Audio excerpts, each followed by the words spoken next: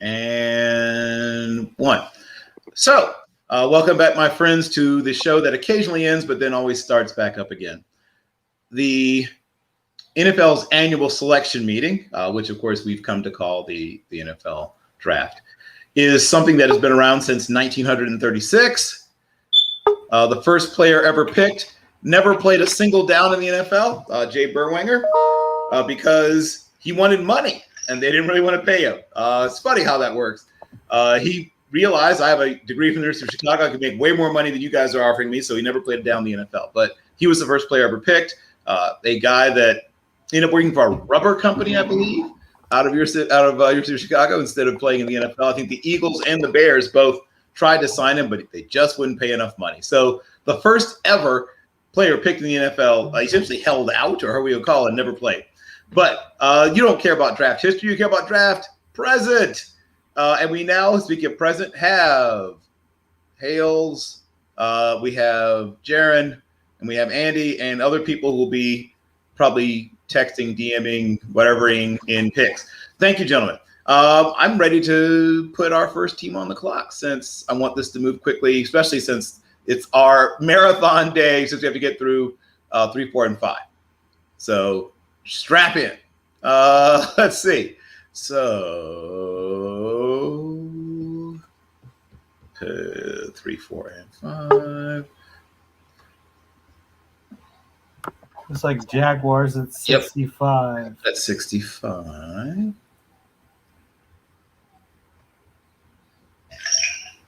And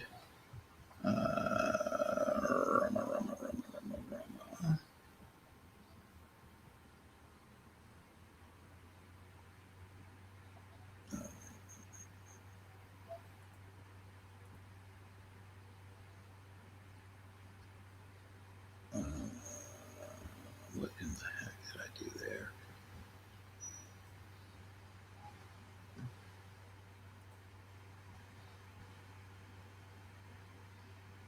I'm missing. Okay, I guess I am. Well, that's not great.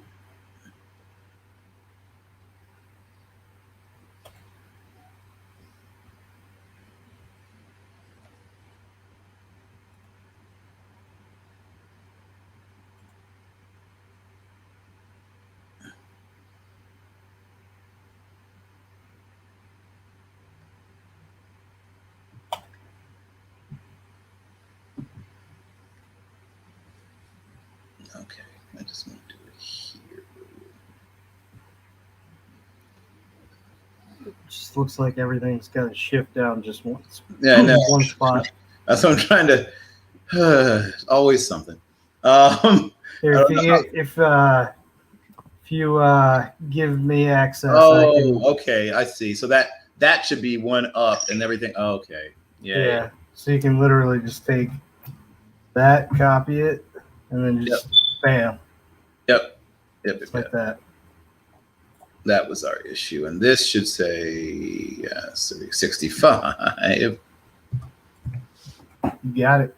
There we go. And then that should be. And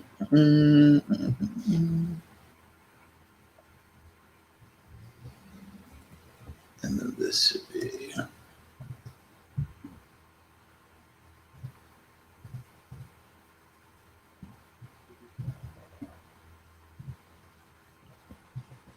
Okay, that's better. Okay, so, If anyone's interested, Miami's looking to trade down from 81. Well, quite possibly. So,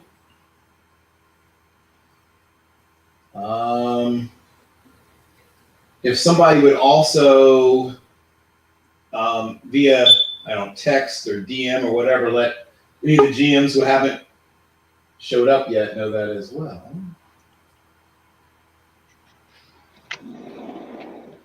Yeah, there was a trade that was made earlier with myself and Will. I believe he sent it to you, but I can kind of work through those details with you as well. Actually, let's do that. Let's announce that. Okay.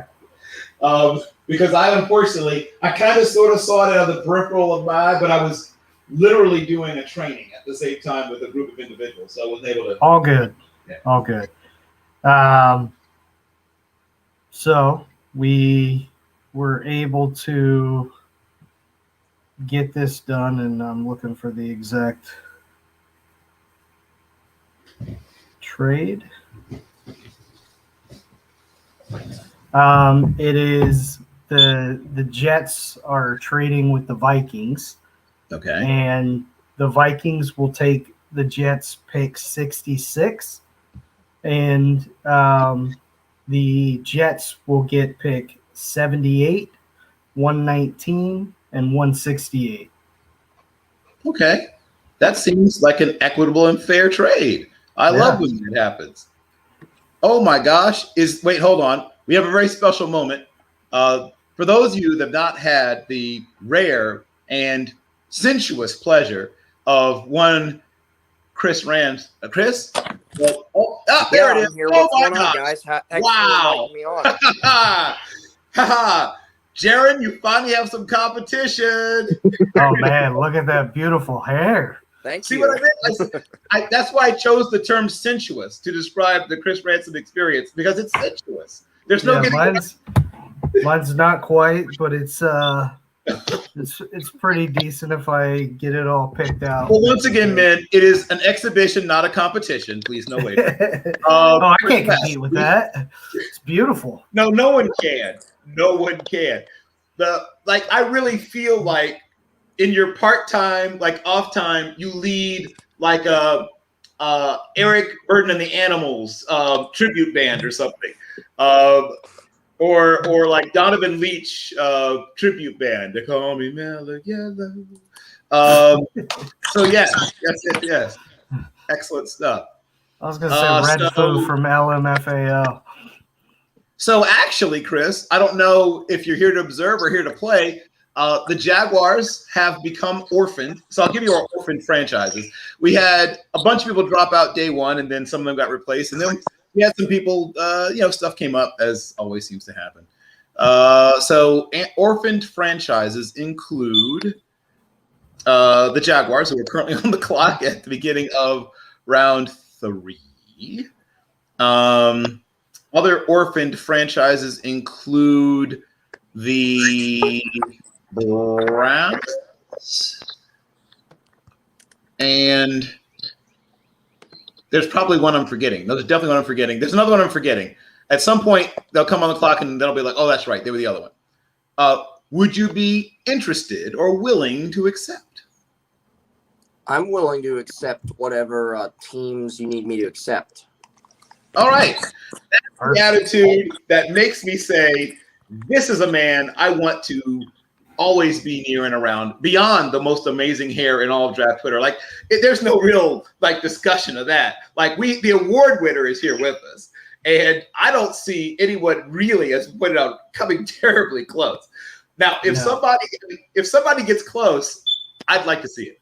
So you're on the clock, sir. You have another couple of minutes to think. Oh, you don't know who's been taken. Will someone do the great pleasure of posting to at Draft Utopia, everyone start following if you aren't already, and hopefully you are. And then that way people can DM Chris the link to the spreadsheet of who's been taken. Excellent. Yes, sir. Yes, sir. Well, let me do introductions. So Albie is, I guess if you see the screen the way I do, is directly beneath me. Albie, at least briefly unmute yourself and introduce yourself if you can, unless you're, in a place where you can't. All right, maybe in a place where you can't. Well, then I will move then. Oh, sorry, this way. No, that way. There we go. Please introduce yourself, Jaron. I'm Garen Livingood. GM for Dallas, Miami, Arizona, and Las Vegas. Right. He was previously the person adopting orphaned franchises, so now we have you to pick up some of that slack. And then next to Jaron going this way, we should have Andy. Andy, introduce yourself. Hey, what's up, everybody? I'm Andy. I am running point for the Jets and the Bucks. And then Hayden, a.k.a. Hales, should be beneath me, and somewhere Albie may have had to drop off, and he'll be back. And I don't know if Hayden's in a place. Looks like he's locked in a closet, so he might not be able to right now introduce himself. But trust me, in some sort of weird, scary way, he will pop back on, and you'll see some bizarre, like something skittering across the wall behind him. He always has a very dramatic entrance, but he'll show up at some point. I think he's hiding from the flamingos right now. Oh, that's That awesome. sounds about right. Also, good distinct possibility. So I'm going to give you another minute or so. Oh, there it is. He's there. There it is. And it is the classic way he tends to pop up on us. So yeah, somewhere hidden in that area is Hayden. Awesome. Draft Utopia. Is it on my DMs on Twitter?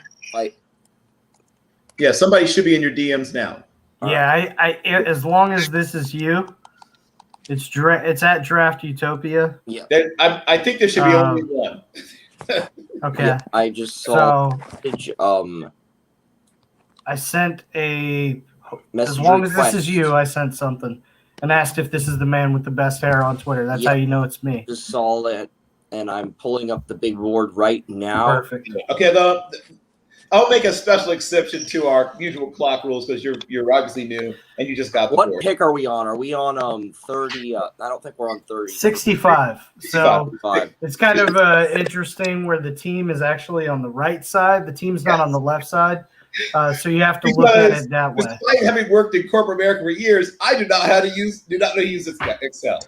I have many strengths and many abilities. I am so bad at Excel. Why do I keep doing it? What I'm going to do is I'm going to pay someone, not much, but pay someone maybe a little bit to do the Excel stuff from now on. I am awful at it. I don't know why I keep doing it. I always screw every year. I apologize. I screw something up on the Excel sheet every year. 7 years. Unbroken record of screwing up the sheet. So to throw it out there, Jags have taken obviously Trevor Lawrence at 1. Then they came back around, took Christian Barmore at 25. They took Jason Oweh at 33, and that is where we were at. So they've taken a quarterback and 2 defensive guys thus far.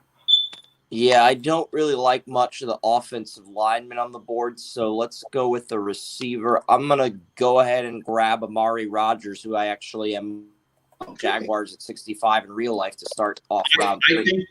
I think that might also happen in real life, actually. I'm with you on that. I think he fits for several reasons. He fits what they want to do. It helps to give that security blanket to a young quarterback. And they haven't had their version of the really great run after catch guy maybe ever. I'm trying to think who's Jimmy Smith was a great receiver, but he wasn't super amazing after the catch. Keenan McCardell, Chenault, I guess. Chenault's the They've got close. Chark and Right? Chenault, but they're losing Dede. They lost Dede Westbrook and a few other receivers, Conley to free agency, and they didn't really do anything about that. So I just feel like this is a pick I've had set in stone since before free agency too. So I just think this is a good fit for Jacksonville here. 100% agree. Let me see. Give me a moment.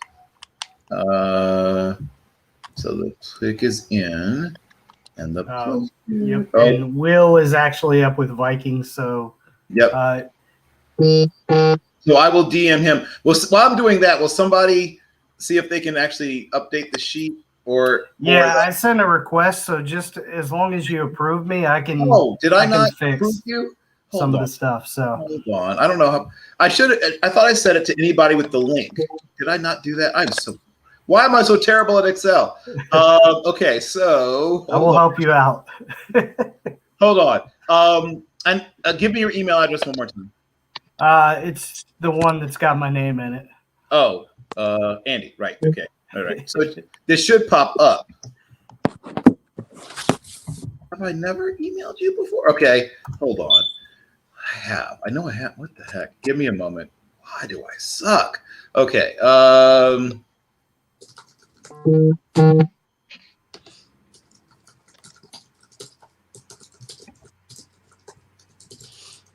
There we go. And of course, 23, because like Jordan, you are high flying. There you go. I got the jersey somewhere behind me.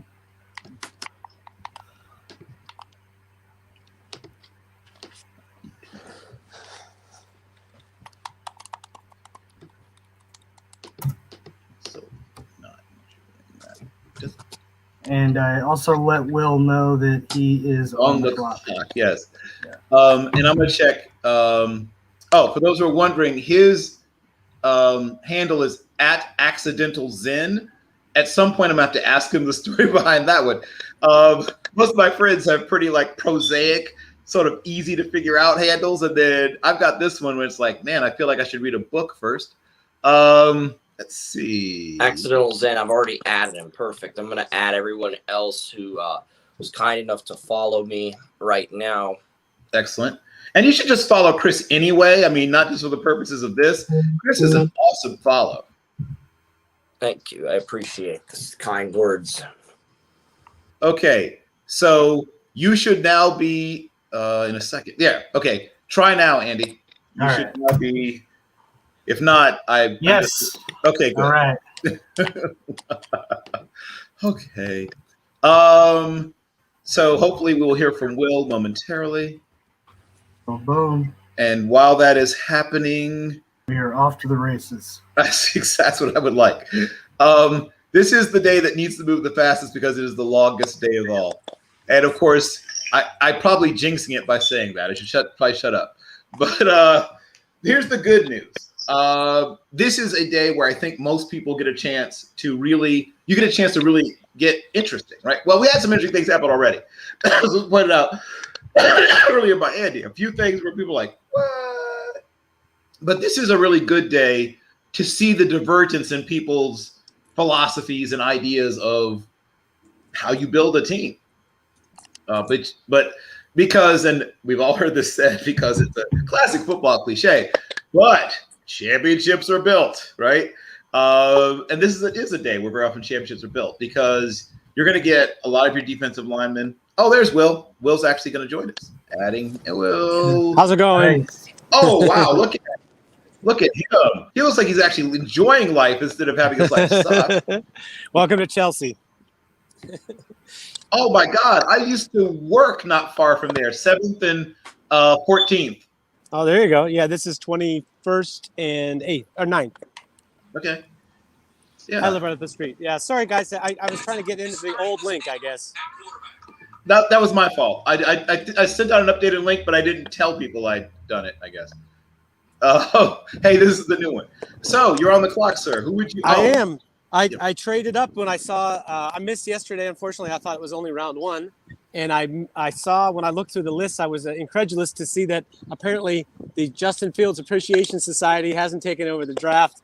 So the Minnesota Vikings cannot pass up this opportunity to trade up with the Jets, who apparently don't want a quarterback. So we're going to take one. Our pick at 66 for the Minnesota Vikings would be Justin Fields, quarterback, Ohio State. He went two. Oh, he went pick two. He Yeah. went number two. He went number two. It's not listed on the. I just looked at the spreadsheet. Maybe I missed something there. Well, someone. Hold on. Is that somehow? Did I screw up the sheet again somehow? What? Where did there's a Zach Wilson's listed at two. I'm so sorry. It's all good. It disappeared again. It was up there before. I promise you, Will. Well, this is I don't know what happened to pick number two. It was there. This is why we traded up, but that's okay. I can rescind that trade if you would like me to. Well, you traded with me, so yeah, in the interest of sportsmanship and fair play, I will allow it as that we can rescind that trade if you like. Well, I the thing is, wait, can you? Oh, sorry, it might be out. Oh yeah, I thought I muted myself for a second. Sorry. Let me take a look at the board. Is that okay? Yes, you please absolutely. do. I will give you a couple of minutes to look at the board, especially under this extremely special circumstance. How did pick number two disappear? Yeah, it's not just me, right? It was up there before, right? I don't know, but I fixed it for you. We're good. Okay. So I am literally the worst at Excel in the world. Why am I so bad? Bill, I can second that. I believe you possibly are. I am. I am the worst. you searched for a pick a couple of times on our other mock and erased the player you were searching for. So yes, I can. I don't know. I have so many skills and talents to bring to the table, but Excel is not one of them. It really is. Listen, he searched for a player, erased them, and then he was like, "Oh, that guy's available. I'll pick him." And then people were like, "Well, you can't just erase a player and then pick him." I promise that none of that was intentional. Now, with other people, it would seem like subterfuge. I'm so awful at Excel. I promise you, it was an accident. I figured because I have known you for a little while now. So, listen, talk amongst yourselves for just a second while I look at my sheet. So, okay. One, Bill needs to go ahead and get on Coursera and find a nice Excel tutorial. So that's going to be on my little list of things to do, so I can stop being the world's worst on Excel. But football-wise, since we are talking football, and since we do have now the Jaguars have been brought in from the cold and they no longer have to beg, so they have an actual functional GM. I would like, without talking about specific players, I'd like you to talk about what your approach is to building this franchise. And I'll ask some of you guys the same question until Will's done. What's your approach to building a team? Chris. Well, my approach to building a team is to get the quarterback and then focus on the trenches, offensive line, edge rushers, and then if the value's not there, I'd look for corners and receivers. And if I can't get one of those two positions, I'll look at defensive tackle after that. But whoever was picking for Jacksonville got Barmore and Owa. And Owa can come in. He can be a rotational edge player with Josh Allen and K'Lavon Chasen. So I like that fit more than anything else. So I really like what the Jaguars have done so far. Freiermuth's a guy I mocked at 45 as well. So I really like the way Jacksonville put this team together and got all 5 starters back on our offensive line. So even though I'd like a left tackle, it's not a necessity. And right now we just need to focus on letting the board play out and see what's available at 107. Okay. Yeah, it looks like Will's ready to make a pick. Yeah, Andy, if you're not opposed to rescinding, I hate to do that to you because you're probably you're fine. Okay, all because good. I don't think what I have left on my board that I should probably make a pick now or trade up. So Yep, we'll resend it. I was so excited. I was like, this kind of thing happens once in a while, but this is crazy unless there's something I don't know. Well, the thing that you don't know, but you kind of do know, is I suck at Excel.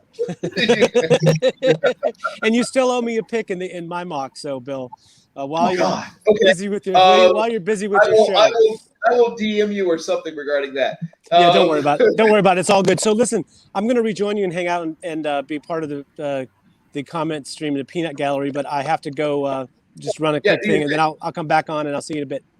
No problem. Thanks, Andy. You're a stand-up guy. Yeah, no problem. Thank you, sir. And for those, once again, who don't already know Will Masiak, he is one of my favorite people for several reasons. One, he apparently has a very good sense of humor, thank God. And then two, he really, like me, he has a real strong interest in a lot of the players that are either going to be drafted later or go undrafted. And a lot of people only want to watch the top 100, top whatever. We spend so much of our time watching guys who could be 300 and something to 500 and can have these very long discussions about guys that most people have never heard about. So I love Will for so many reasons. So what does that mean? So I'm back on the clock with the Jets. Okay, you're back on the clock. Okay. Yep. I am going to take so far I've done pretty well. Got Justin Fields, who did not make it to round 3 because I took him at pick 2.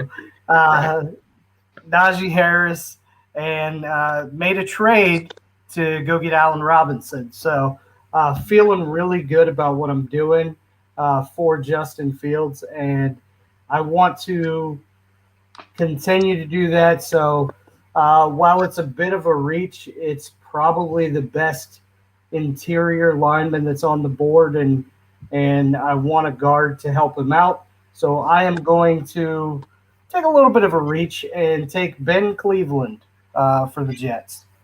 I'm not opposed to taking Ben Cleveland there. I don't even call that a reach, actually. I think people are too low on Ben Cleveland, but that's just me. maybe I'm wrong and everyone else is right, but I don't know why most people don't. He didn't make my top 50, but he definitely made my top 75. Okay. All right, cool. Yeah. And we're at pick 66. So yeah, it's not too bad. I had him around 80, something like that, on the Jets big board. But again, he's absolutely the best interior lineman that was left, in my opinion.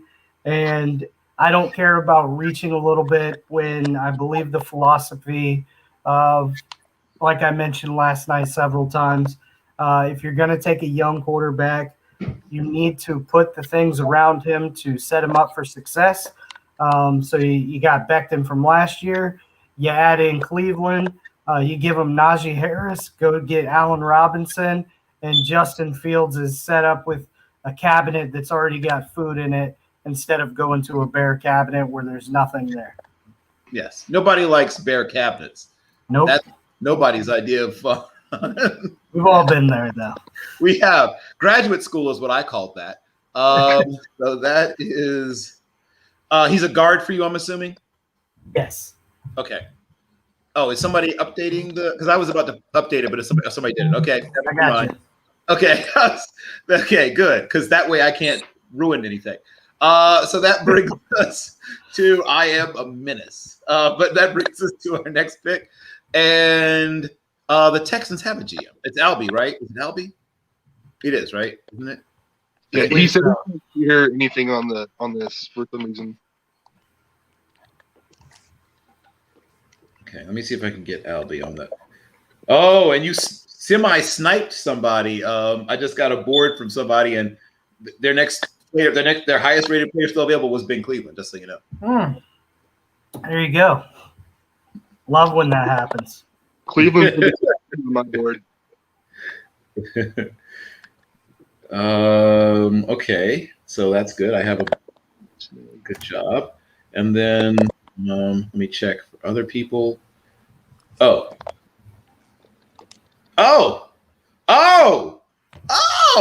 Here we go. So, for those who are fans of Davis Mills, Albie is decided to find his quarterback of the future, maybe, depending upon what happens. Okay. That's actually awesome right there. Like that feels, especially with the situation the Texans are looking at.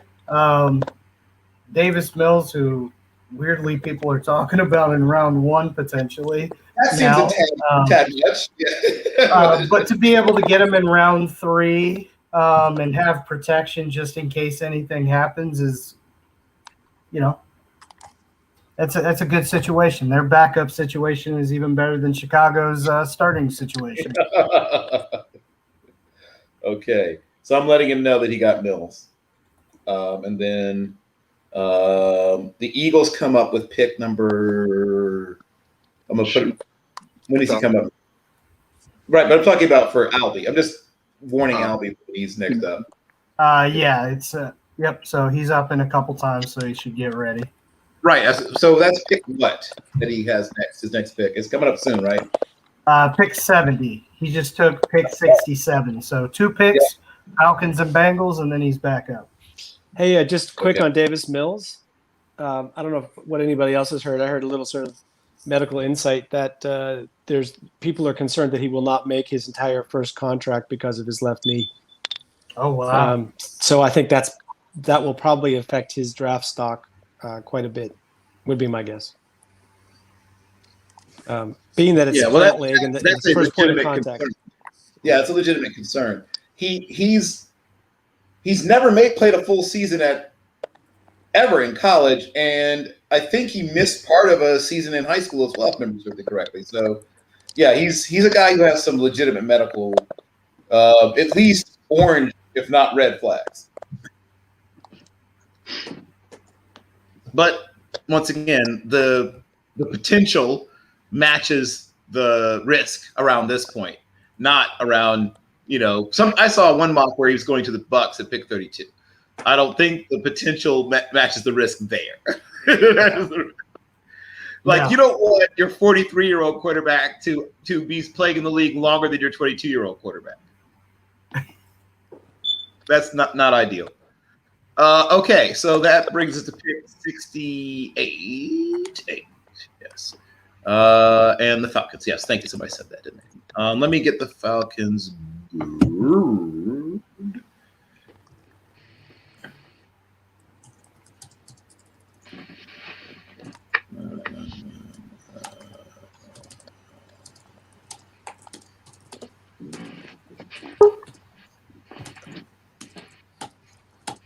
are you doing, Skitty?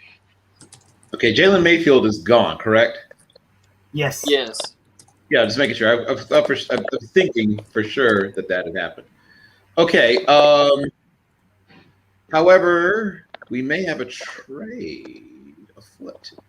Okay, we do. We have a trade. Okay, so what has happened is that the Packers have made a trade with the what do you call it? Falcons. So now we have Jordan Love and a 2021 third. Yeah, you're not making trading future picks. Stop that.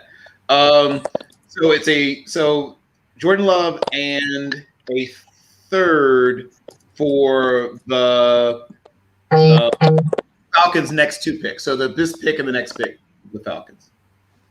Okay.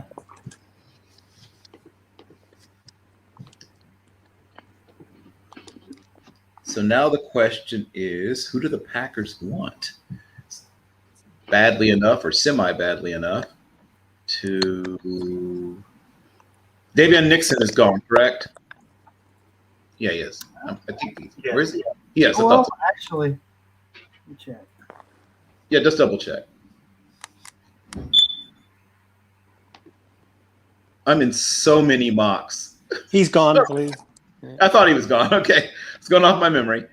So the Packers are taking wide receiver Tylan Wallace from Oklahoma State University. I'll let know that.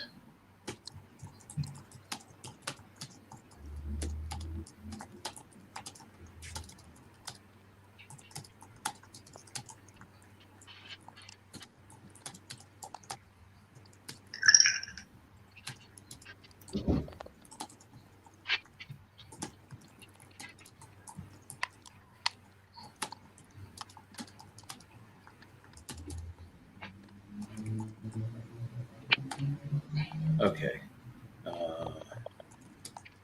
Okay, so I'm letting the Packers know. So they got whatever the number whatever the numbers are. The numbers aren't here. They just said whatever. We'll figure that out. They get 108 and 148. Thank you. There we go.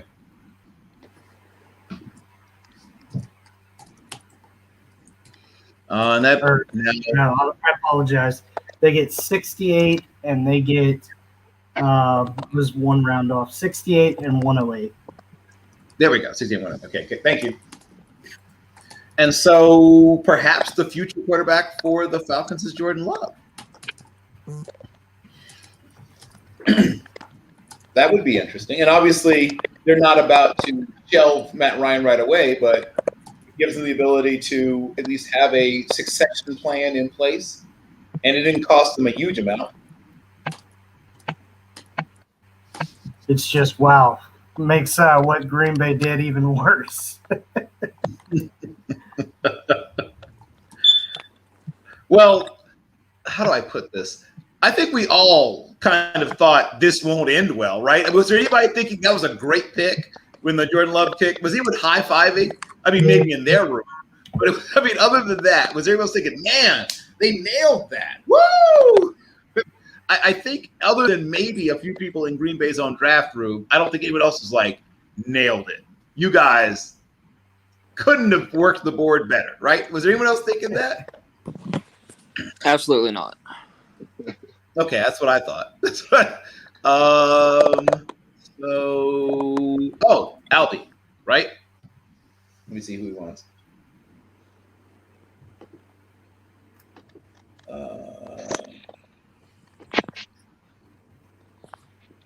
So I can get him to tell me who he wants here.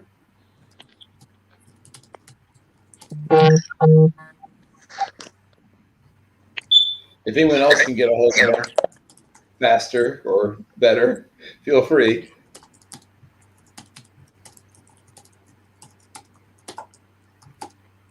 And if anyone would like to sort of, I'll ask Chris. We both previously had discussed Jordan Love back when he was coming out. I can't remember exactly what you thought of him, but I would like to pick your brain a little bit on what you think the future holds and what kind of player do you think Jordan Love can be while I try to see if I can get I had like Albie a to give us. second or third round grade on him, and he was a guy that I went back and watched his tape. At first, I thought he was a 1-2 progression QB, but I saw him make up to 5 reads in the bowl game against Kent State, and he had a good week at the Senior Bowl. He was actually one of the funny story. When I was interviewing players at Senior Bowl Media Day, I was at the front podium, the podium where Jordan Love was at, and I went to walk around and interview some other players. So when I left, because that was the podium Herbert was at, when I left, I came back. I wanted to still be in the front. So a Giants cameraman took my Draft-A-Utopia microphone that you see on this Super Draft Pass right here, and Jordan Love, the microphone, the Draft-A-Utopia microphone's right next to the Senior Bowl microphone at Jordan Love's press conference. And if you YouTube it, you'll see the microphone for Draft-A-Utopia in the background of Jordan Love's press conference. Well done by the Giants cameraman. Got to give him kudos for setting me up there. This is why you got to go to Senior Bowl Media Day at least once in your life. So you have stories to tell like this for the rest of your life. Love that.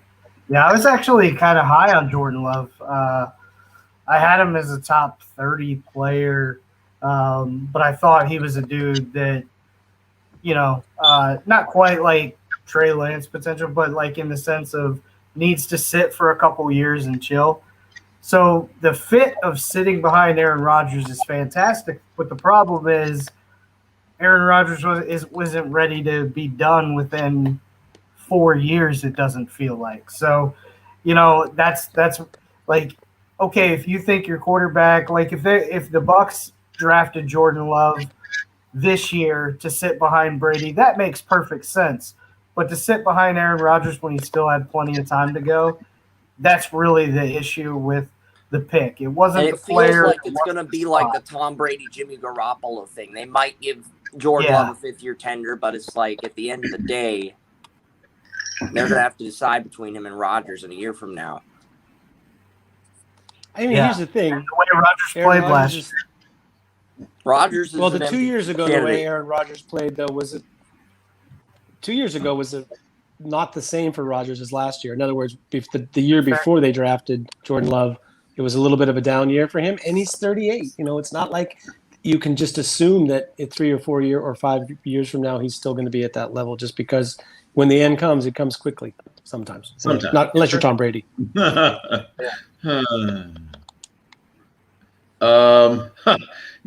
there's no Chasserat available, sir. Sorry. So Albie's putting in picks. Okay. Baron Browning and Chasserat are both gone, right? I keep that is correct. Both are gone. Okay, thought so.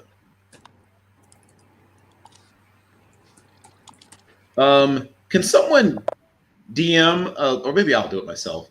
I'm responding to him, but I should probably just make sure he has the link. Make my simplified face. If he saw who was there. I know I emailed it to him, but maybe. Oh, here it is. We now have an actual pick. Hamza Nasruddin from Florida State University. Love it. There are some people who are super high on him. I've seen one person at least, or two, mock him to the very end of the first. And it would be fun, I guess, if you paired him with Antoine Winfield Jr.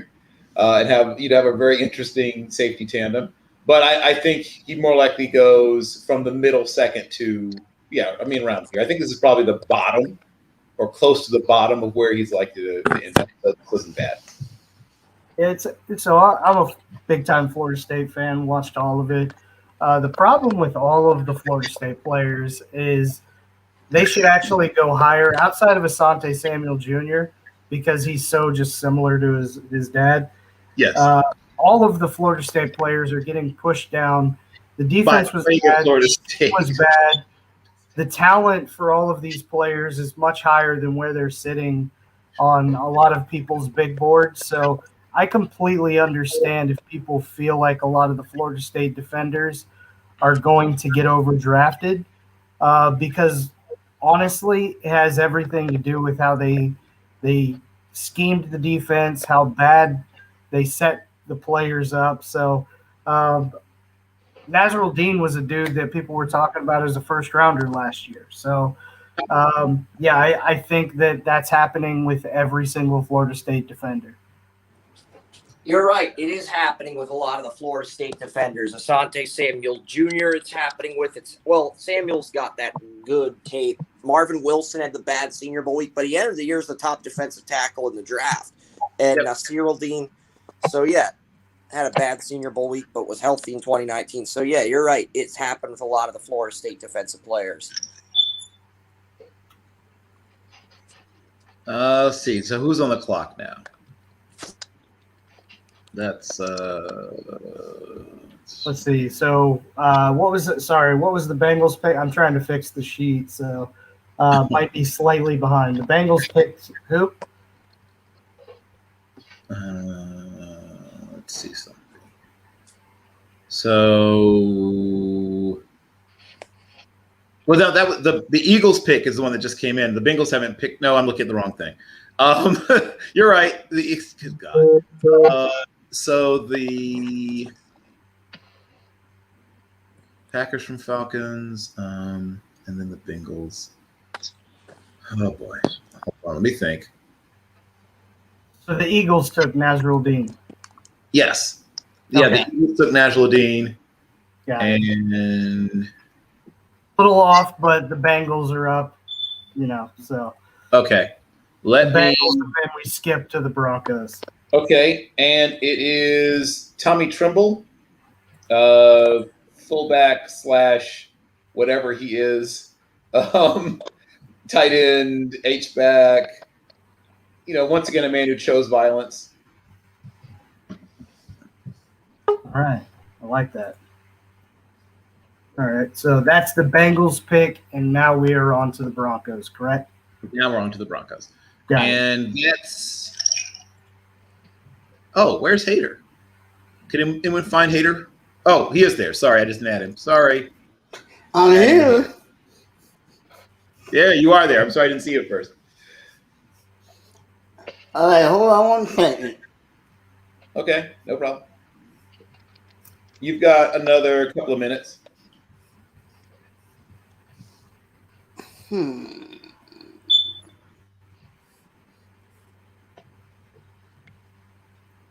to put rounds 4, 5, 6, 7 in for you. Super appreciated. And there'll be a little something extra in your non-pay packet. Actually, do you drink wine? If you drink wine, I might have a little gift for you. No, I'm a bourbon whiskey kind of guy. Oh, okay. So I guess why take the local if you could take the express? Exactly.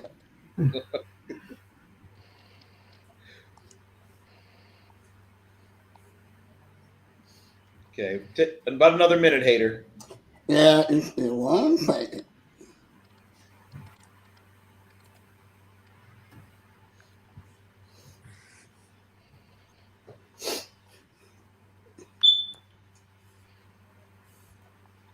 So I'm not doing that.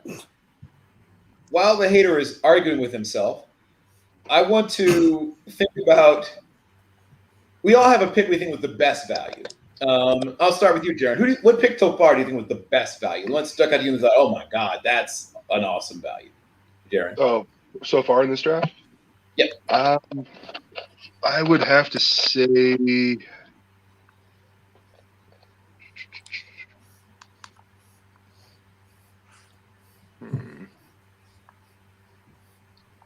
Elijah Moore. to the Saints. Such a no-brainer for me. Yeah. Oh, Of course. I think a lot of us agree with that's going to be the best thing.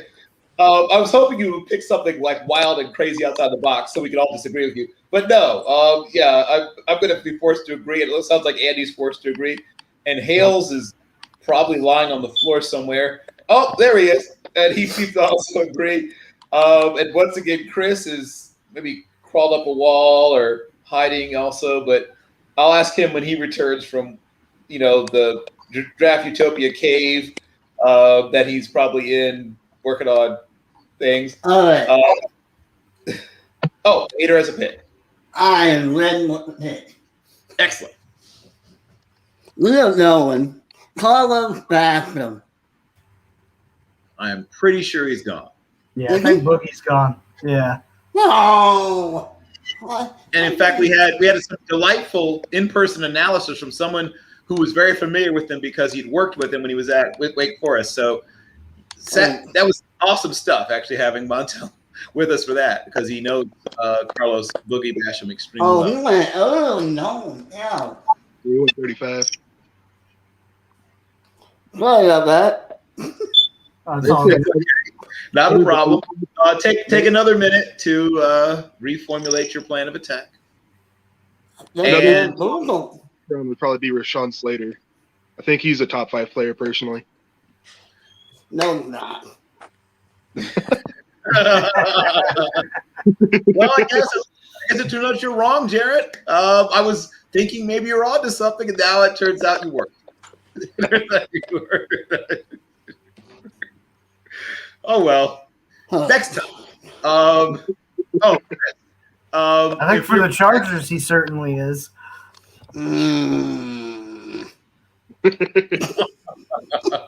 I mean, they're not going to take any quarterbacks, so get rid of all those quarterbacks. So that just kind of pushes Slater up. I'm going to ask Chris the same question, then we'll come back to Hater, who hopefully I was picked by that point. We were asking so far what you thought was the best value pick. Yeah, the best value pick. I'm looking through the board here, and there were a lot of good value picks in the first 2 rounds. I thought Richie Grant to Dallas, Joseph Osai to the Niners. Those are really good value picks. Yes. That was a great pick, yes. Creed Humphrey to the Bears. That was an awesome pick, even though that's not really a need for them. That's an awesome value pick, top center on my board. Yep, agreed. I think that was a great one. I was hoping somebody would say that one at some point. Yeah. And obviously people have already mentioned Elijah Moore because not only is it just pure value, but also the spot where he's landing. You just know he's going to. I mean, because everyone's worried, obviously, Thomas and Kamara. And they've had some decent production from other players, but I feel like his mix of talents and what he can do in the middle of the field, if they get any kind of tight end play, it's going to be that's a handful. If they get anything out of their tight ends at all, with him out there, that's going to be difficult to defend. Exactly. And hopefully the Hater now has. I have my pick. Hopefully he's not picked. All right. Quentin Wilson. My name. Yeah, he's available. All right. So that was the Broncos, correct? Yes, that's the Broncos.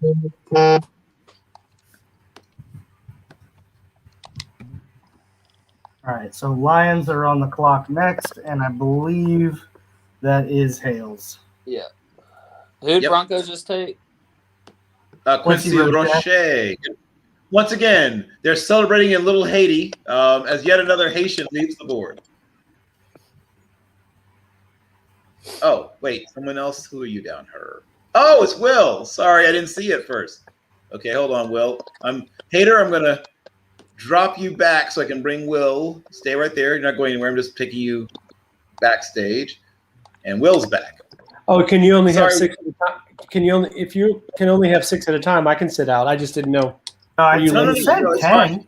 Well, the thing is that you are so much more attractive than Chris, that it's an easy decision to make. Wow. No, not that, Chris. Not that, Chris. No. You're luscious. I meant hater. I'm sorry. It gets confusing between people's handles and names. So yes, Draft We're a Utopia. good balance on the bottom with the hair situation, and I'm Hayden's biggest fan, which is a visual joke.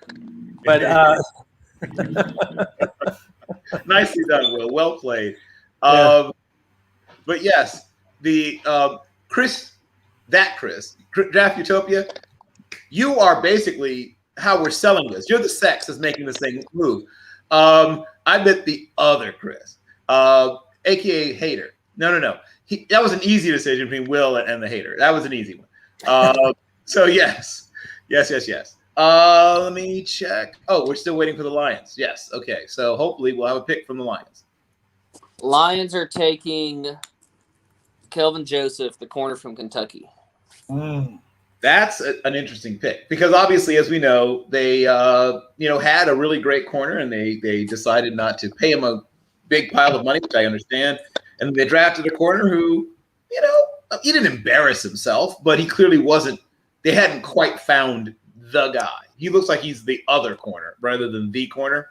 So we'll see if maybe they now found the corner.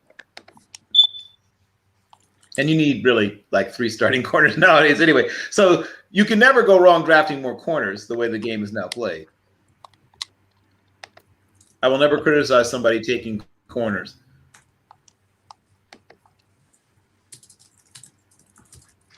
Okay. La Pantera. Okay. Now give me a moment.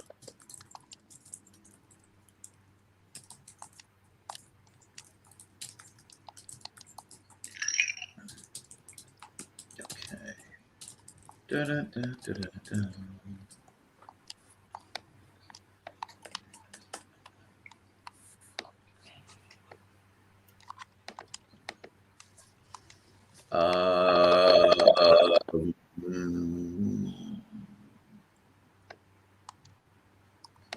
Okay, so a man that had kind of tumbled down the board not a bit. Well, I mean, a lot of people had him going into last year, not this year, as a number 1 or number 2 corner, but has made his way to here.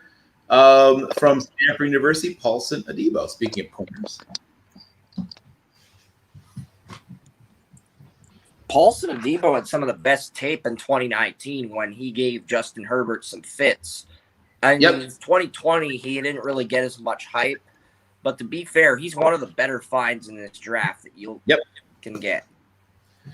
And once again, we always talk about scheme, and scheme matters. Doing what you ask Paulson Adebo to do, you'll either be thrilled or disappointed. It'll come down to what you ask him to do. If you're telling him we're going to play press man all day, every day, you might not be so thrilled. But if you say we're going to occasionally go into man, we're going to play some off man, we're going to play bump and bail, we're going to do some of that classic Seattle cover 3, and even some good old-fashioned Tampa 2. You mix it up. You let him use his intelligence and length and things like that. You're going to be quite pleased. It's like, oh, this is a good pick.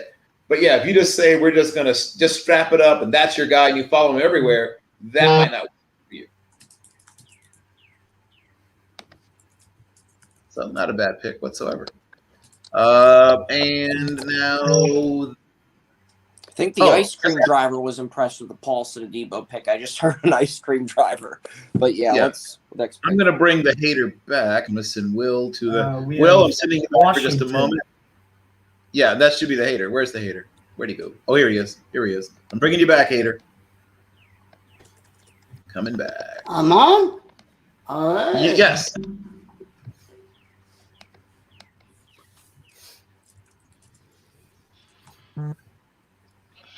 Pick number 74. 4.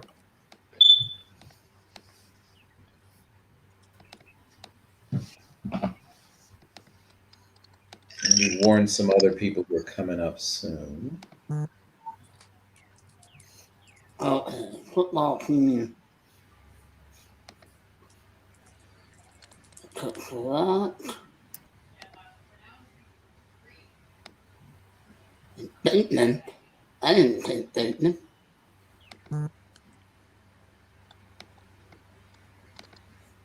Right.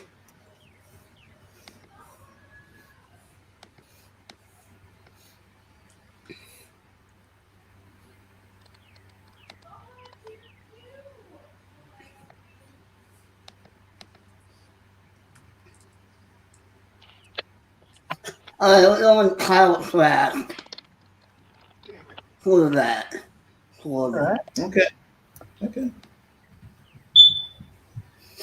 That's For an that interesting number pick. 4. Okay. You know, And this is a guy that he had one bad game because all of his starters were out. And right. everyone was like, okay, well, he's not a good quarterback. Well, he wasn't a bad quarterback too if you were not in sync with all the wide receivers that haven't played all year.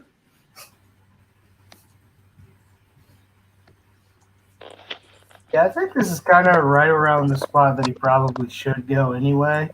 I mean, if we're looking at even 5 years ago, but 10 years ago, it's a dude that probably is maybe getting into the back end of the first round. But obviously, he doesn't have the mobility. But I don't know. I think this is probably around the spot that he should go. Is a later in day 2 kind of pick for him. That makes sense. Yep. And Dallas. Okay. On the clock. So Dallas is taking so far. They've taken J.C. Horn and Richie Grant. Time to start thinking about the offensive line. Tyron Smith is getting up in age. He's getting injured a lot. So I think the pick here is Spencer Brown from UNI. Okay. Okay, gotcha. Sorry, I missed that. Who's the pick? Spencer Brown from UNI. Okay. He is a freak athlete. He might be, I mean, right there with Rashawn Slater for just pure athlete at the position. He is a special athlete, and his tape. Obviously, people are going to say level competition, but his tape is something to see.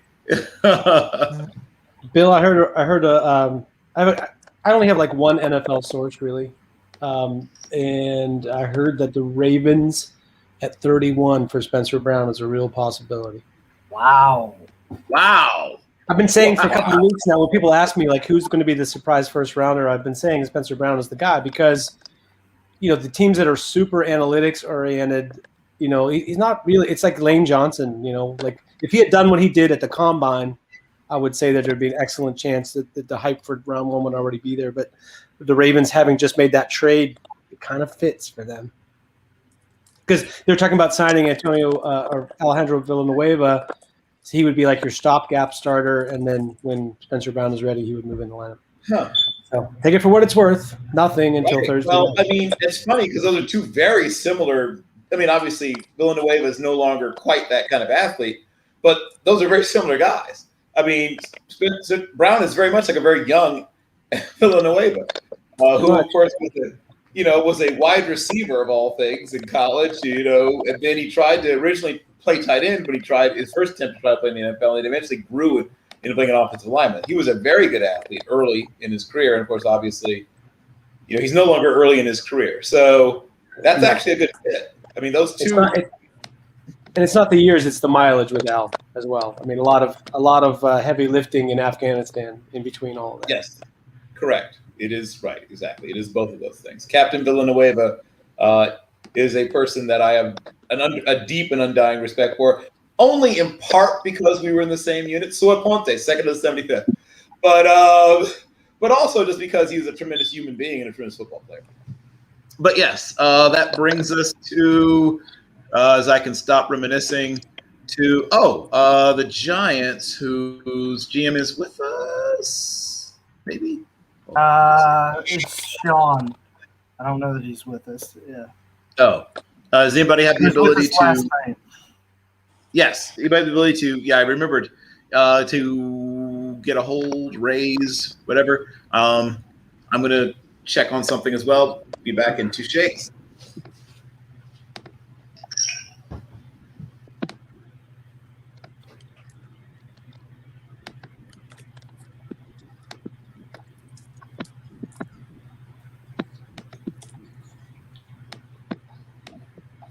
So while we wait, I roped Bill into participating in a little mock dude that is we build a whole team out of this year's draft prospects. So it's like sort of like a dynasty draft, but it's 24 rounds, 12 offensive players, 12 defensive players that have to fit a lineup.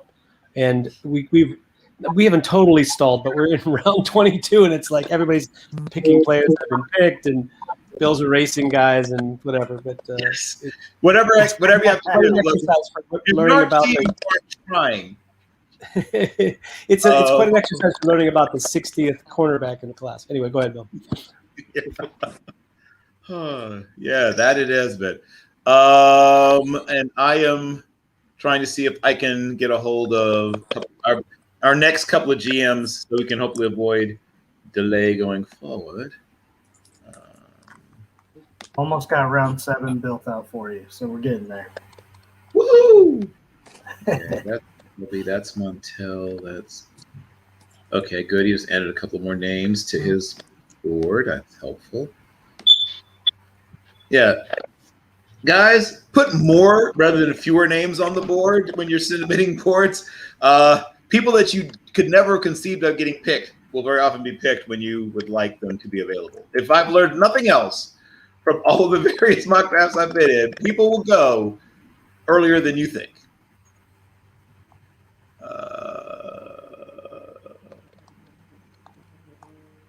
Maybe not as many since the Seahawks don't have a crazy amount of picks. Yes. Also true. Yeah, it's like they probably have the smallest big board of any NFL team. Their draft board this year is probably at like 10 players, maybe less because they only have 3 picks. Yeah. Think. So if anybody has once again ways of reaching any of the GMs who are coming up better than me just DMing them on Twitter, because I know some people are not like me and they're not on Twitter all day long. Feel free to text. Whatever way you have of reaching them so we can get this sucker moving. Just send them a message that says if you don't show up and don't provide a list, they'll pick a player that you'll hate. And sometimes that's what we end up doing, but hey, I'm trying to not burn bridges yet, but yeah, that sometimes can happen. Burn them down.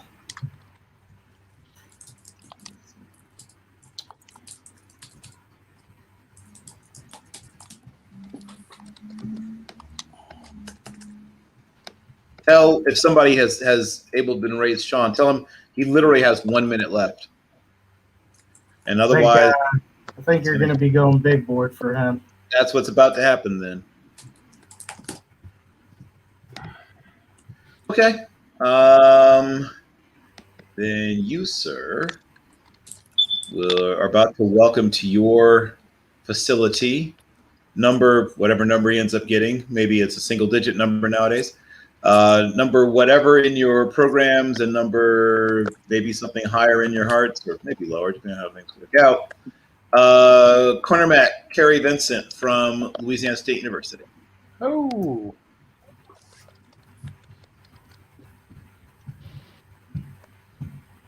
That's too good a pick. You're generous, Bill. I'm basically, despite my, ravaging every Excel spreadsheet I've ever seen in my life. Other than that, I'm basically a good person. Once you can get past, that. I like Kerry Vincent, especially like him as a slot. Yes, he'd be terrific. He's when I make my I do a sort of separate ranking for guys that I think are going to be slots, and I think he's the second best future slot defender in the whole class. So yeah, there's tremendous value nowadays, and there's always been value. But I mean, now if you don't really have 4 corners you feel good about, you will not sleep well at night as a defensive coordinator. Yeah. Yeah. I mean, obviously I'm a Bucs fan, and I remember people just constantly saying, you guys just keep drafting corners. And I'm like, fantastic. Let's keep going. Because, like, Right. all of them played and contributed. So, yeah, I think you almost have to do that in today's day and age. You need 4. That's like the minimum you need. Yes, well put. The minimum standard nowadays for guys that if you don't really at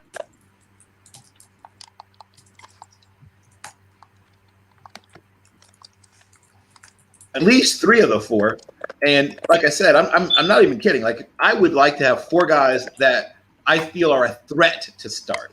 You know that there's like if I would just sort of jumble up them in the depth chart, and it ended up with number 3 and 4 starting instead of number 2.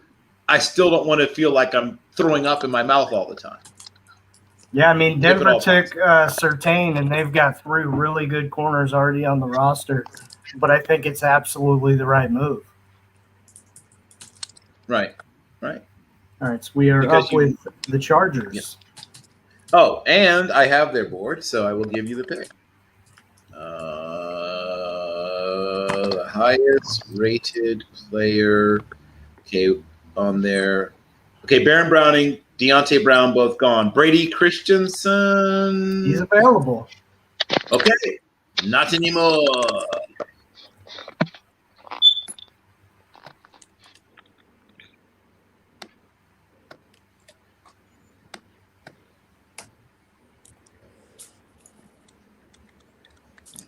Okay, I'm letting him know which player he got.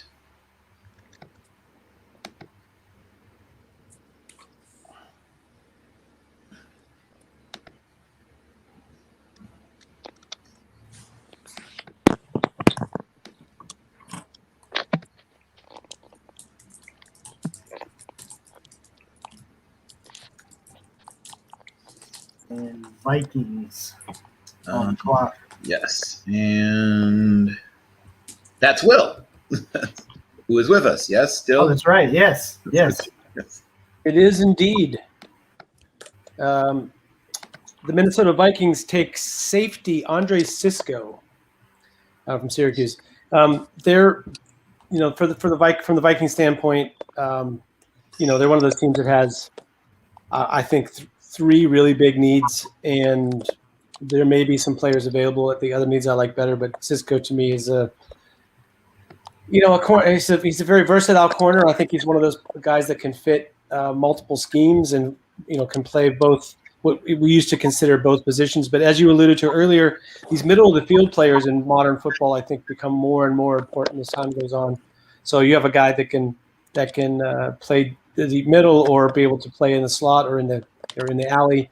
I feel like that's very valuable for the Vikings. So yeah, and he lined up at linebacker on a few plays against Pitt on film this year on one of the film cuts I did. Now I think he's best served as a safety or a nickel corner, obviously. Yeah. Yep.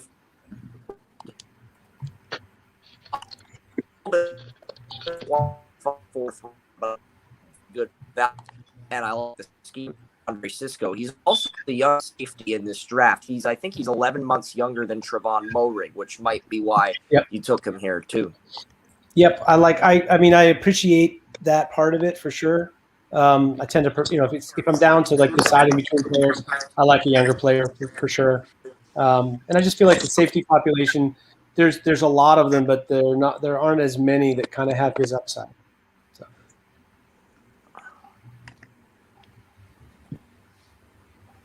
Thanks for answering my question, Will. Did I? I hope so. Yeah. You popped out a little bit there, so I didn't really hear the question. I answered it anyway. Either that or else I made you feel bad. So either way, I apologize.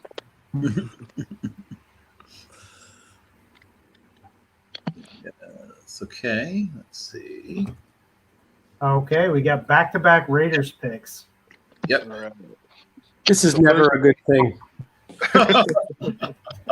No. Oh, speaking of the Raiders, I rewatched the Al Davis ESPN 30 for 30. They redid it so that they had like an Al Davis and Pete Rozelle lookalike in their new Allegiant Stadium. Huh. They re-edited that 30 for 30. But yeah, Vera Tucker and Trey Smith, offensive line, both picks. Yep. So I'd like to say Hader actually sniped both of these picks already. Both Well of them done, I had written down. So thanks a lot, Hader. All right, so Las Vegas is going to continue on the offensive line run and take James Hudson III from Cincinnati.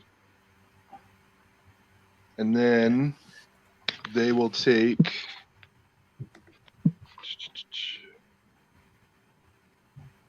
is Pete Werner available from Ohio State?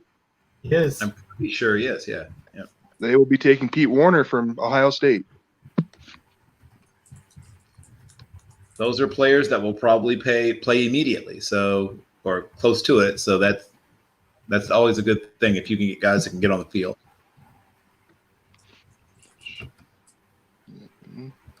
And if they won't, then the Raiders will just cut their better players to make room for them. Oh. I guess that's not officially too soon. Look, I'm on team bring Mayock back to NFL Network, so keep doing whatever it is you're doing, Mayock.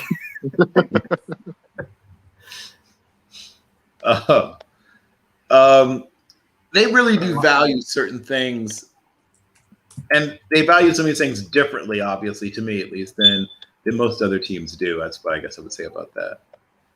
Yeah, I guess look to see if any of these guys were team captains. Even if the talent's not there, they'll still draft them high. Because apparently that's all that matters for them. Was he a team captain? Nope. I'm still on the line. I'm just charging my phone. Understood. All good. We got the Dolphins up next, which I believe is also I'm me. trying. That's you, right? Yep. It's you, Gary. All right. So Dolphins have taken Jamar Chase, Jalen Phillips, Samuel Cosme, and Levi Muzarik. So their next pick is going to be running back, try and help two-way out. Kenneth Gainwell out of Memphis. Nice.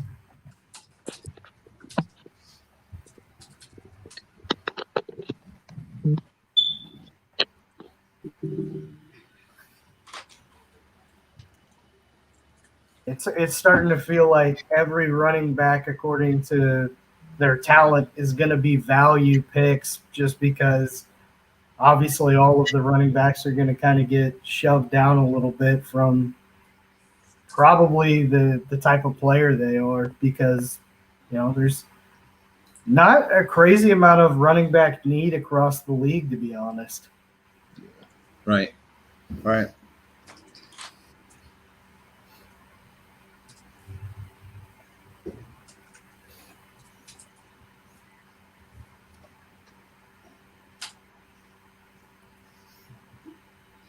Okay, so let's move on. Football team is back up, so I think that's Hader. All Yeah. right, I'm ready. Yep, you're ready. Go ahead, Hader. We're going to Aaron Robinson, Oh, cornerback. And good. that's such a robbery here. That's a really good pick. Well done, Hader.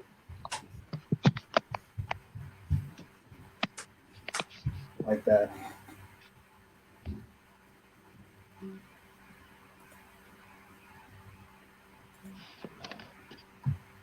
And I mean, Washington's pretty set in most spots on their defense, so their defense just gets way better.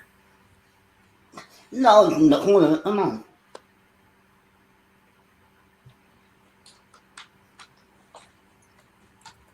Yeah, because they already took Chaz Surratt, so getting Chaz at linebacker and then adding a cornerback, that's really good stuff from them. I got a plan.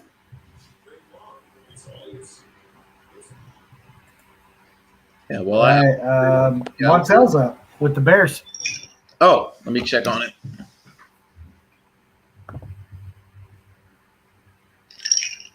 Okay, so I assume Kellen Mond is still available? He is.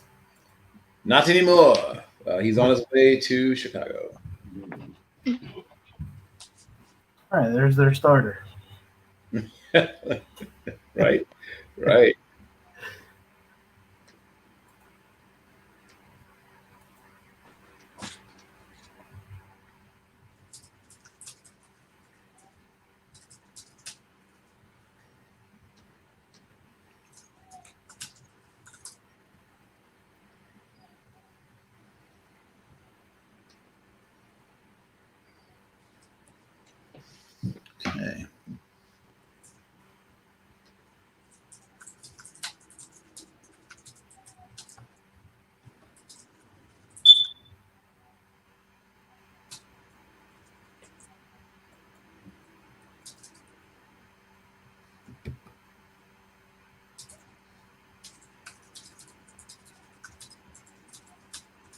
And Eagles.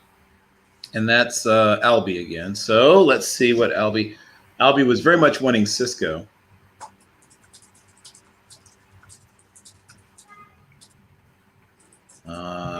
Albie. Okay, the next on his list is Alim McNeil, defensive tackle, NC State. That's a nice pick there.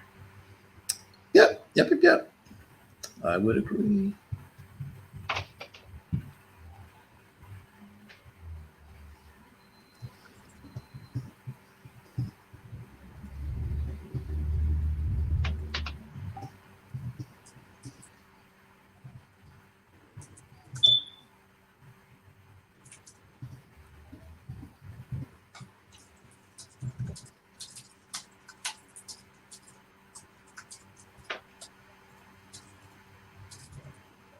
Okay, so things are picking up a little bit. We now are at the selection of the Tennessee Titans. And I do not believe the Titans GM is here, right? I can't recall who it is. Well, I will check. That's what I will do.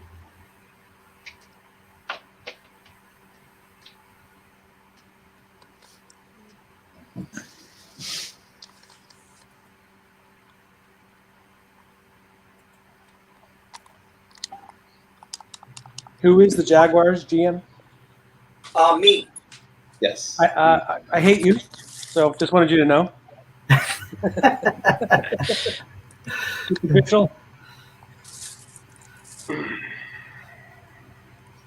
All right. Stole my favorite tackle in the draft. That's okay. What did I do? I didn't even take a tackle. The only pick I made was Amari Rodgers. Oh, maybe I mixed up on who took it. No, it says it's. Who's Oh, your I favorite see. tackle? Just out of No, curiosity. our color coding system here is wrong. I'm sorry. Now I was confused the way it's set up on the spreadsheet because the person that built the spreadsheet has a unique, a beautiful mind. Yeah, I'm trying to kind of make it a little easier to read right now. The Chargers. It's actually the Chargers GM that I hate. I take it back. I'm sorry. Huh. I hate you. However, I hate you because of your hair and my lack thereof. But other than that, you're good. So reserve your scorn and derision and maybe pure unvarnished enmity for one Donovan James. Oh, of course. Well, that would explain a lot of things. Yeah. That would explain a lot of things. Yeah. Yes. Okay. So for the Titans, we have Cameron McGrone from Michigan. Good gosh.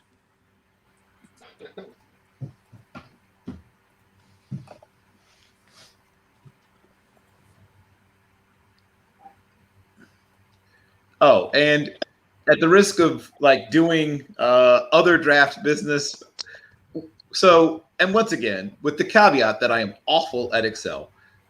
In the other draft that I'm in for you, Will, I keep looking for DiCaprio Boodle, and I'm spelling his name correctly. So is someone get him but misspell his name, and that's why it's not coming up? Who is this? No, I think actually he is unpicked from Nebraska. The best name in the draft, probably. It is the best name in the draft. Because I kept trying to, because I've had so many disasters in searching people's names. I was trying to be very careful. Okay, well then I will go ahead and select cornerback DiCaprio Boodle. I know it's confusing. That's a whole other draft. Don't even put that. No. Hang on. You already have your flex. You'd have to have him play safety. Sorry, guys. But this is a. Oh, that's right. Sorry. Yeah. Which actually, he might even project as Darren Hall too as a safety at the next level. So do what you like. Well, that's what I was thinking that Hall would probably end up being the guy that moves to safety. I loved his tape at safety. Yeah. Sorry, guys. Yeah, I know I should never have. Don't cross streams. Do not cross the streams. Very bad idea. I can't wait to get to the Steelers pick here. When the Colts pick is over, because I'm about to infuriate any Steelers fans who are following this draft. Even more than they're already infuriated. Well, there's something to look forward to. People, rioting and whatever else happens. You don't put it past them. I would not. Well, I remember. I don't remember which game it was, but there was a game where there was a very controversial. It was one of those situations where a call had been made, and it was pre-replay. It was back in the late 70s. You're talking about the immaculate reception, or that's what you're talking about? No, not that. I'm talking about one that went the other direction. I remember that. I'm talking about one. Okay, because that supposedly was the time when he went to the dugout and said, "There's no way I can change the call because they won't let me out of the stadium." Yeah, sorry. Right. Right. And that, once again, was a very legitimate concern, as you might remember.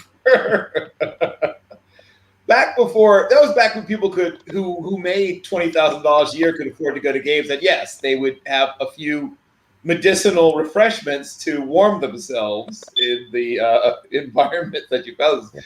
People talk about Chicago, and I've been to games here, obviously, but the coldest stadium in the old days, in my opinion, was the old Three Rivers. It had these weird wind conduits. You couldn't wear enough clothing. There wasn't enough, and so I guess that's why they needed the medicinal, warmth that came from flasks and things. But I mean, which is why I guess for so many years, and still I guess kickers struggle, but not for the same reasons. The wind would be going in 3 or 4 different directions at high rates of speed in the old Three Rivers. Oh, it was a tough place to play football, and it really shaped the way the team played. And once again, you had to run the football. One of those places where you'd see the flag, the U.S. flag, like going one direction, and then the things on the goalpost, the streamers on the goalpost, right in front of the flag going in the opposite direction. Oh, look at Hader. I think Hader might be right. I'm gonna bring Hader back. I think you might be right. There was let me see if I can add Hader. Yep, Hader, you're back. You're talking about the Oilers play. There was the ball, and it looks like he's in the end zone, but the other replay, and when they come back, they call it pass incomplete. Yeah, there was one where people were throwing things, and a variety of things, not just the usual stuff, but some of them got creative. It's oh, how did you happen to have that on your person at the time that a football game was being played? So I'm always interested to see when people throw not just the normal stuff, right? But people always talk about, Philadelphia and the batteries and people heating up coins, which requires, that you put some work in. Let me go to. You remember the Browns fans threw a sexual toy? Yes, they are very well known for that particular event where a hazmat crew or something had to be summoned. Okay, the Colts pick, I believe I do have in. Give me a moment. Here, I'm the Colts. It says the Jets. Oh, wait, you know what? That's me looking at. I should never be allowed to put together a spreadsheet ever, people. So actually, it is. You are correct. I'm so clear on this. I know my limitations. I'm not at all not aware of this. So yes, I'm so sorry. It is very much the Jets pick. And we do have the Jets GM somewhere. Oh, wait. Oh, wait. Nope, that's Andy. Sorry. Hater, I'm going to have to park you again. But it's not personal. You know I love you. There we go. Sorry, Andy. Wait, no, there's more than one Andy. That's so confusing. Okay, hold on. You get rid of that Andy. Remove, and then add the Andy that we can see in here. Ha ha! There it is. There it is. You are on the clock. Oh, I'm on the clock? A lot has happened. Sorry, kid woke up from the nap, so had to go handle that. Why do they do that? Doesn't he know what you're doing? Right? Do you explain why it is that you can't be disturbed? All right, let's see. That's the best, really the best policy with infants is to tell them that you're doing a mock draft. And usually at that point, they're very respectful of your time. Okay. Wow. Okay, I'm up. That one caught me off guard. Okay. We'll be ready in T-minus 30 seconds. Not a problem.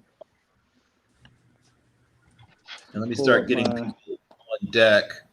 Well, Will's here. And then, okay, let me bother the Rams GM. Okay. I'm sorry. Who was the Jets pick? Oh, we don't. I'm about to take it. Oh, you haven't picked yet. Sorry. Not to rush you, Andy. Please. After what you did for me, never. Let me know if I can help in any way. Okay, I'm ready. The Jets are going to take Brevin Jordan. Yo. Okay. I don't hate that pick at all. The whole theme is about setting Fields up, and now we've given him a wide receiver, an offensive lineman, a running back, and a tight end now. So he's getting hooked up. Yeah, there's worse ways to put a team together. I will admit I'm not at all disappointed with how this is playing out in terms of the future for that team. So now set him up nice. So if you could enter the picks. Yeah, I'll do that. I'm away from the computer now. I can tell. Yeah, I can tell. Yeah. So it's tight end Brevin Jordan from Miami. I'm putting that in now. You are on the clock, Will. So, my draft strategy for the Steelers for like the last month or so has been to try to take the best player available in the first round and probably a defensive player in the first round because I feel like the elite defensive talent at the positions that the Steelers are kind of lacking in right now are top heavy in this draft. Like they're kind of going to go early. There aren't as many guys later in the draft. Whereas the offensive players, they need tackle, center, running back. There's more of them later. So that had been my strategy. Thwarted a little bit. I got my first round listing okay, but I didn't realize second round was coming through. So although I got Zaven Collins to play linebacker, which I think is a really nice pairing with Devin Bush, and maybe gives you, a little bit more than they had last year in the middle of the field coverage and instincts. The issue that I have is that I got a safety in round 2, so I didn't get a chance to get a running back, didn't get a chance to look at the tackle situation and so on and so forth. So now the best player on my board by far is another defensive player, which is why I'm going to make Steelers Nation apoplectic at this point with major offensive holes still yet to be filled. But I'm not going to deviate from my board because this is still a position the Steelers really need. Defensive edge, they have TJ Watt, who's great, and probably you're going to be able to re-sign him for whatever he asks for, the biggest contract in the history of the NFL, probably for a defensive player. I was, 3 years ago, even I was into Alex Highsmith as a prospect. I still really like him, but he is a high floor, low ceiling kind of player. Like, yep. I think he's very prepared and very, very polished, but he's not necessarily going to be a Bud Dupree elite player when he peaks. No. Even so, even if you think he's a good starter, they have zero behind them. I mean, like nothing. There are no edge defenders behind those two that really should ever set their foot on the field. So edge depth is a huge thing. Being able to rotate in an edge player is another big thing. And they really like to run this package last year where they essentially ran nickel, but with three edge linebackers, bringing two of them and dropping one into coverage. So I think they really actually like this kind of defense. David Collins can do a little bit of that for you. But I think edge, there's a chance to get an edge here in a very, me, weak 3-4 linebacker edge class. A lot of guys I think will be successful in 4-3s, but that 3-4 job, this guy I think is one of the few left who are really good at that. So we're going to select Peyton Turner, edge from Houston. We're going to stand him up and make him a 3-4 offensive, 3-4 edge. He might be able to kick inside in passing downs, giving you even more. You still have Highsmith and Watt on the field, but going to have to get my offensive players in bunches after this. But going to stick with the plan and take Peyton Turner from Houston. Nothing to really nitpick there. That's a good player, and you got him at about the right place in the draft, in my opinion. Okay, that puts on the clock. I'm also really big. Just one last note. I'm also really big on the testing measurement analytics for 3-4 outside linebacker because I've been tracking it since about 2002, and there are very, very few successful 3-4 edge pass rushers who don't test like outlier athletes. And in this draft, there's only 2 or 3 that really fit the criteria, and Peyton Williams is one of them. So basically, Jason Noah, Peyton Turner, and a couple of other guys that haven't been picked yet. So thin class for those guys. Yeah. Okay. And that brings us to the Rams. One moment.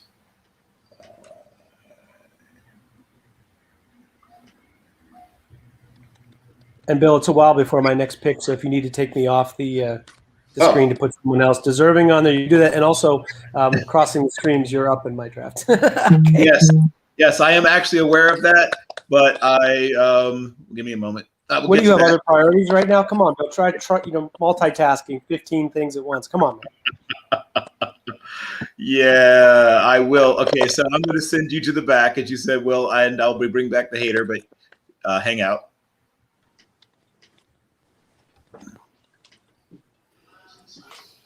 Oh, there we go. Oh, well, Jaron had his co-GM for a second at least. Yeah. You know, I mean, if Bill Belichick can do it. Yeah, I love that hit. Wait, who am I picking? It's not quite you yet, but I wanted you to be there. Oh, okay. It comes up. I'm trying to bring you back at least a little bit before your picks. You can hear and be heard. While I'm hopefully quickly getting picks in. Damn it. Oh, no. Okay. This code GM is trying to steal my milk. So. Yeah, that's why it's so important to ask the right questions during the interview process, Jaron. She's too cute. Right. Good point. I can see why that would have maybe clouded your judgment.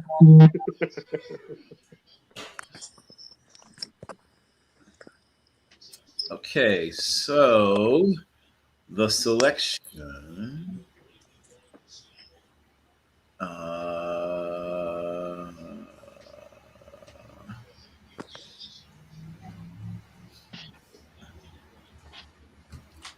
This is okay. So the selection is Milton Williams, defensive player, defensive end, defensive tackle, maybe a future 5 technique. Some of this, all of that, from Louisiana Tech.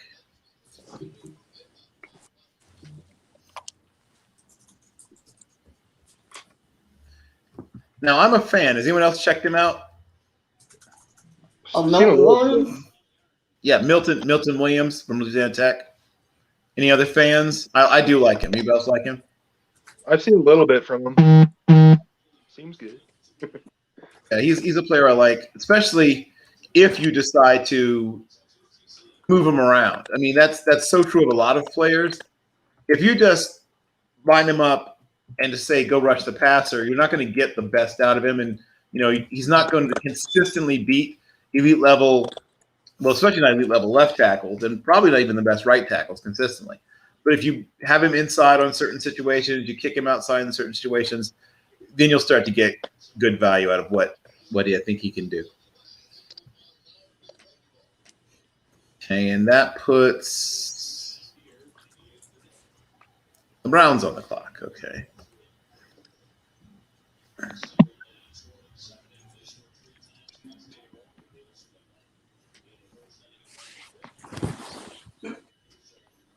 Okay, and 89.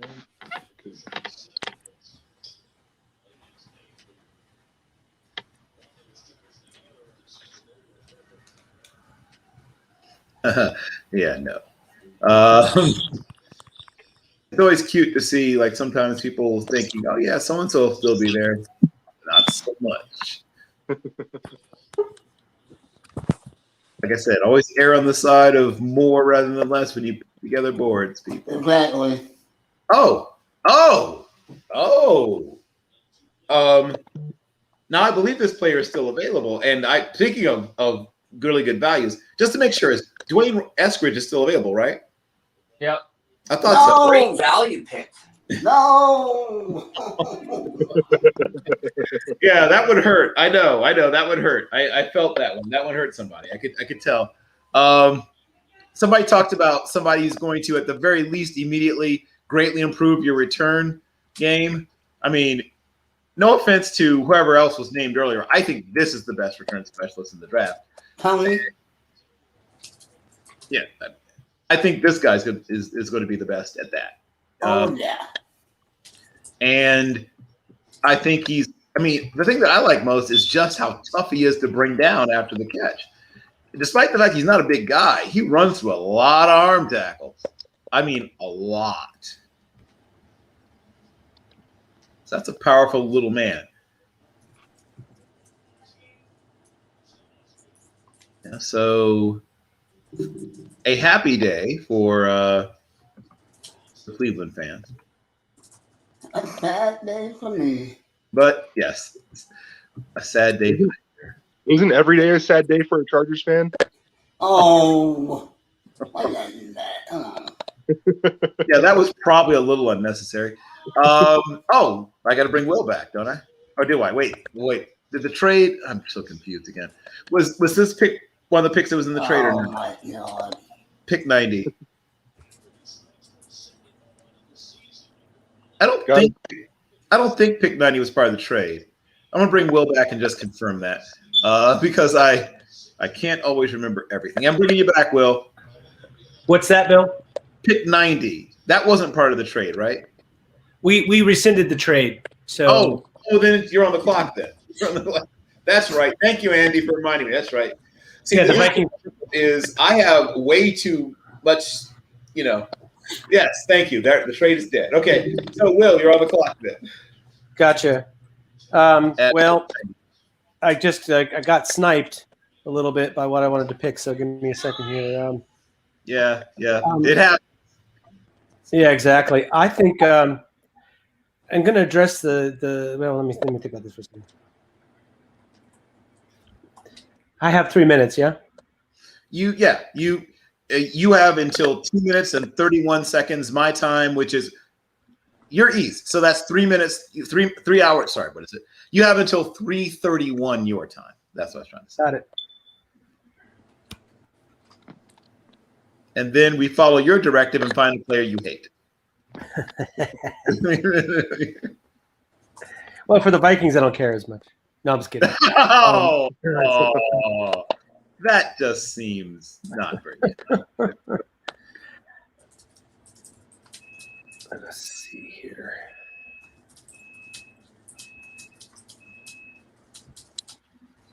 I think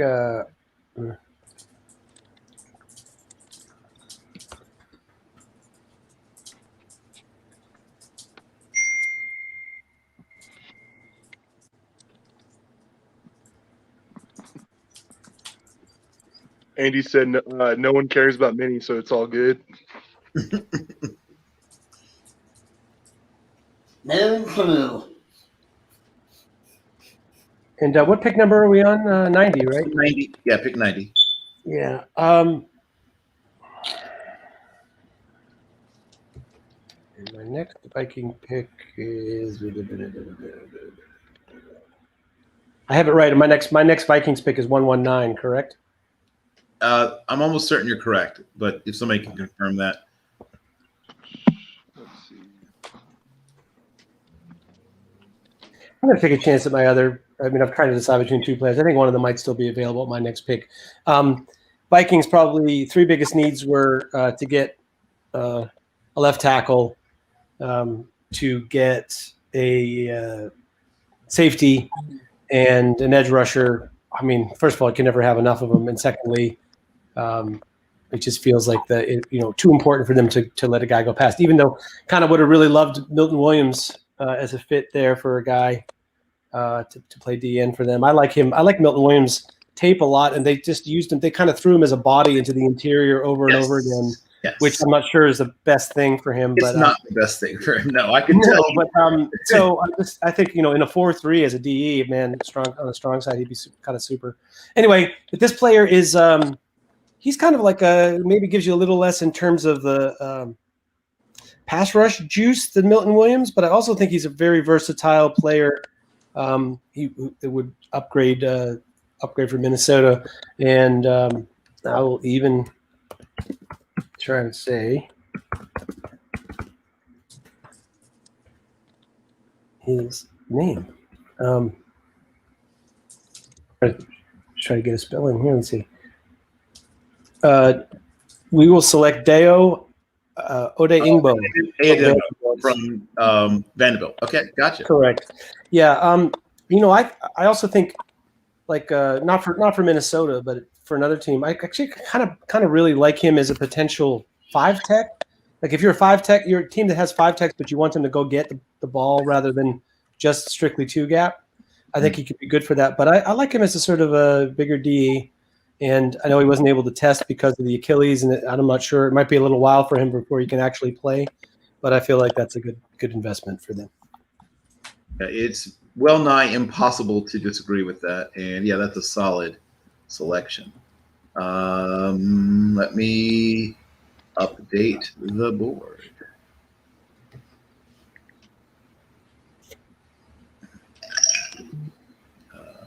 Just here. So you're loaded next round.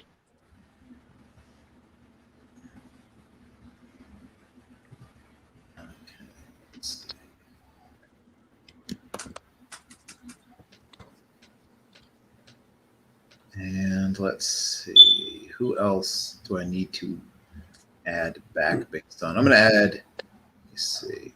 So, Will, you've got a little bit of a break now. I'm going to bring Andy back. Yeah, I'll see you guys in a bit. I'm going to go check out the F. Yep. Oh, sorry. He was going to see something fantastic, and I ruined it. But that's, sorry. And I'm bringing Andy back as he's ghost hunting.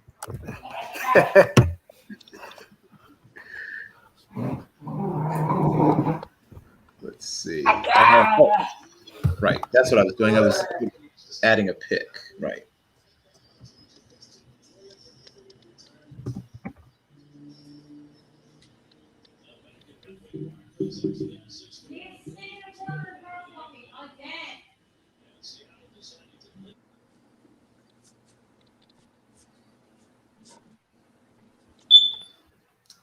So the last pick for those that either just joined us or were not around or whatever is Deo Odeingbo from Vanderbilt.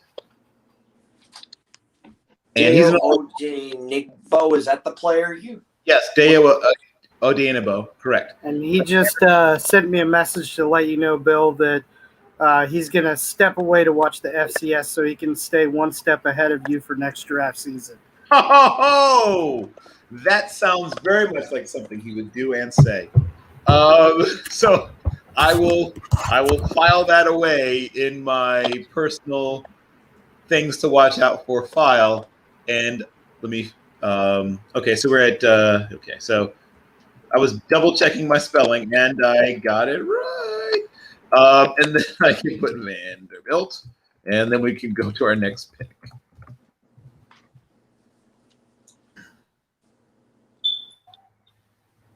Brown's back on the clock. Yeah, Browns, and then let me check. Okay, I have a board from Donovan, and then the Bills, Ravens, Bucks. Okay, got it.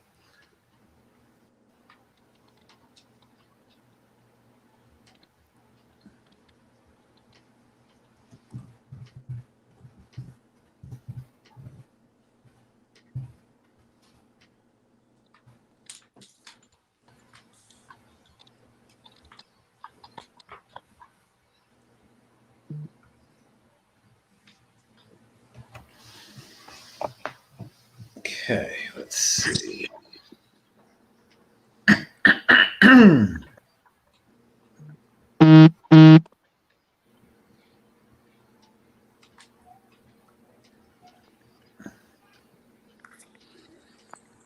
Okay, and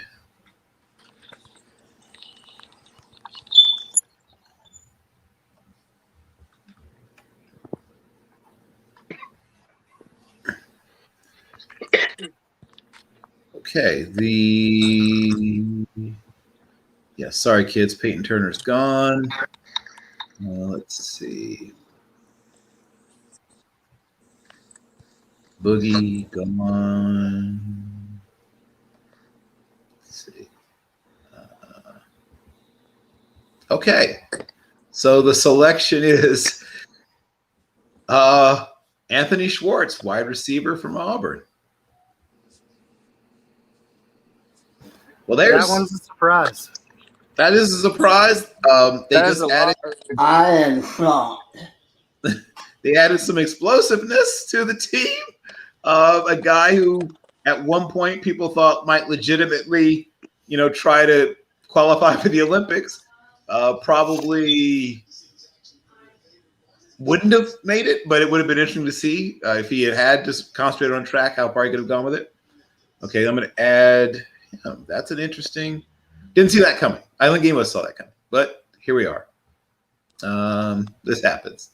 We've had a few of these.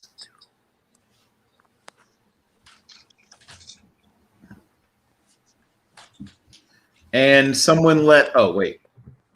He's here, right? Yeah, Hales is. Yeah, I'm here. Right. Okay, I thought so.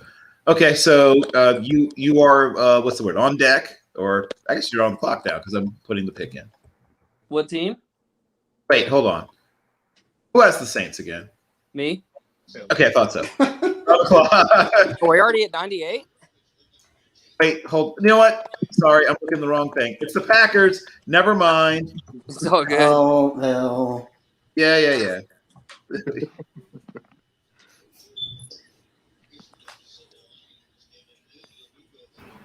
It's almost like my sheet fix wasn't good enough for you. Nope. I did what I could. You did. You did a good job, actually. I'm just not good at this. And I have the Packers board. And where am I going? Oh, here it is. Deontay Brown is gone, right? No, I don't think so. Oh, okay. I was just in my mind making him gone because I'm gonna just double check. If Deontay Brown is available, then that's the pick. Damn it. Yeah, he's there. I wasn't going to say nothing because I was hoping he was going to fall to 99, but all right. If you mock draft long enough, it happens to everybody. That's just the way of the world. Oh, are you back on the sheet, Andy? It looks like you're back on the sheet. I am not. Oh, okay. Somebody Well, else is typing that in then. then it's me. Okay, I just wanted to make sure that it's me. Okay, it's me doing it. Okay, well, there we go. And Packers got Deontay Brown. And that puts the Bills on the clock. Okay.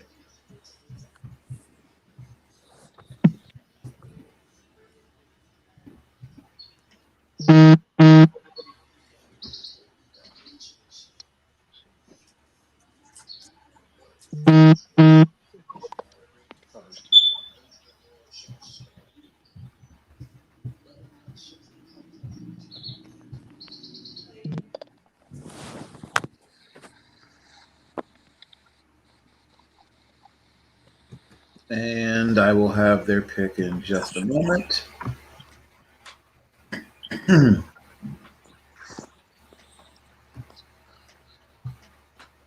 Oops. Stay there, you.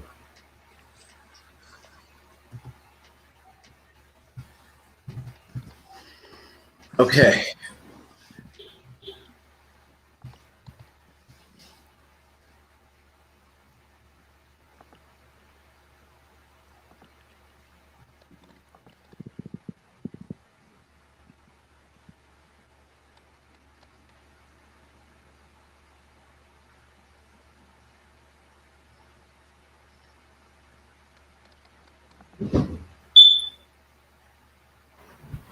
Bills, Ravens, Bucks, it looks like. Yep. And All right. I'll get ready. yes, I'm collecting the selection as we speak.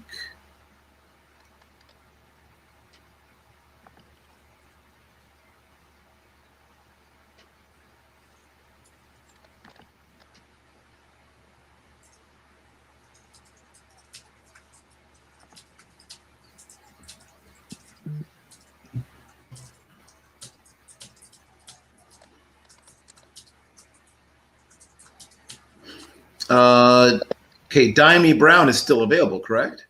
Yep. I kept double checking Surprisingly, yes. because I kept seeing. It's like, Oh my God. Snipe City in here right now. well, so now that is the selection. Let me. Yeah, well, okay, we may have a new contender for the best value pick then.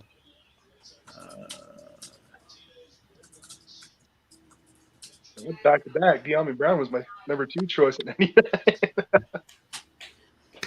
That's what I'm saying. Like that's a contender at least for the best value pick. There's a guy that would thrive with Josh Allen just heaving footballs at him.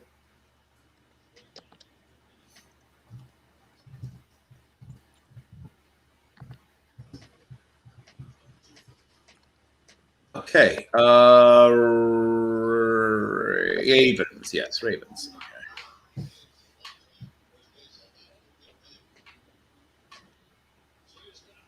And they also became orphans between yesterday and today. So I'll offer Ravens to the room. If not, I'll go to the board. Does anybody want? I can take them. Okay, that was Hales. Yeah. Okay, so that's all you then, babe. All right. See, they've gone edge and safety, right? Yeah, they took. Who are they taking the first? Aziz Ajulare. Yep. And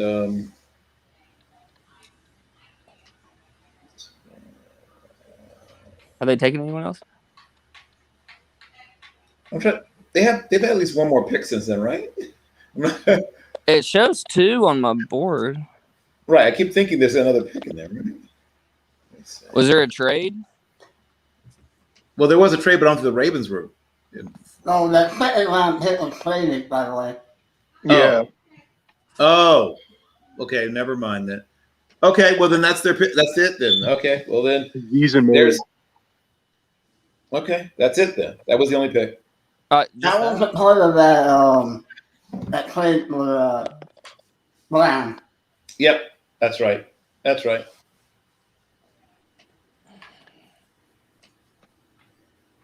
So they've only taken edge. And Morig Hills. Oh, that's right, Morrig. That's what I was missing. Oh. So I'm gonna go. Wait.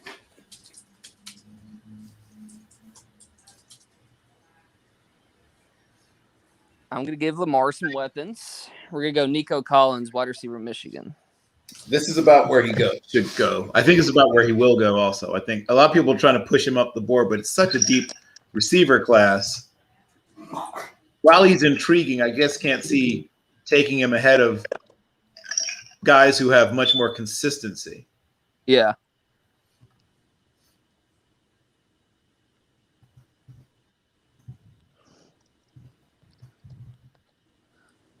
He's the classic Al Davis pick, but God rest him. Give me the guy who's biggest, strongest, fastest at that position, and we'll figure out how to teach him how to play football. Didn't always work out, but sometimes. They did not work out. It did, as I said, it didn't always. Bruce Campbell, is it Bruce Campbell? Bruce, the Maryland tackle, who was out of the league in like 3 or 4 years that they took in the first also. Bruce, I think it was Campbell. But yeah, it didn't always work. That's the Buccaneers. Yes, I am amped. I get one of my guys in round 3, and I'm just going to boost up that defense even more. I went back-to-back edges and got wild. Now I'm going to go into the interior defensive line with a guy that could have been a first rounder if it was a year prior. So give me my guy, Marvin Wilson. Yeah. Well, no wonder things are so rowdy in the Bucs draft room. It's been rowdy in the. Yeah. My kid is pumped to have Marvin Wilson on the squad. I can imagine. Yeah. I mean, as you pointed out, he was everyone's DT1 coming into the season, and then things happen. Yeah, and I don't think all of it's fully fair. There was just a lot of stuff that was going on around the program in general. The dude is absolutely relentless. He's explosive. He would be a very nice fit to fill in for Ndamukong, when he needs spells. And then also, man, you talk about Marvin Wilson gets to sit behind Ndamukong Suh and work with Vita Vea and have 4 pass rushers with JPP, Shaq Barrett, Kwity Paye, and Joe Tryon. And, man, that's just the perfect scenario for him. Yeah, that. Yeah, I like that scenario with him. I would not like him in a place like Las Vegas because when I watch his tape, he's really good, and then he's not there at all. Yeah, it's just take away this year's tape, look at last year's tape. Sometimes you have to do that with some players because for me, how I like to scout players is let's find the things that they do the best, and as opposed to nitpicking all of the bad stuff, you can get too nitpicky with the bad stuff. You look at all the good stuff they did, and like they're going to an NFL franchise. They're getting away from college. We don't know what these kids, had going on, and then all of a sudden, like, man, if you get a team where they can utilize all their best weapons, then that's how I like to look at things, is on the positive side more than kind of the negative things. Right. And that's the philosophy thing. Some teams are saying, how can we avoid, getting a guy that might be a bust? And other teams are like, we want to find the large number of guys who have a chance to be great. And some of those guys might bust, but they're less. It comes down to how you assess risk, in essence. So yeah, I understand. Well done. That puts us to. Let's see.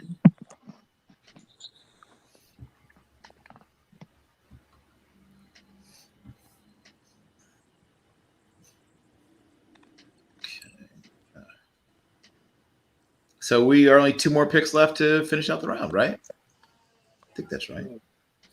We got some comp picks too. Oh, that's right. Thank you. You're right. Of course we do. Patriots, Chargers, Saints, Cowboys, Titans, Lions, 49ers, Rams, Ravens, Saints, and then the round's over. Yeah, there you go. Ton of comp picks. This is what Nike Belichick lives for. Is the you get special treats in the compensatory pick area. Let's see. So Patriots are on the clock. I'm up. You are. Yeah, good luck with this pick, man. As a Patriots fan, I'm rooting for you to actually make a good pick here. All right, I'm gonna pick the wrong pick then. All right, hold on. What I did in round the last couple rounds here. Patriots. We did. Oh, we want Matt Jones. Okay, that's right. Then, sorry, I'm trying to look at the board. Oh, Brown.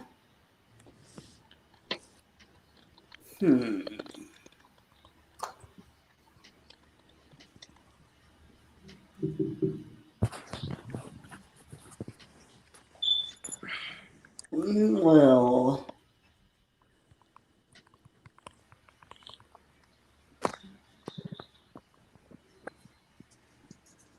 and you know what?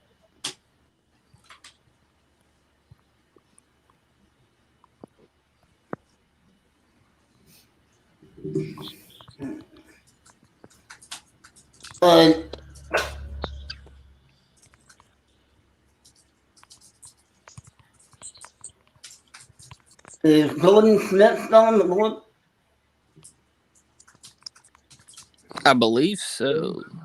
Now let's double check, but I think so as Yeah, well. he is from UAB. Yes. No, we're on Jordan Smith. Okay, Love that pick, Kelvin Smith. What position?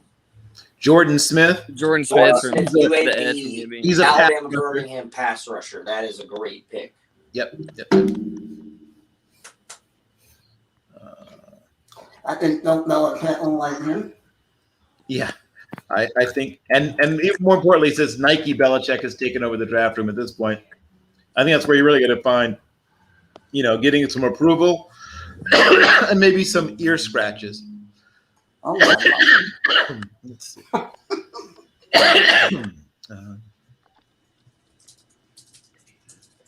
Boy, Andy, you got younger. Right? want that in time.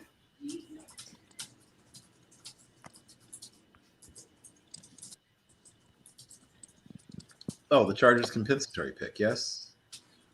Yes. Yes, sir. Yep. Okay.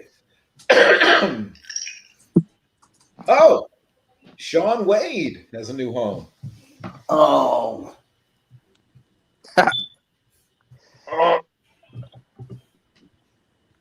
Sort of the Marvin Wilson of cornerbacks, a guy who entered a lot of people's boards, including Dane Brugler's, as CB1 as the year began, and then quickly played himself off of it. Who's that? Farley? No, Sean Wade.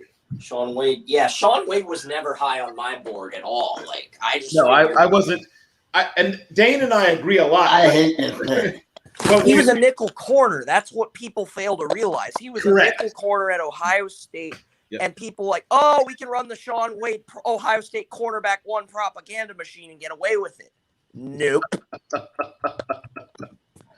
They would have gotten it away with it too if it weren't for meddling Tyrese Freifogel from Indiana who killed him. But yes. He went up against some good. I have him at like the fourth round of Pittsburgh as a depth corner, like where he wouldn't even be playing. He'd be basically a fill-in if Joe Hayden, Justin Lane, or Sutton got injured. All right. I won't love go it. as far, but I'm not as high I as would. many people were on him. Yeah, I am in agreement that I feel like Big Draft or whatever got together and said, oh, the Ohio State DBs are automatically good and blah, blah, blah. And, you know, Okuda and Denzel Ward. And, oh, here's the next one. But it doesn't always work that way. It doesn't. No. Okay, so that's wait, hold on. Yeah, wait a minute. I'm not right. Oh, I'm so confused. Yeah, here we go. Oh, the Saints are here, right? Yes, you're on the clock.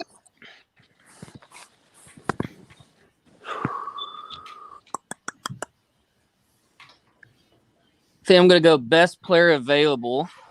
It is somewhat of a need, though, with Malcolm Jenkins being older. But I'm going to go with Jamar Johnson, safety from Indiana. Okay.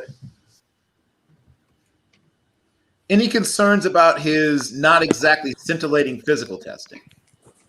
Not too much. Okay. I mean, he obviously won't play too much this year, but he's a round 2 guy for me.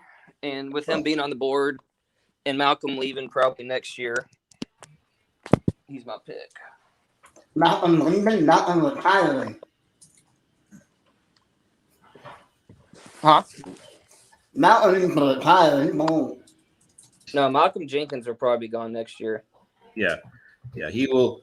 He will have lots of things to do with his life. That's a man who will not be bored in retirement. He has a lot of stuff going on. Okay, excellent.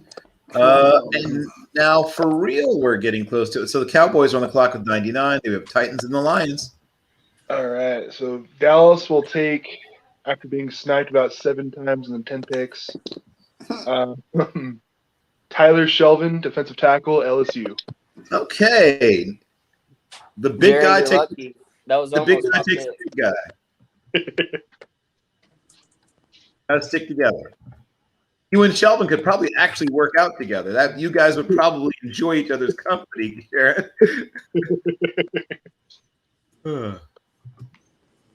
Maybe one day. I will say this. I've been in a bunch of mock drafts over many years. I believe you're the largest human being I've ever mock drafted with. Okay, that goes to the Titans on the board. I mean, on the clock.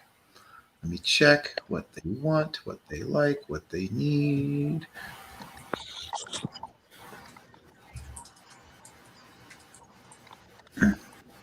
Oh, Bill, another thing that was kind of cool, my playing weight in high school was 450 pounds. Oh! My 40 at that weight was 4.75. I could move.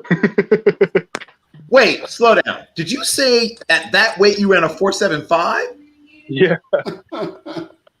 We had a Spark event at my high school, and that was my time. So after we finish with all this, I need to talk to you about brand management. We got Sam Hoffman on the right here, man. Okay, so Stokes went, but Tyson Campbell's still available? Yep. Okay, just making sure. Well, not anymore, he isn't. Okay, so Titans. Yep. Tyson, cornerback, Tyson Campbell.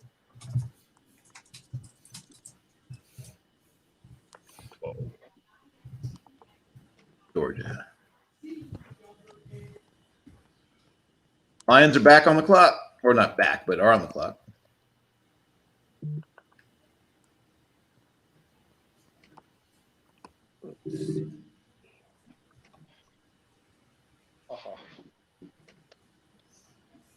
So that is Hales, right? Yeah. Okay. And I will. I'm going to go with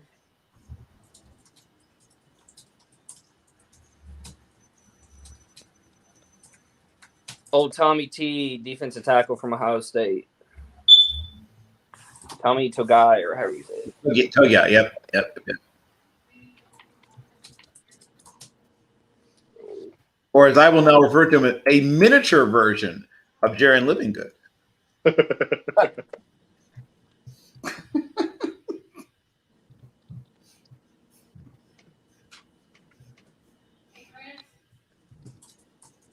The Ohio State.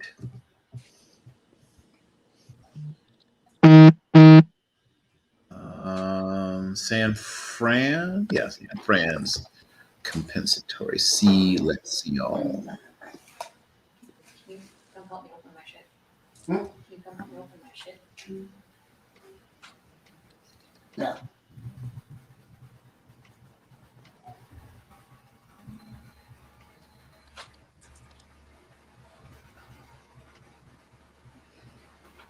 Oh, the run on giant humans is afoot.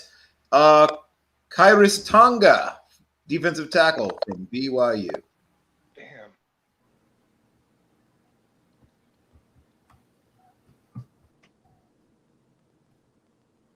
So yeah, these are all guys that you could hang out with. Now, Jaron, these are guys that you would have fun with. You guys could, do all kinds of reindeer games or whatever things that you guys did. Push stuff, lift stuff, eat stuff. Yeah, BYU. Rams on the clock.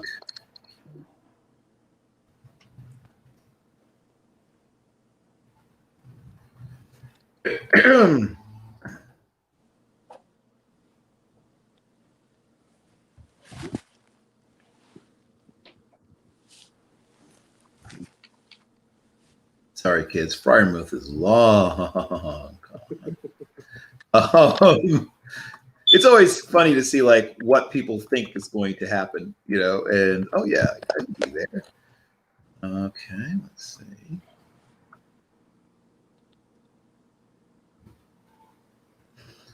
The run on giant. Well, this guy's not a giant person. He's a decent sized person, I guess. Good sized human being. Continues ish. Jay Tufele, defensive tackle, USC.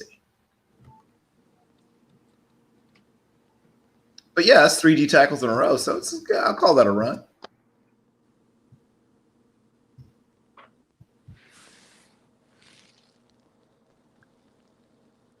Then who's on the clock now? The Ravens are on. Who the 49ers take? It just took USC D tackle Jay Tufele. So we had a run on D tackles. Tommy Togiai, that's your guy. That rhymes. Tommy Togiai, he's your guy.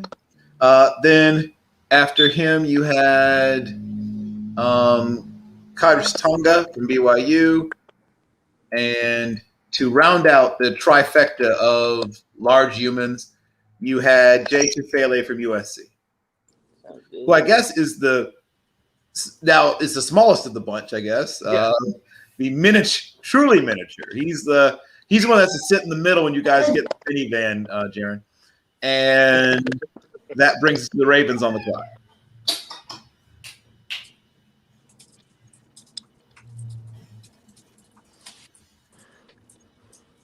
And I believe somebody picked up the Ravens out of Cleveland, right? Okay, I thought so. So I got Lamar a weapon. Now I'm going to get him some blocking help. All right. I'm going to go Jackson Carman from Clemson. Oh, once again, awesome value. And then I'm on the clock again. Yes. So while you bask in the glow of Jackson Carman, so everyone who's been taken in the last, let me see, if it weren't for Tyson Campbell, we would have had 1, 2, 3, 4, 5 300+ pound human beings in a row. But Tyson Campbell kind of ruined that little run. But still, it's a decent number of big people in a row.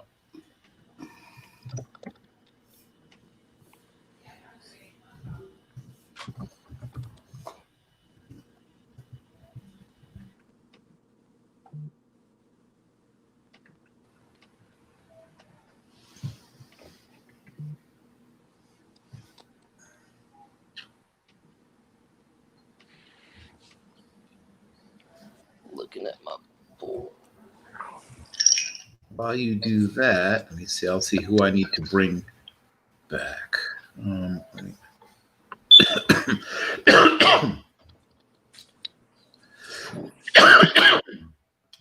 we at?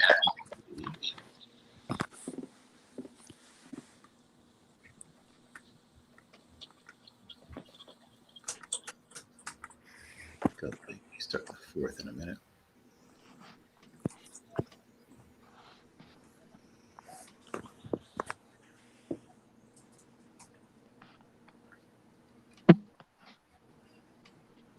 Okay, you've got a few more seconds, Ale. Yeah, I'm going to go with Patrick Jones, edge from Pittsburgh. There have been a lot of really good value picks here in this part of the draft.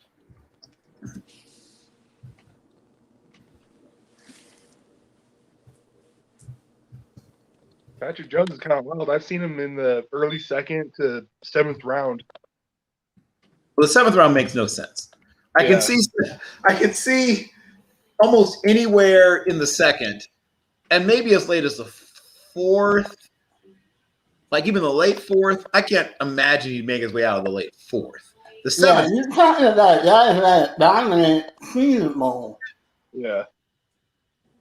I mean, and the Senior Bowl's an all-star game. I mean, it has some value. Just his actual tape. Like if you just you dominant at Pittsburgh too. That's what I'm saying. Right.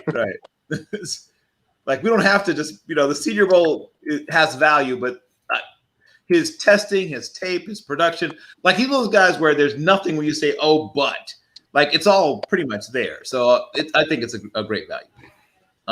So well done, gentlemen. We are now beginning round number 4. The Jags are on the clock.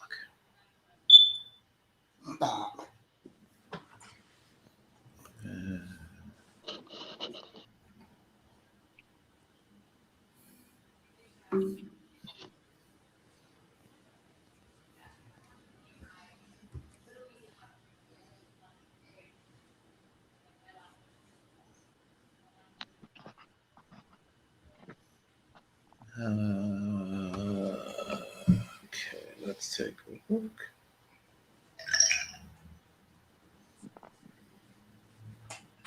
Okay, offensive guard Josh Myers, The Ohio State University.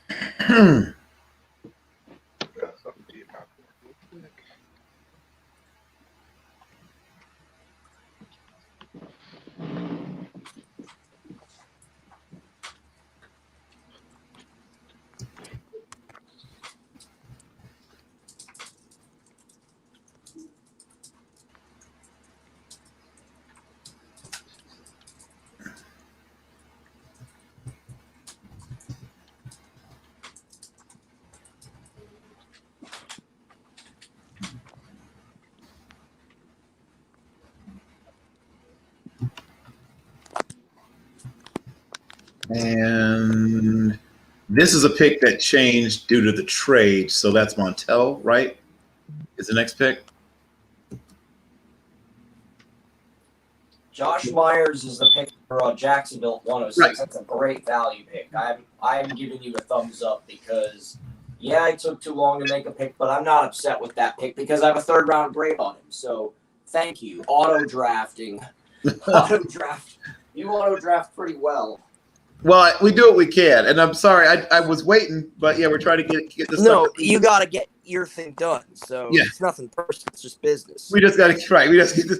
And let me get a hold of Montel real quick because he is up. Where are you, Montel? Oh, somewhere. Oh, here we go.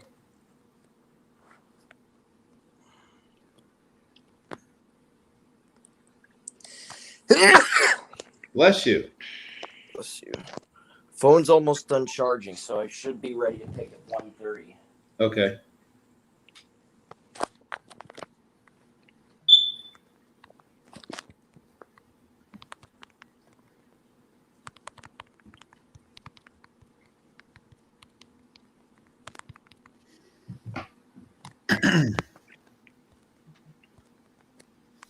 Wait.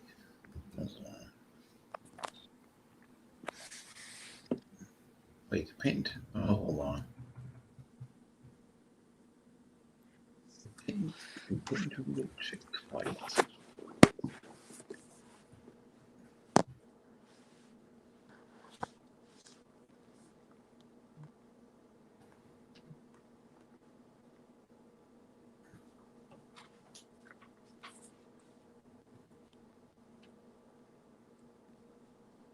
Oh, that's right. That's in the wrong place. That's what it is. Darn it. Can somebody look back at who the pick was at 96 for me?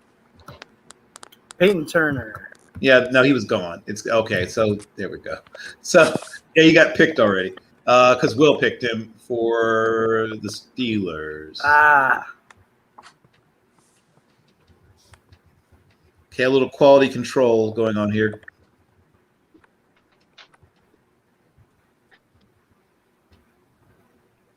Who's next on your board?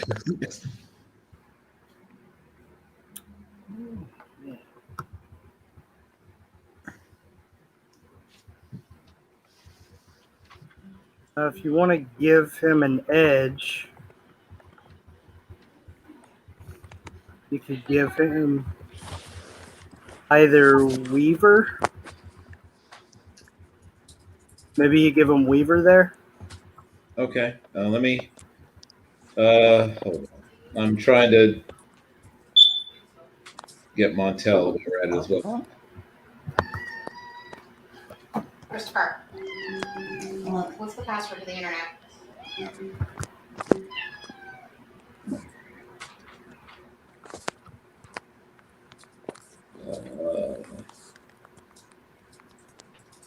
Call Montel Hardy. Is that Montel Hardy mobile?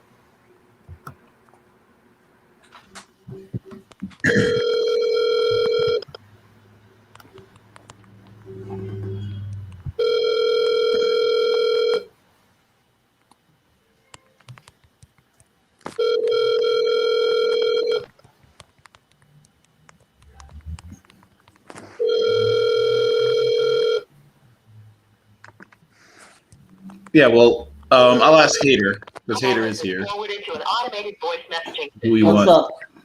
up? For pick, 0, 8, is that 97? That was Jordan Smith.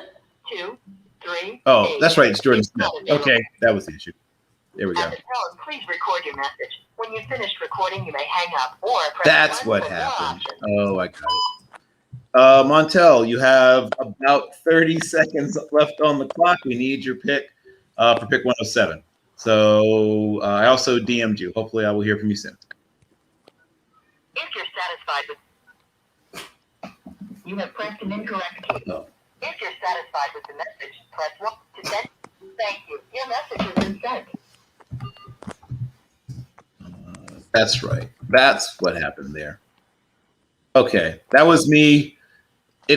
Yeah. Okay, that's because it autofilled the last person who I put DEOLD for, and then I just kept going as opposed to making sure I picked it. Okay. Do they have they taken a cornerback? Maybe No, that's the route to go here. We're good on that pick. Now I got to move on to Montel. That's what I'm saying for the Bears. Oh, okay. Well, Williams. Oh, okay. Hold on. Montel's responding to me. Okay, cool. He decided to make it exciting.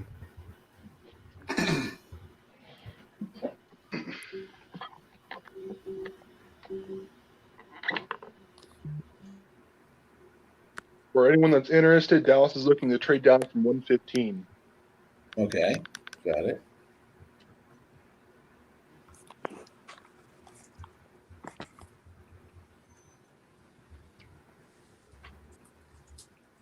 Tampa's down.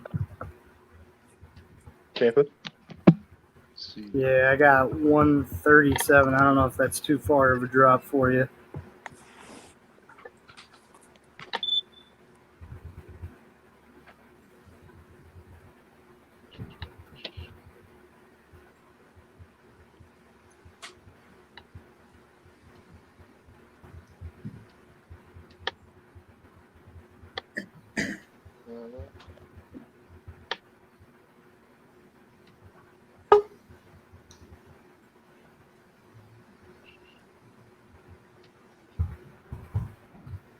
Okay.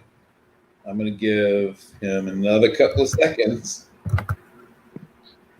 Oh, that's a good pick.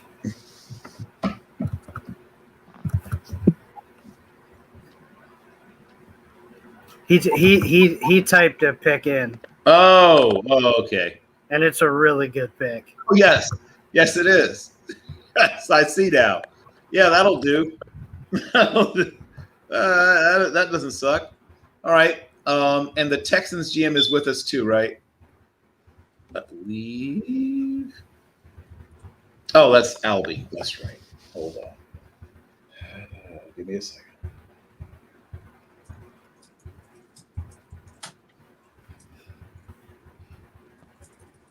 Okay. Oh, here we go. Albie has the worst luck with guys who are gone. Okay. Okay.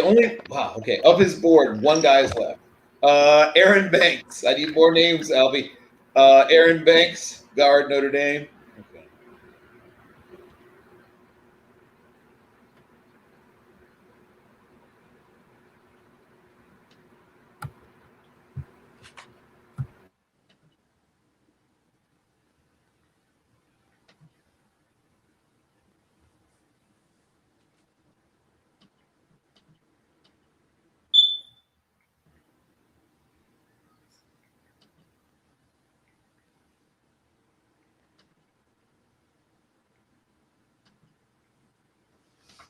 Okay, so I'm going to ask him for some more names.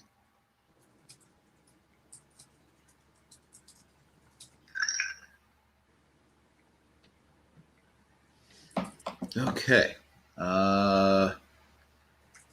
Andy, are you on the sheet? All right. Okay. All right. I can get there real quick. Okay. But yeah, so he selected Aaron Banks, the guard from Notre Dame. Yep, I can type that in. Thank you, sir. And let me get the next person roused from their slumbers. Actually, who is next? It's oh, okay. I do have a board if it's Texans. Yeah, he was a pick. Banks was a pick for the Texans, and then you know what? Who was Green Bay? That's actually Green Bay. Oh, but I do have their board too. Thank God. Okay. So that'll work. Here it is. Who is still here?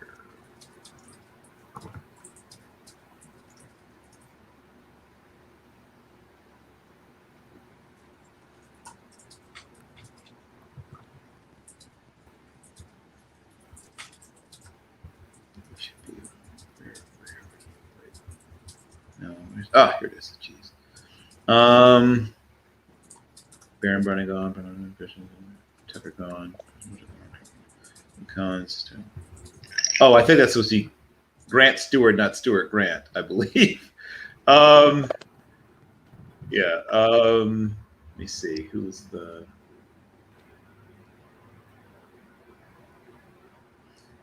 Actually, I guess the hot. Ronnie Perkins is the pick for the Packers. He's been gone. Oh, okay. Well, then it is Grant Stewart. Though he put Stewart Grant. Okay. So it's Stewart Grant. It is Stewart Grant then. Yeah, Stewart Grant from Houston. Yeah, you're right. Perkins, right. Went like a whole round ago. Oh, maybe round and a half. And that means it's Cleveland. Cleveland, okay. Let me go to Cleveland's board.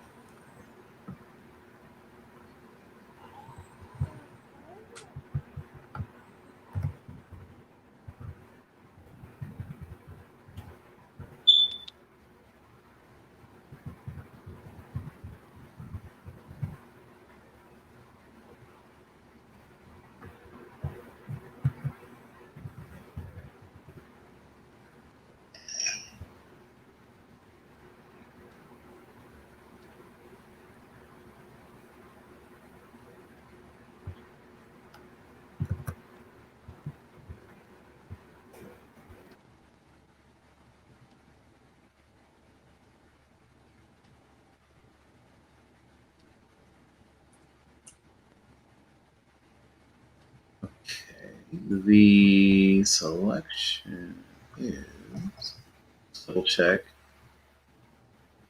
Make sure that is correct.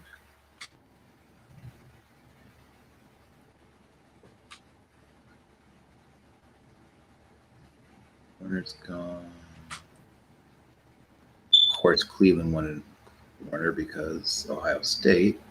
So the next player on the board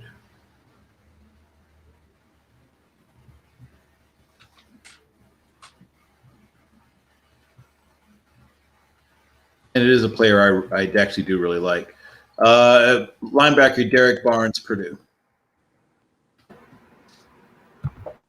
He's one of my favorites. And I especially like guys who are two-sport athletes. He was a terrific two-sport athlete. Didn't lose a meet all year. So he's a terrific football player, obviously, but he was a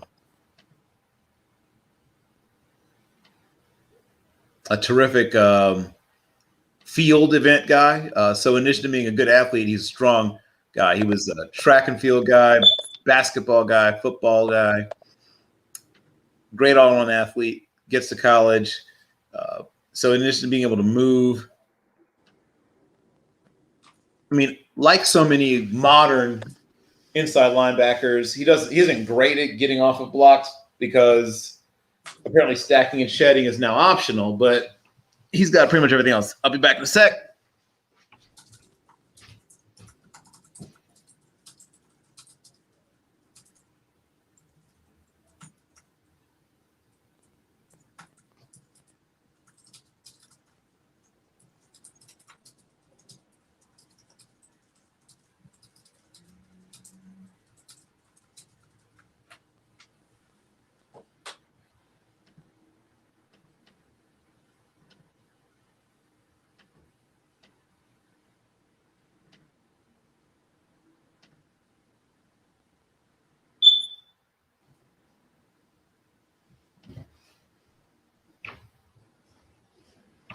Okay, so that puts us on the clock again with what?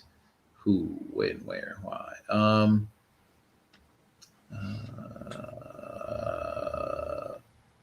Albie again, who is out of players. Let's see if I can get him to send me some more players.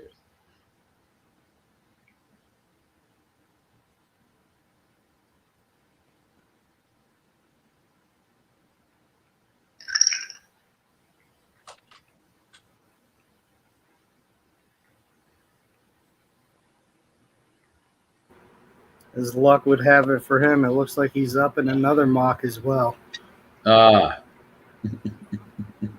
Old double mock duty. That it's happened to me, so I understand it. I'm gonna give him another minute. If somebody has the ability to get word to him, please let him know. He's OTC with a minute left.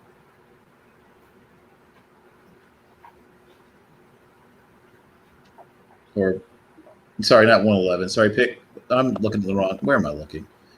Darn it. Nope, he's not. That's wrong. What pick is he? I'm completely nuts. Sorry. No, it's pick. It's all good. What pick is he? 111 Cincinnati. Yeah, that's Cincinnati. I'm sorry. When is he next on the clock? Is he Philly? Yeah, he's Philly. It's That's 123. That's sorry. another 10 picks away, so he's good. Yeah.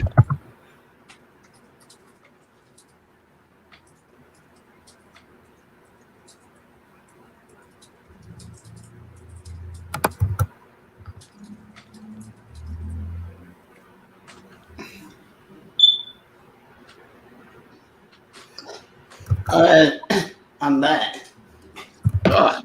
That's always nice to hear. Okay, so that is actually the Bengals. Okay, sorry. Okay, so another linebackers. Linebacker Monty Rice from Georgia. Nice. Very nice.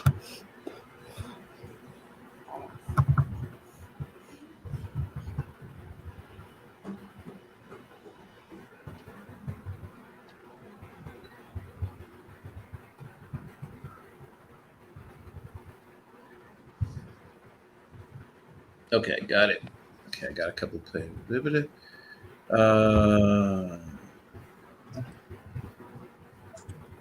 Oh, right. You're on the. Thank you. Excellent. Way to go. Thank you, Andy. So let me go back to bothering GMs, which is what I'm better at anyway.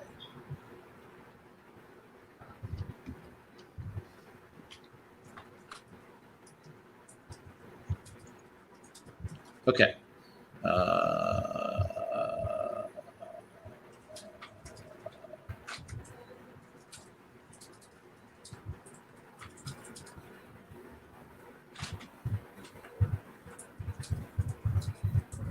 Okay. So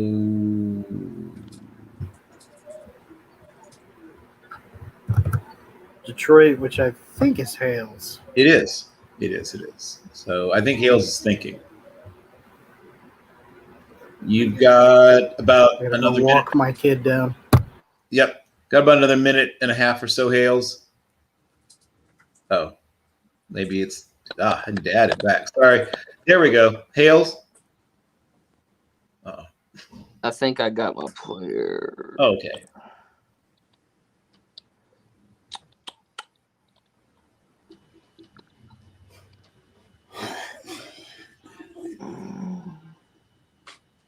Oh. Park him. Sorry. And bring back here. Yep. There we go. There we go. That's better. That's better. That feels better. That's better. Better for everybody, really.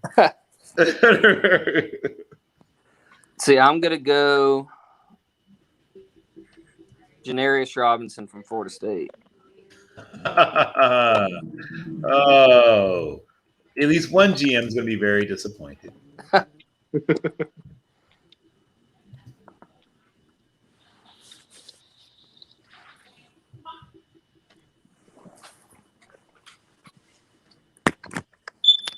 Okay, so looks like Andy's entering that pick in, and I am, or no, he isn't, because Andy is not there. Okay, then I'm entering it in.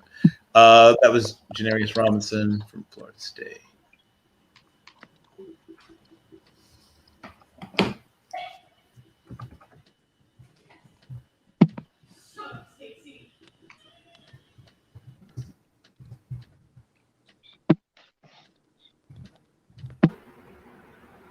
I gotta go silent for a bit, so when you need me, just speak up or ping me. Yep. And I will work my way back around. Not a problem. You've got a little bit of time. Let me check the Panthers. 115? What's that? Still interested in 115? Yeah, I could do that. I don't know what I have. Check what I see. See what I have left. Ooh, another Florida State guy. Okay. 137 and 176? Yep, let's do it. Go. Okay. That went kind of fast. I don't think I caught all of it. If somebody could, I think some of that got past me. So if somebody could say what just happened a little more slowly. Dallas trades pick 115 to Tampa Bay for 137 and 176. Okay. Let's see.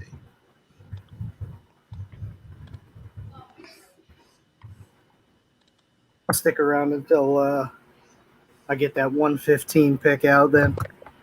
Okay. Because that's 2 more picks from now. So. Got it.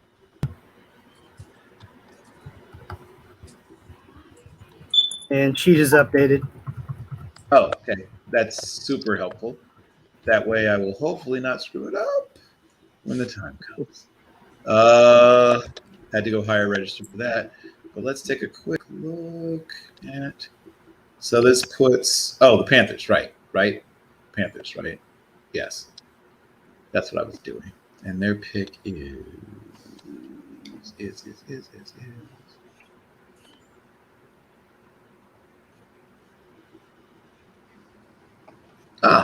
Okay. Running back, Michael Carter, University of North Carolina. Nice. Keeping it local.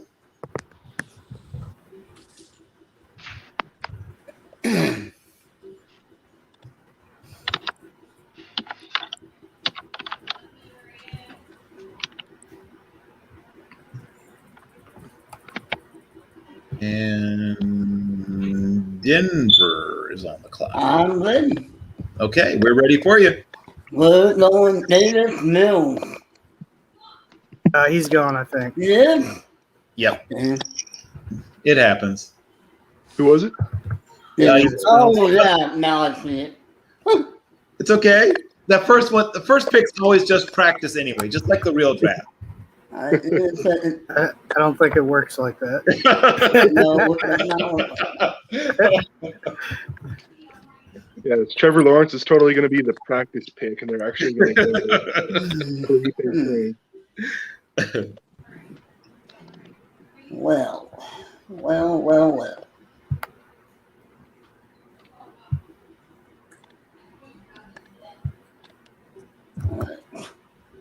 We'll give you another minute or so to reconstitute your thought process. Hoping you don't snipe me. Because otherwise, then me moving up was pointless.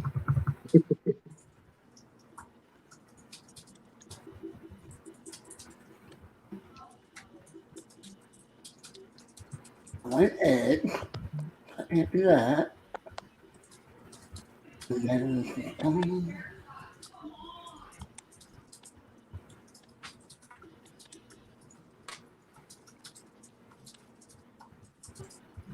oh, what do I do now?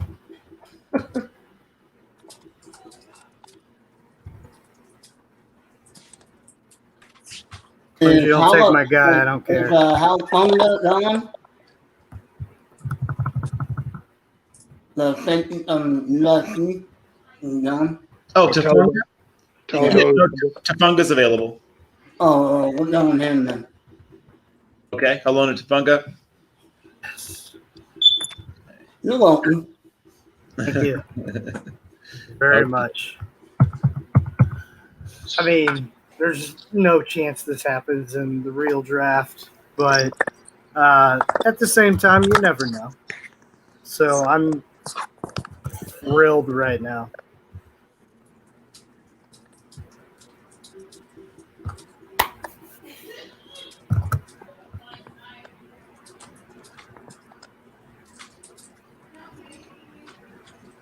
All right, you ready for it?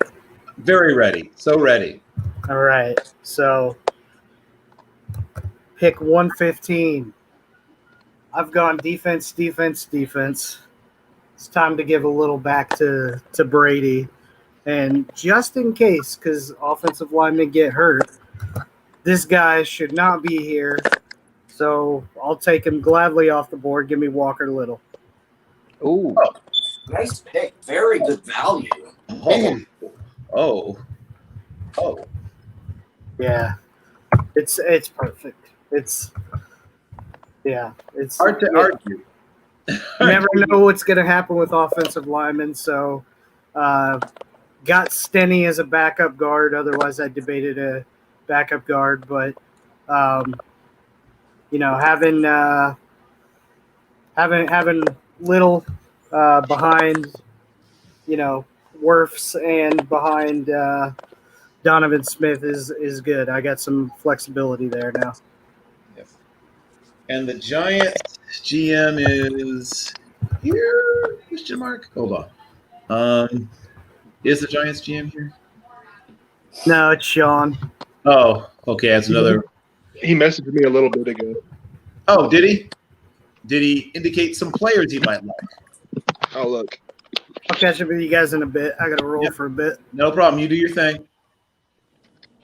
And then I will bring back Will, maybe question mark, or is Will still with us? Maybe not.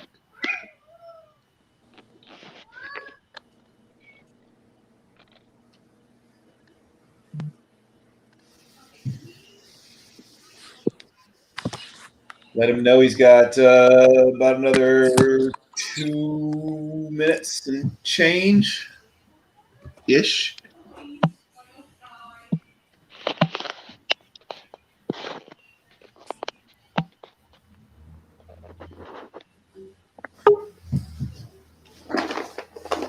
Is Cameron Sample available?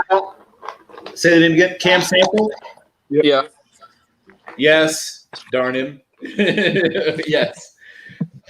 This is one of those players where I wonder if I'm crazy or if everyone else is crazy. I think he's a way better player than lots of the people who are being drafted ahead of him in almost everybody's mocks. And maybe it's me. Maybe I'm nuts. I think he's a terrific football player. Yeah. I don't understand why people aren't higher on it. Looking at my board.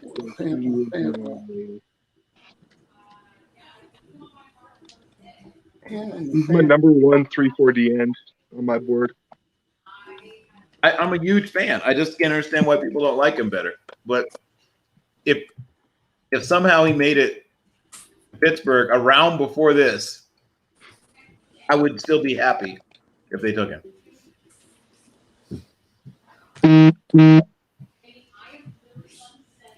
Sean said he worked early this morning, so he's just now waking up. Okay, San Francisco, pick 117.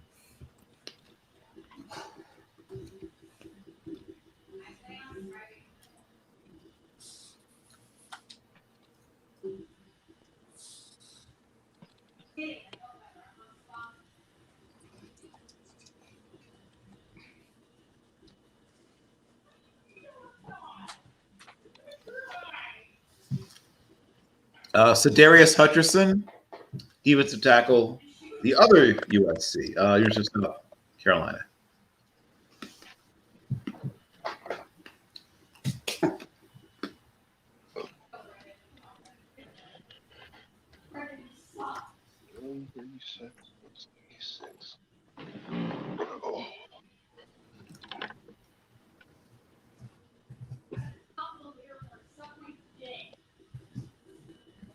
Ooh.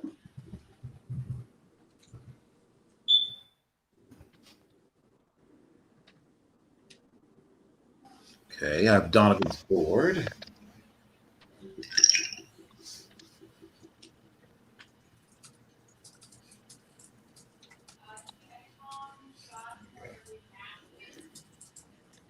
Highest available player. Wide receiver, Seth Williams, Auburn. So now all the Auburn wide receivers have been taken. Interesting.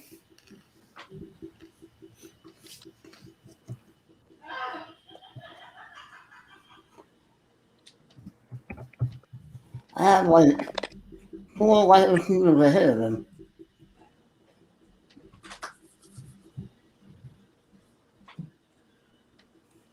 Oh, now I need Will again. Okay, let's see. Where is Will?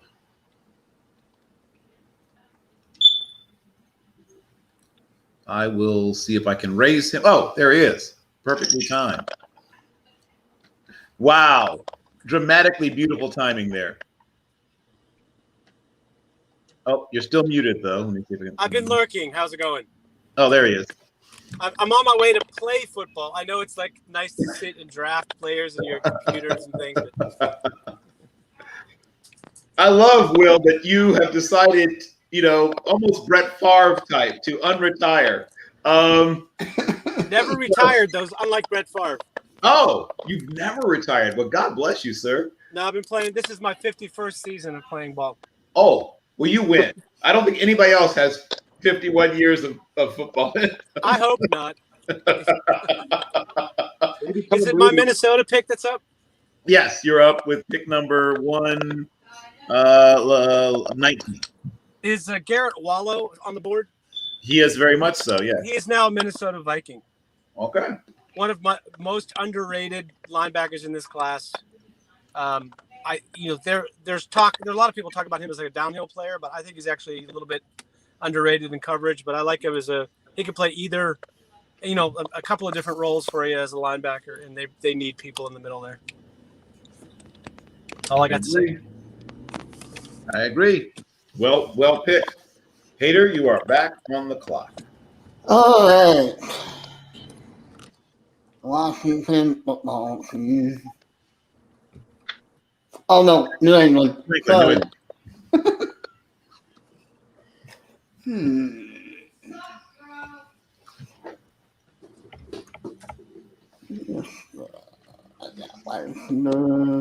Already. What I did add from the last page. Okay. Is the other corner from South Carolina? You mean Israel Mukuamu? Yeah, I'm not gonna try to say that. Yeah, he's a corner / safety. Yeah, we're going on that. The answer is yes. Israel, I'm not gonna say his name. Okay. I love him. I love him as a corner. I love him as a corner. Well, he's now yours.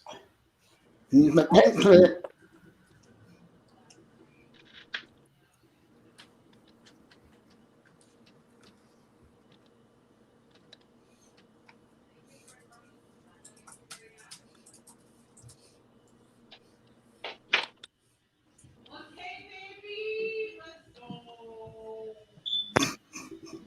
Someone's happy also, apparently, about that. I like to hear it.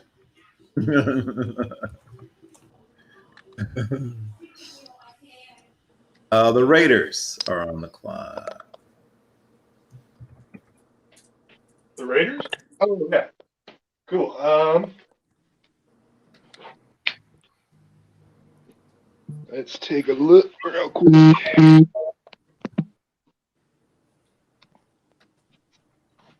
All right. So Raiders, we've built up the offensive line again. Got an edge rusher. Gone.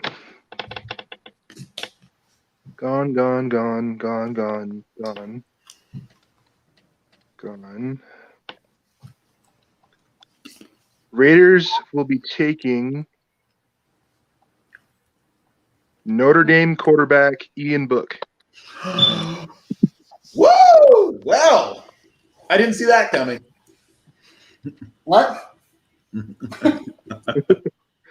Bit of a reach, but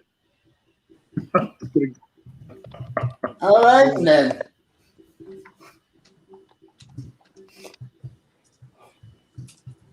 got snapped on Kyle Trask. I'm gonna ask one quick question. What is it that Mike Mayock and John Gruden, what do they see in Ian Book that the other 31 teams in the league clearly do not see? No. I think the other 31 teams. When I look at Ian Book, I see a quarterback that has all the intangibles, checks off all the boxes. I'm doing my best Mayock impression because of his bias towards obviously, Ian Book Mariota competition is going to be very entertaining at training camp. We want to see what these two kids can do.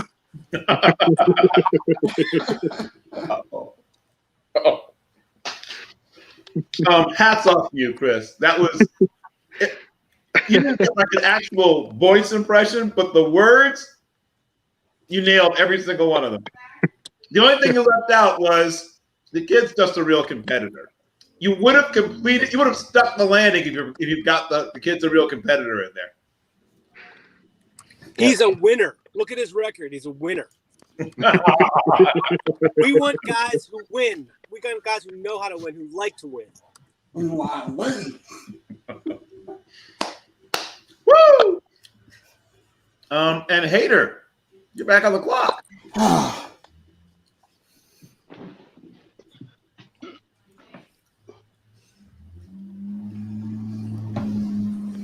England again. And so we want corner.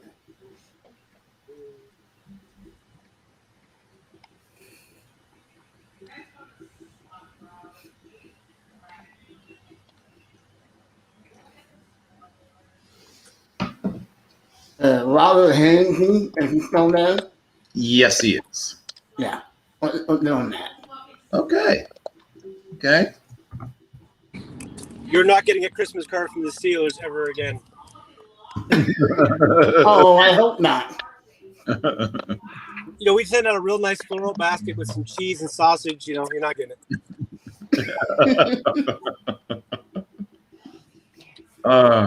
Just in case anyone that doesn't follow me on Twitter, Robert Hainsey is my favorite center prospect in this draft.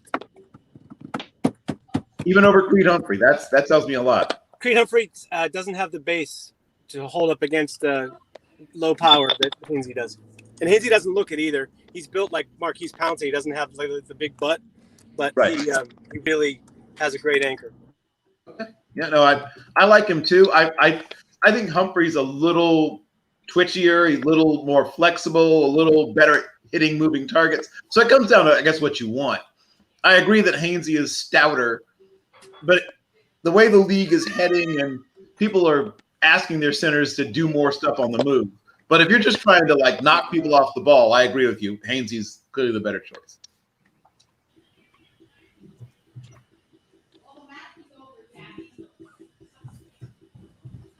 Oh, okay. Albie, I have his board. Let me see. You finally sent me some more names. So hopefully some of them will not have been selected.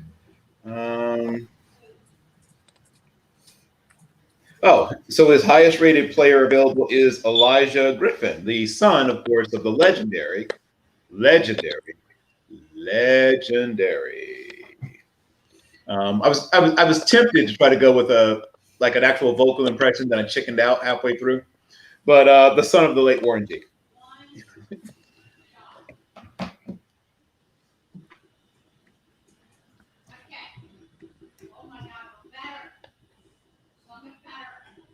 All right.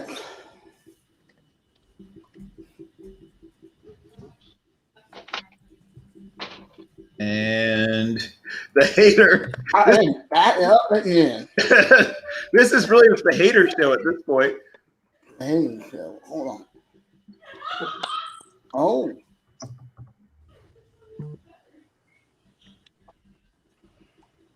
Look at Hold on. I like him.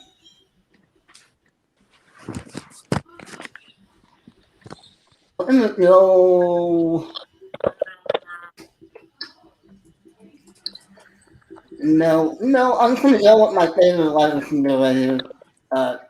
Manel Bowden.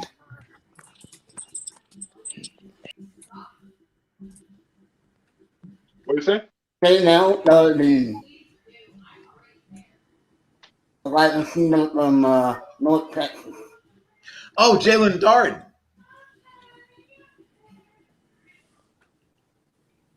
Okay. I like Jalen Darden a great deal. Member of my all underappreciated team. So I can't be mad at that. I really like Jalen Darden. I really like it. I watched him on college.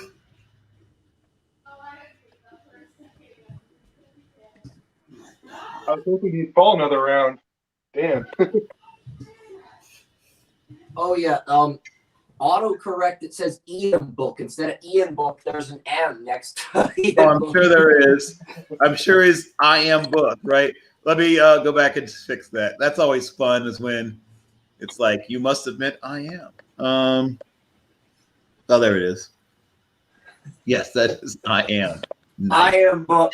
that was his name. I am book. I knew it would happen at some point.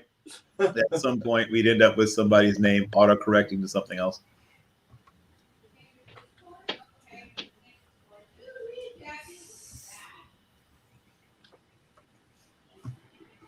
Okay, and I need Will again. Let's see, is Will around? Hello, sir. You are back. Okay, I'm here driving, sitting in traffic.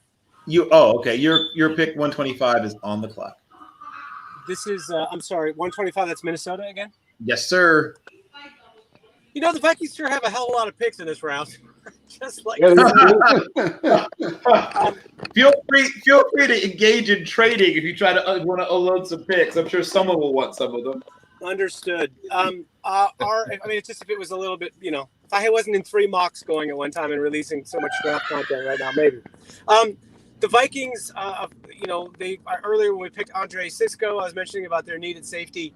I just feel like they need even more bodies in the secondary. You can never have enough. And actually, this guy is a really valuable commodity in the NFL. I think is being undervalued by like those of us in the quote unquote draft community because he can be a slot player. He can actually be your your nickelback. And can switch back at a moment's notice, actually get from his slot position to play the deep middle, which not many players can do that in the NFL, but that's a really valuable, versatile piece. Darius Washington from TCU is the pick.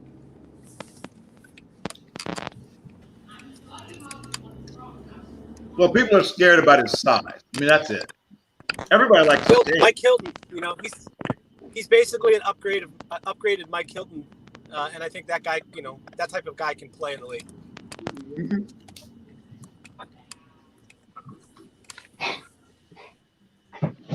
Well, first of all, speaking for undersized safeties everywhere, you might get yourself a nice little fruit basket with some cheese and sausage now. Size is not a skill. Remember that. Right. Emory Hunt, 101. Yep.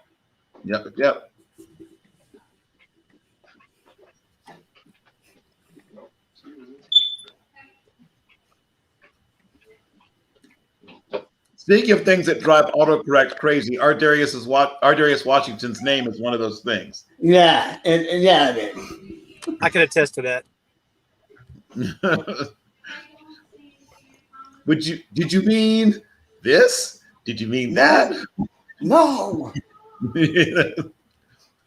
There's no way you meant to type this. This doesn't look even like a. Yeah, no, I'm with it. I know. I understand. No, this is what I wanted. I'm with it.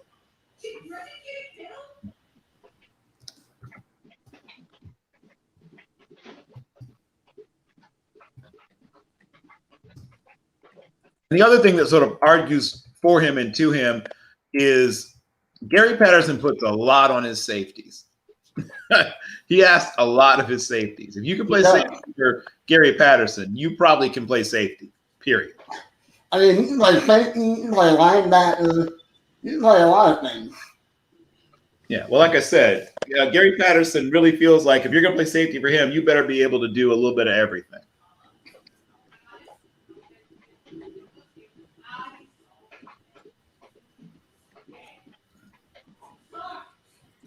And that puts us to pick number one.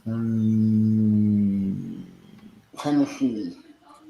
6, the Titans. Okay. One moment while I try to get a pick out of them. Apparently, they were also fans of Israel Mukuamu, but instead, they're going to add to their running back room. Kylan Hill, running back from Mississippi State University.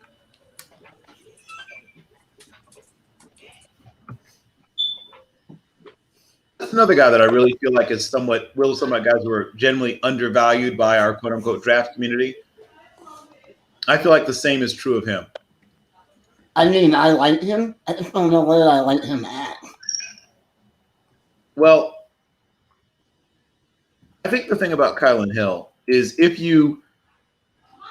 this is the whole thing, a lot of teams don't want to just say, I'm going to just use this guy and just run him, and throw him the ball occasionally or whatever. But some guys are just 20, 25 carry running backs.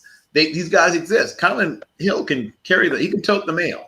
You don't have to be all, we have to only use him such and such amount and blah, blah, blah. No, he's not a guy you have to be so much worried about load balancing and all that kind of crud. I mean, just play him. You put belt down. That's what I'm saying. Like, you just have to say to yourself, I'm willing to give this guy the ball enough to get my money's worth. And it shouldn't be. If you don't, then you're probably not going to get your money's worth. Right. I mean, some guys are meant to be played. Like, they aren't meant to be, spot used or whatever. Some guys, you just put them in there. So he can be a backup at first, but at some point, if you should get a lot of carries if you like him. And that brings us to the Colts. Yeah, the Colts.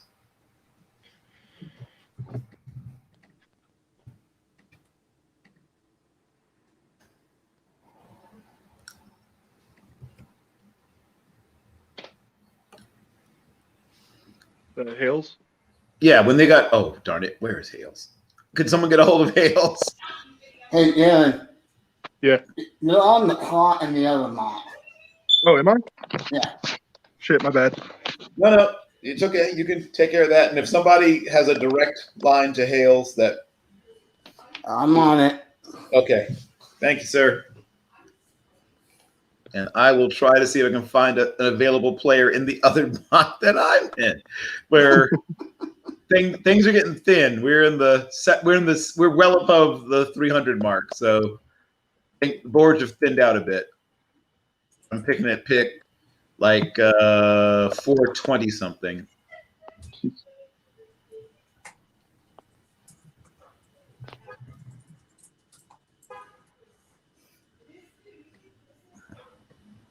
I didn't say it was going to be easy, Bill. No, that's why I was checking. There's a player, and maybe it's because I'm spelling his name correctly and the other person picked him and spelled it incorrectly, but there's a player I keep thinking when I search to come up. So I guess since I've got you, I will ask. So Dijeen Dixon from Nicholls State doesn't come up when I he's not eligible. He's in the 22. He is in the, okay, that's what I was double checking. Okay. He changed his mind. Oh, okay. That explains it. All right. I knew it was too good to be true. All right. Back to the salt mines. Let me see if we can find someone else that I like at pick 426. Don't forget, you got to pick wide receiver and cornerback the last 2 rounds. You got to have room for them. Yeah. Sorry, guys. More shot. Yeah. No, it's okay. I know. I'm trying to find a guard that's, I guess, I would say worthy of the 426 pick. Louisiana Tech. Devonigan Campbell. Oh, Campbell? Devon Campbell's still around? That doesn't seem right, but maybe it is. I have to stop assuming some players aren't there. Let me double check.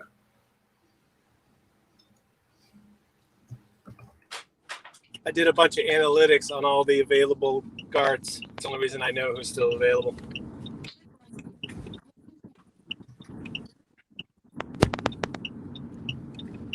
Any update on our erstwhile Hales? I have not heard. Let him know he's got literally 1 minute left on the clock. Hey, while I'm here and we're waiting, how many more to my next pick? Give me a moment and I will answer that question. Either Minnie or Pittsburgh. I'm not sure which one's next. Wow.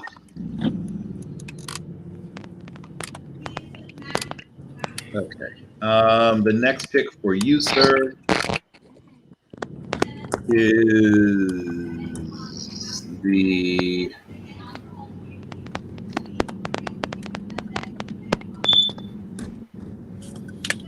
oh, wow, it's coming right up, actually. Yeah, you have a Steelers pick at 128. Great. I got it. Then I think. Okay. Yeah. Yep. Thank you. Just wasn't sure what number we were at. Yep, no problem. I'll try to make it through the 140 without having to revert to my list. Okay.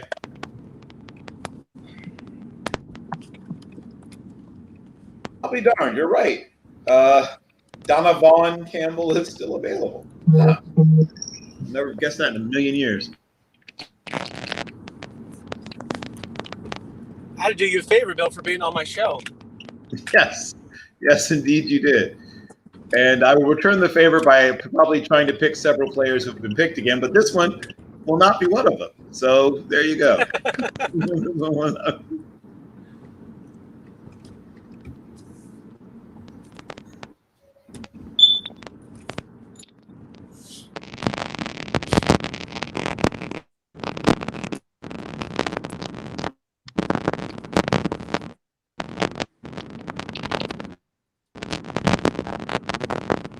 Okay, so still no word from Hales? No. Okay, well, Hales is about to get whatever I give him if he doesn't show up in the next couple of seconds.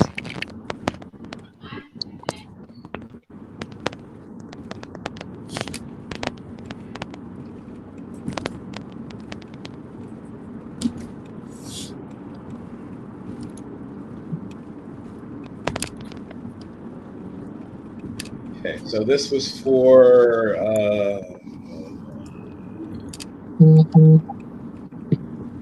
pick number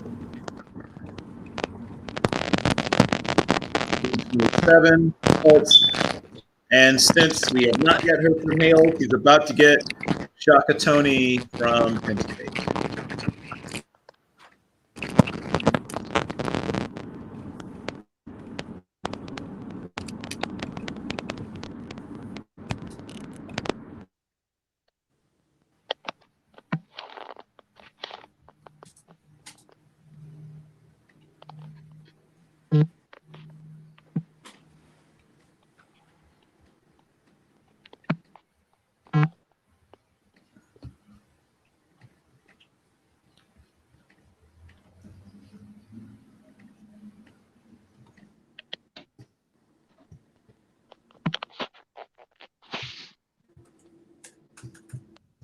Okay, you're on the clock, Will.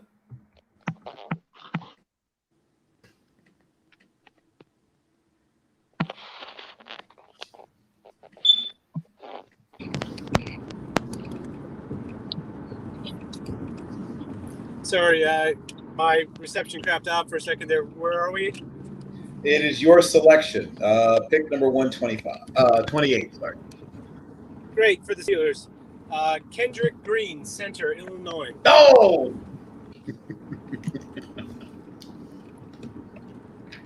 That's a player I really, really, really, really love. Yeah, I'm running out of guys that I really like at center. They've been slammed off the board early, so very, very happy to get him at 128. Arguably the Steelers' biggest need. Yes. Some would say it's not even an argument, but yes. The guys they'd be running out there now if they had to play a game right now are guys that should not be ever starting an NFL football game.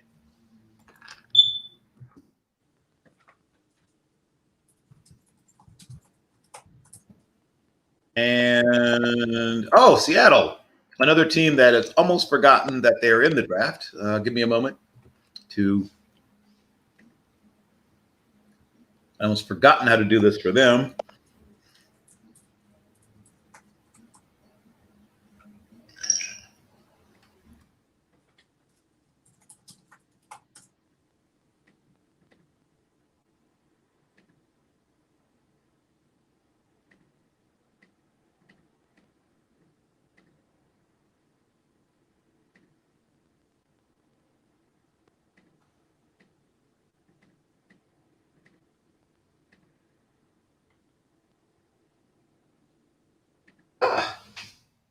Now, this would be actually a decent pick. Teron Jackson, Coastal Carolina.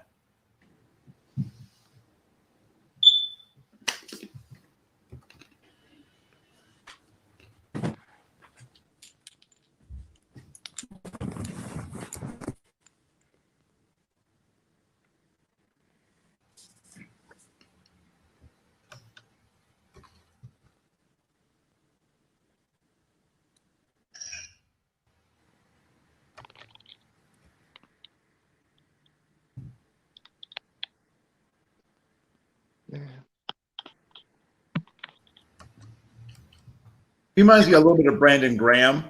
I don't know if there are any other Teron Jackson fans out there, but I really like his ability to use what some people think is a negative, the fact that he's a shorter, squattier-bodied outside pass rusher, and turn it to an advantage by getting quickly in and underneath, get leverage against taller tackles. And, despite being a guy who's like, not even probably right, just under 260 pounds, he overpowers sometimes some much bigger players. So he was going to be my pick at 115. I didn't think anybody was as high as him as I am. So I traded down thinking I can get him at 137, and now here he goes. Whoops. It happens, but yeah, I mean, I don't know why. And once again, I'm so with you on this, Jaron. I don't know why more people don't like him more. I think he's going to outplay 2 or 3 other guys at his position who go ahead of him. Jacksonville, you're back on the clock, or not back, but you're on the clock. Yeah, and this selection is going to be offensive line again, except this time it's not going to be auto draft. This selection I'm taking Deontay Smith, offensive tackle, East Carolina. We get depth. He can learn under Cam Robinson for a year and maybe become Lawrence's blind side down the road. We'll see. He can play OT or guard at either side. So I just feel Deontay Smith, East Carolina, is a great value pick here at 131 or 130. Yeah. So you see him staying outside as opposed to some people see him flipping inside? Yeah. Okay. That kid's a natural left tackle if I ever saw one.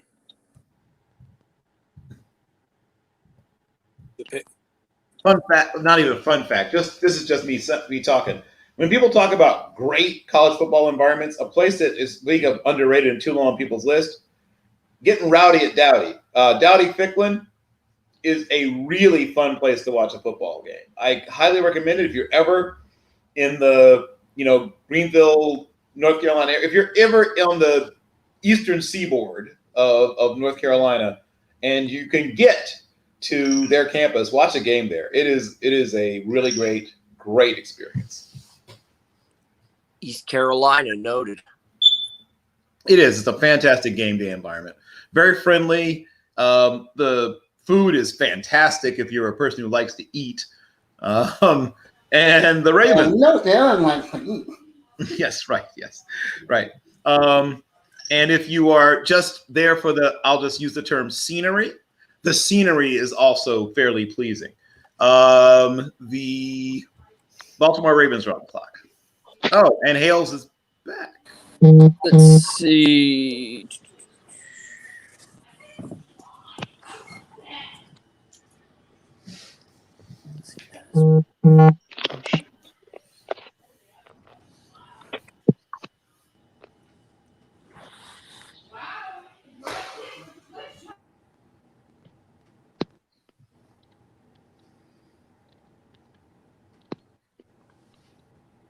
Ravens, you got 2 minutes. Yeah, I'm looking the board. Oh, okay. Anyone paying attention to the North Dakota State game? I would like to say yes, but I'm already about to short out my nervous system here, Jaron. I will watch the archived version on ESPN Plus for sure, but no, I wasn't paying attention. They were down by a couple of scores, and it's pretty close now.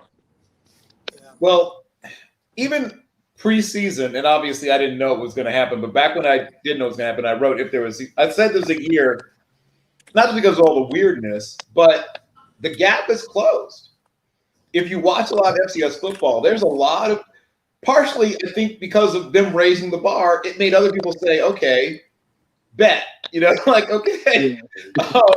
We see, like, we're tired of the who came here to finish second thing, right? Everyone started the whole Larry Bird line, who's here for second.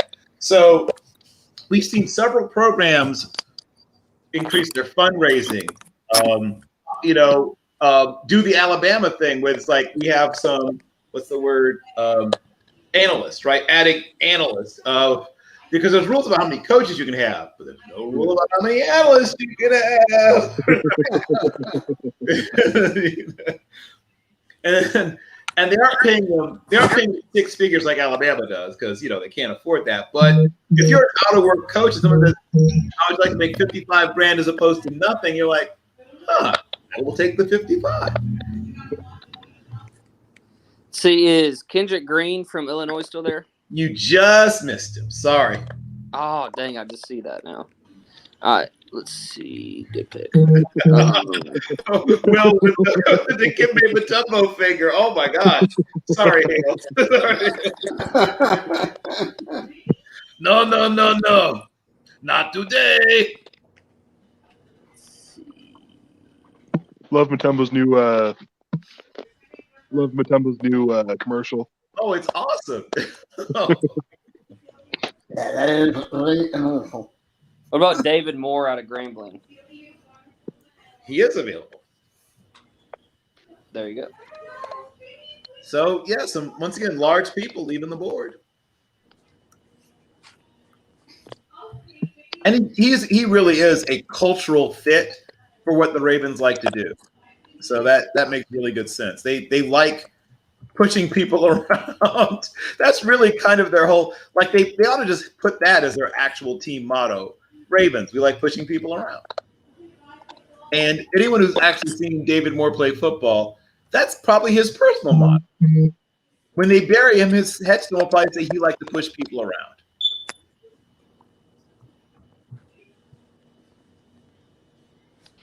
He was so excited when he got that Senior Bowl invitation because he knew how good he was. And of course, I watched a lot of HBCU football, so I knew how good he was.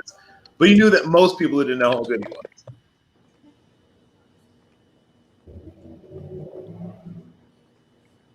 I don't know how many better run blocking guards there are in this draft.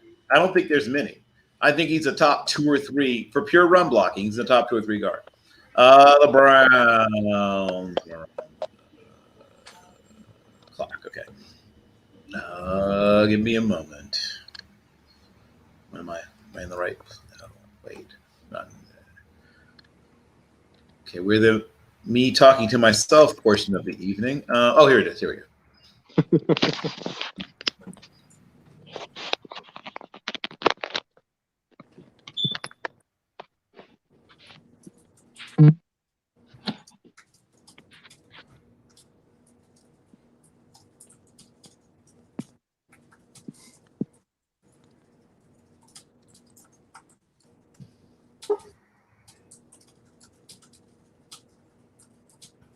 More big people leaving the board. Larry Borum, guard from Missouri.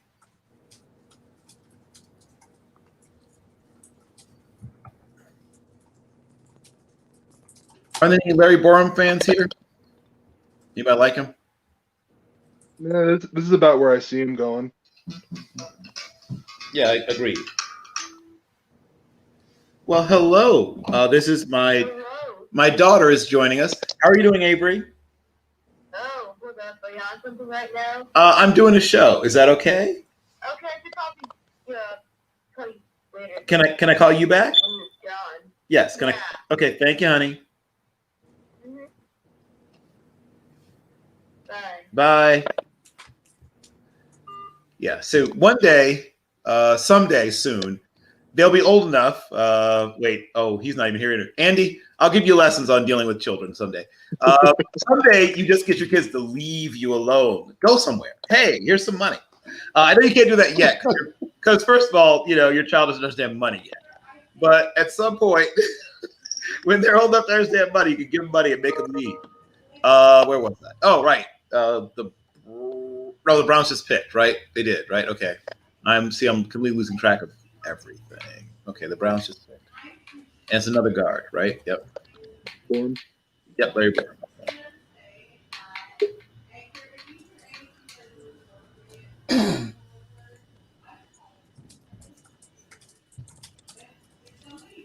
And the no. Oh, it's Hales again. Hales, you're on the clock. All right, let's see. I'm updating my board real quick.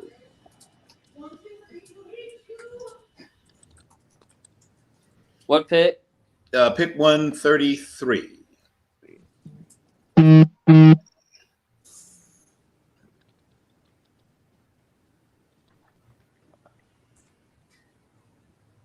All right, let's see.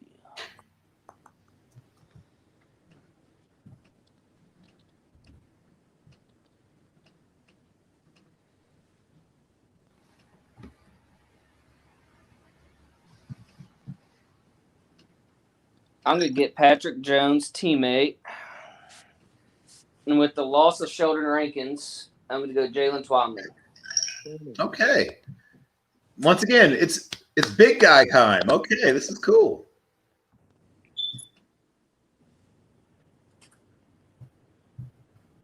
I remember I spelled his name correctly, I believe. Yeah.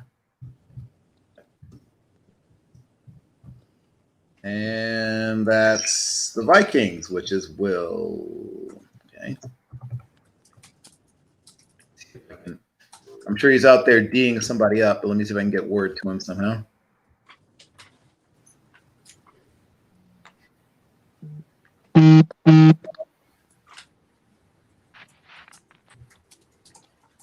Yep. Yeah. Okay. So he's he's laying people on their backs apparently. Let me see if I can word to Will. That is.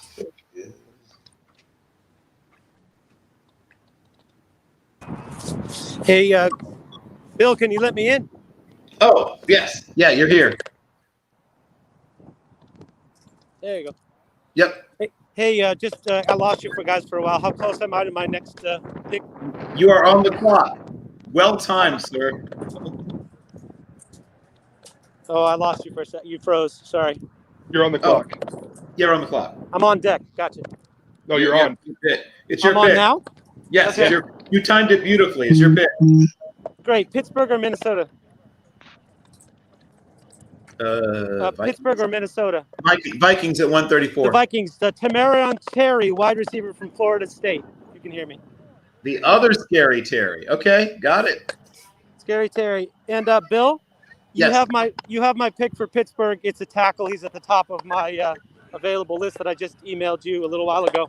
Oh, okay, good. Thank you. I'll check back in, but I got to play. So do your thing. Yeah, go out there and lock down people. It's been a pleasure, guys. Thank you. No problem. Try to catch you in round 5. Yep.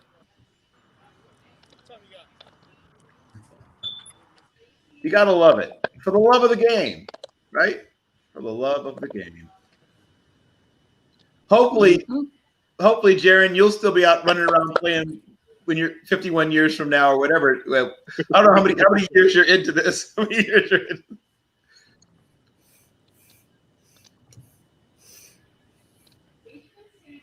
That's awesome. As long as possible. I'm gonna be like Cameron Wake. Yes, exactly. Right. Until they tell you can't do it anymore, right? Well, not even until they can't tell you. It's once your body tells you can't do it no more. But yeah, that is usually how it happens. That's usually how when it's time to get out of bed and you have to plan getting out of bed a good 30 to 45 minutes before when you actually have to be someplace. Okay, I have to be getting a shower by 7:15. I have to wake up by 6:30 because it's gonna take me 45 minutes to get out of this bed. I remember Jerome Bettis wrote an article where he explained, sort of what happened, where he finally knew, like, this is it. He said, when he first entered the league, you'd go through practice, you'd go through training, you'd go whatever. There'd be a couple of days where you felt bad, but then you'd be right back. And then about halfway into your career, there'd be half of the week you'd feel terrible, half the week you'd feel okay. He said by the time I got close to retirement, I would have one day out of the week when I felt okay and a terrible 6 days a week. And that's when he knew, like, this might be it. Oh, let me check on. Oh, wait. I have a conditional trade. Oh, please, people. Why are you doing this to me?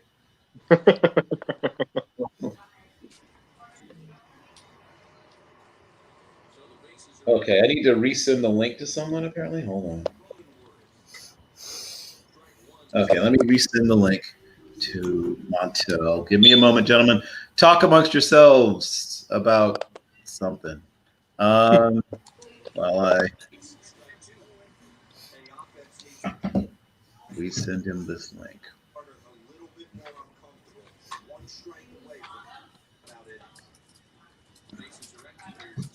I'm gonna resend it.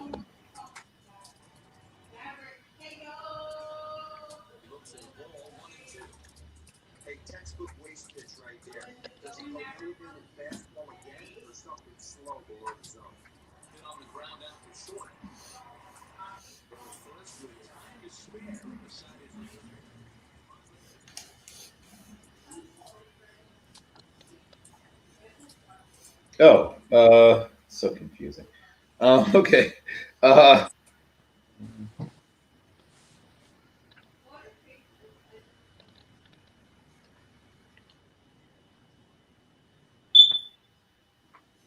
Okay.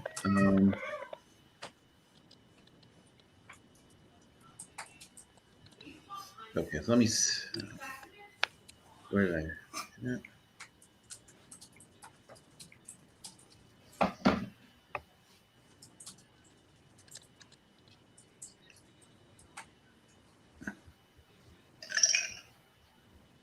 Okay, so. And hopefully we will have Montel back in a moment. And then if not, I don't know. This is kind of weird. I have 16 picks left between the 4 teams. Mhm. I usually have 16 picks left in this part of the draft with just Dallas. Yeah, well, this is a little different. You're in the big leagues now, son.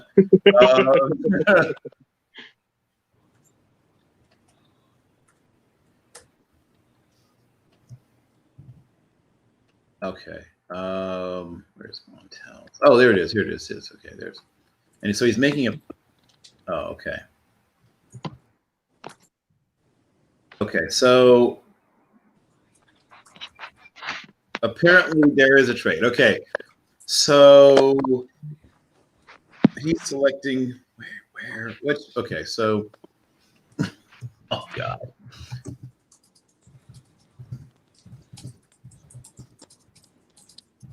Okay.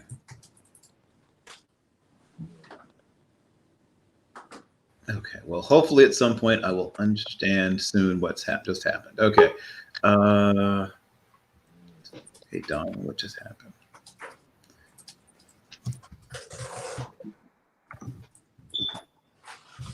This is my nightmare. We're starting to move along, and now okay.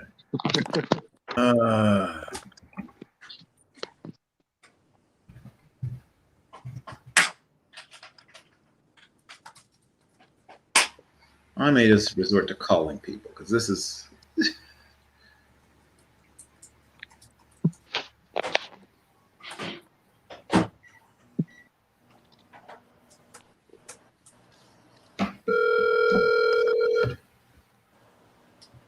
Hey, I'm logged in.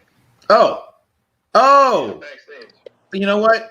It says your device is not connected. It says the guest will need to connect either a mic or cam before you can add them to the stream. That's what it looks like the issue is. I had them though. No, I believe you.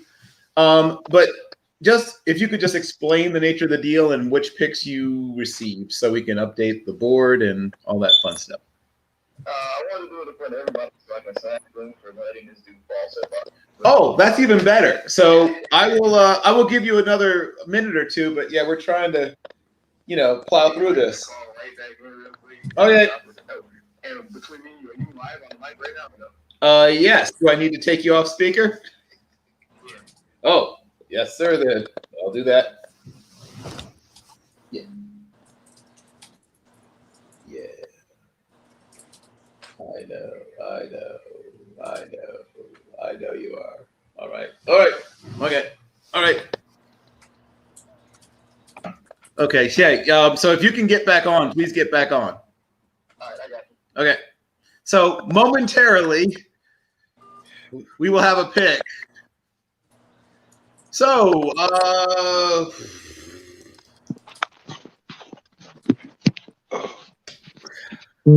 who just went? Let's see. Who can we analyze? What can we talk about? Gotta be something, right? I'm thinking.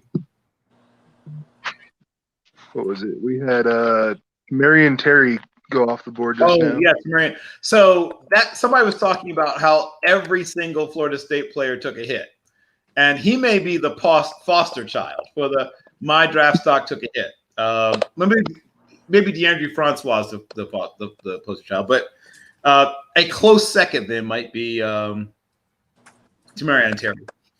So there were people who I knew once again who had first round grades on him, and then things happened, and he was a guy that was going to play and then eventually realized either because just the way the team looked or whatever was going on, he decided to shut it down. And I don't criticize him at all for that. I don't I don't know that there was a lot to be gained from him continuing to play in that program in its current state of affairs, I think might be a way to put it. And there is, a legitimate question to be asked as to how different a player, or will he go back to being the guy that was an incredibly dynamic and maybe I had him marked down as a freshman All-American, and he hasn't looked quite that good since. So that's a legit question. And here is Montel. The pick is about to be in. Hey guys, how's it going? First time cam on. Good to meet all you guys personally. So I've been running around with the wife all day, but I've been following, and I kind of saw a need to trade up in this draft because there's just some very good value left on the board for this Bears team that is just so terrible. So I went ahead with a sense of urgency. I traded 2 of my 6th-round picks as well as my 5th. My 2 top 6th-round picks as well as my 5th to Donovan James's Packers team to trade up and select Elijah Molden, the safety from Ole Miss. You guys got to be kidding me! Y'all You mean Washington? Like, you mean Washington? Kidding me? You're Washington. You're Washington. Man, Not Ole Miss, Washington. Yeah. I'm sorry. Yeah, from Washington. My mistake. Yeah. So Elijah Molden from Washington, the safety, is going to help him out a lot. Obviously, Deion Bush isn't good enough to eventually start. Tayshaun Gibson's extended on 1 year. This guy can cover the slot. He can help them because they don't really have a corner. They can almost use him as their nickel for a time being. He can play nickel. Yeah, he's played nickel. Yeah. He's just an incredible value for the pick here. So I just had to make the deal, had to call in. And thank you all personally for allowing me to let this happen. So, but yeah, I'm gonna take off, and I guess I'll see y'all in the 6th round. Yeah, no problem. Well, it was a pleasure to have you come on and quickly gloat and leave. Because nothing's class here. Thank you for that. Of course, anytime. Thanks. Oh man, that was delightful. See, that's the kind of thing you don't get everywhere. You don't get that all the time. But yes, Molden was about to come off the board too. Well, what he did was he realized that he wasn't going to have a shot at all of getting to him, so he did what he had to do. I have no problem with that. And it's a terrific. We've had some really nice. I'm gonna have to when I've had a chance to really recover from this, look through, and I'm gonna try to give like some little awards or something, maybe even a certificate that might be mailed out to somebody or something. But some of you are really finding some elite level value picks in this sucker. So well done on some of the GM.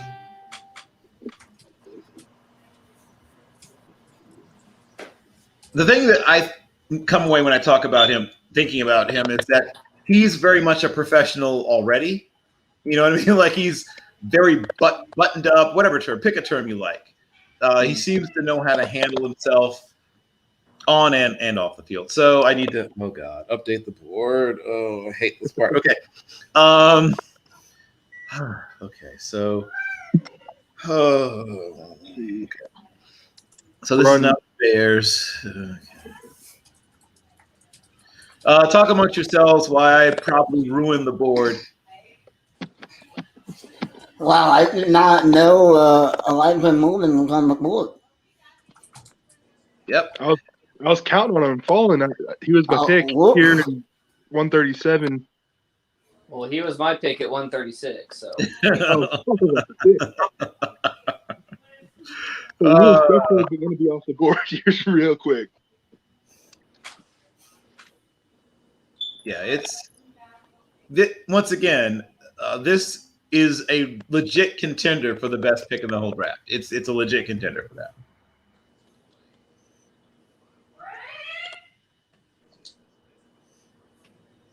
Let's see if Hale snipes me. Yes, you are on the clock now, sir.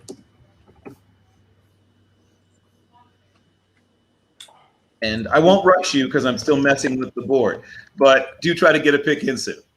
Who Hales or me? Anybody. As I may have mentioned earlier, I am probably the world's worst user of Excel. They should use me in training on how not to use Excel.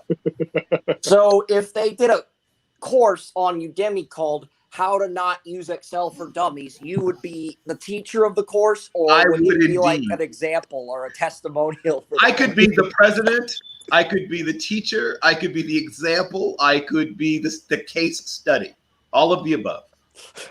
And so now the 5th round pick of the Bears goes to Green Bay, and 2 of their.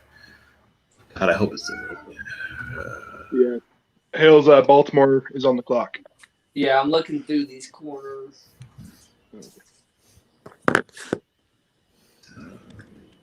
This is 141, the late 4th round pick, correct? 136 is what's up right now. 136. You're right. That's the Yeah, we're Chiefs 136. pick. That's the Orlando Brown pick. Yep. The last pick they got in the Orlando Brown trade. Oh, is it? Yeah. The Chiefs are on the clock. Then they get a pick for next year too. Oh, wait. Yeah, they got a 5th rounder in 2022. Oh, so this is never mind. So I am on the clock still. Oh, okay. Okay. I'm still trying to react to the trade. Talk again amongst yourselves about something. Let's see. Oh, and apparently Packers likes to autocorrect to Rackers. Okay, that would not be good. Okay, here we go. Okay. Where was the other? Oh God. So that's one of the picks. And there's 2 others. Go to the Packers.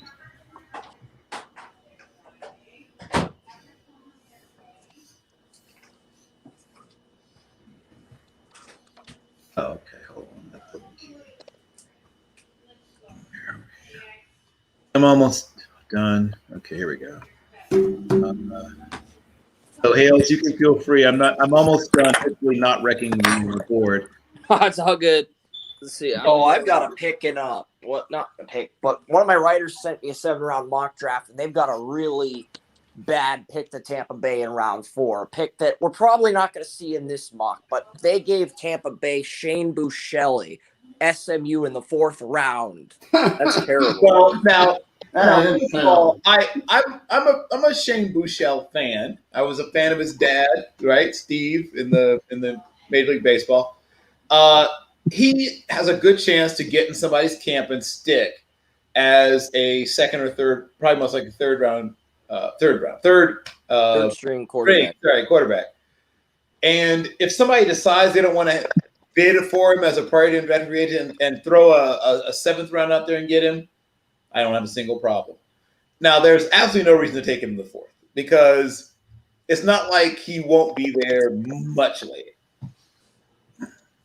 Which is why I'm trying to figure out why this person mocked them to Tampa in the 4th round. You must like him. I like him too, but you must like him a lot. Yeah, that would be the difference, right? I like him. This person loves him. That's what I'm guessing is happening. Yeah, you've been wrong with this guy. So here's my question: is this person perhaps a blood or marriage relative of Shane? That's a fair question. A relative of Shane Buechele, because that's a very fair question. Because Tampa Bay's quarterback room, you've got Blaine Gabbert, you've got Josh Rosen. That's going to be some stiff competition for Shane Buechele. Yes. And I think in that scenario, he'd probably get cut despite being a 4th round pick, and he'd get picked up by somebody else. Correct. Who has room in their quarterback room. I mean, there's lots of teams who have really bad 2nd and 3rd string quarterbacks, so he wouldn't be out of work for long. But yeah, that's a weird place to put him. So this is now. You ready for the Ravens pick? So ready. We're going Benjamin St. Juste, the corner from Minnesota. Nicely done. Pick. All right. So Dallas is on the clock with 2 picks. Pick 137. We already took a corner in the 1st, but we're going to go corner again. Oregon, Thomas Graham. Nicely done there again. That's an exact spot I have Thomas Graham going in my 7-round spot. 137 to Tampa. Exact spot. Well, he's going to Dallas now. Well, did you guys make a trade with Tampa, or did Tampa Yeah. already submit their Yeah, pick? Tampa traded up to 115, and Dallas got 137 and 176. Cool. Okay. So those went quickly, which is great because we're trying to get done. Unfortunately, I'm still on the board. So talk amongst yourselves while I try to get this updated correctly. Dallas's next pick at 138 will be wide receiver from Illinois, Josh Imatorbhebhe. Josh Imatorbhebhe, the incredibly explosive, still a little bit raw, but incredibly explosive wide receiver. Yeah, he's not going to come in and start. He's going to be wide receiver 4 behind Gallup and CeeDee Lamb and Amari Cooper. But he's got a great wide receiver room to learn from and work with, and Dak's going to love him. Okay, so I am now. Give me a moment. Where am I now? What happened? Pick. What pick is this? Yeah, that trade slowed me way down. Okay. The Ravens took St. Just, right? Yeah. Okay.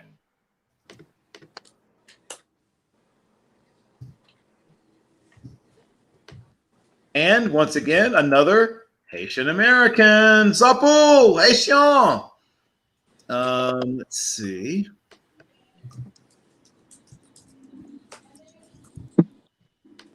Not Mississippi, Minnesota. Good God. Must have typed Mississippi more recently than Minnesota, apparently. Thank you for the autofill selection, but no. And that's. And then Dallas via Tampa Bay took Thomas Graham Jr., cornerback, Oregon. Another guy who I think is pretty darn underrated. Oh, yeah. I have him as a second rounder, so to me this is a steal, but cornerback is so deep this year. Yeah. And then Dallas picked again, right? Josh Imatorbhebhe out of Illinois. Receiver. Got it. Okay. Let's see how good my memory is about how he spells his name. I think I remember, but let's find Imatorbhebhe.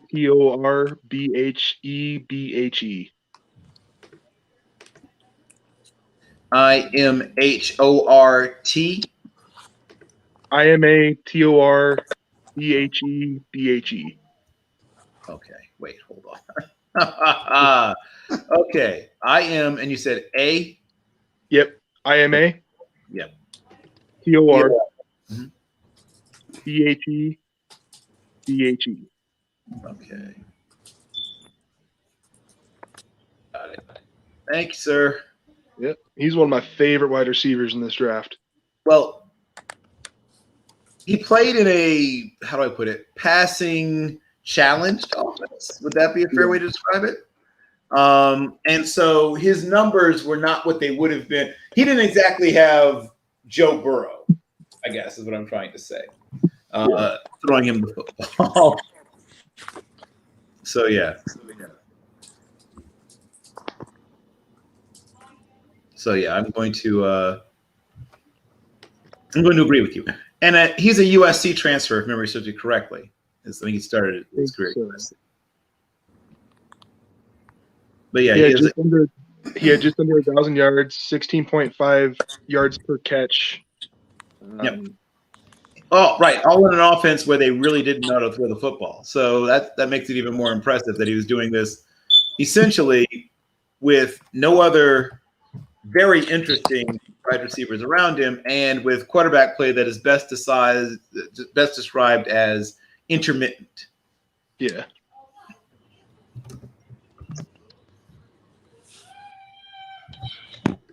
Okay, that brings us to Hater. All right, we are going Richard LeCount. The third. Safety from Georgia.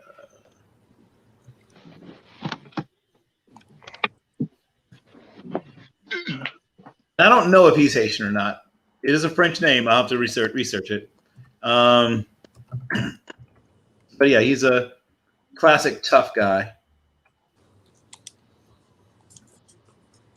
And I have to get a hold of. Wait, Will already texted me his. Okay, got it. Or emailed me actually. Emailed me. Okay, give me a moment, and I will locate his picks for players that he wants, at least.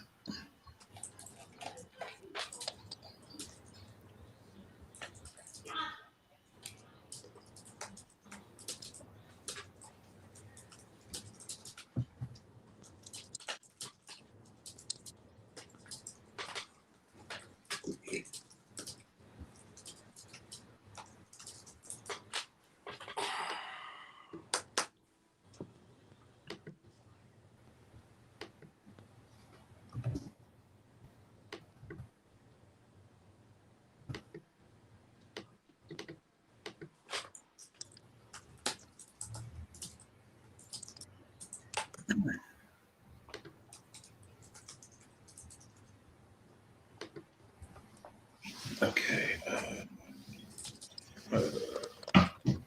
Skitty, you need to stop, kitty. Okay, come on.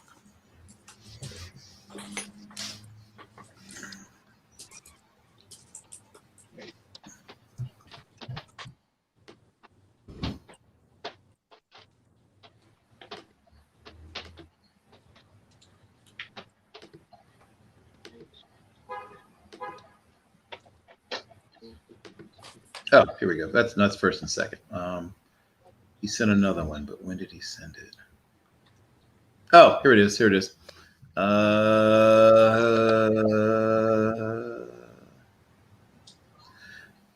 Kenny Gainwell is still on the board, yes? Nope, I took him with the Dolphins. Oh, okay. Never mind then. So the next highest player rated on his board who's still available is Trey McKitty, Georgia tight end. All right, that's a snub right there. That's an interesting pick because his draft range is all over the place. I have a 5th round grade on him, but the person who sent me the Buechele mock has him going in the 3rd round. Yes, I'm sure they have all kinds of things going on there. So apparently they're a blood relative of Shane Buechele and at least a family friend of the McKittys.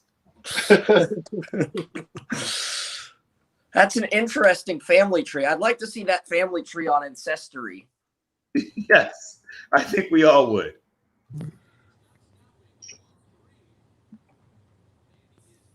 Okay, and that's the Rams. Okay. To the boards we shall go.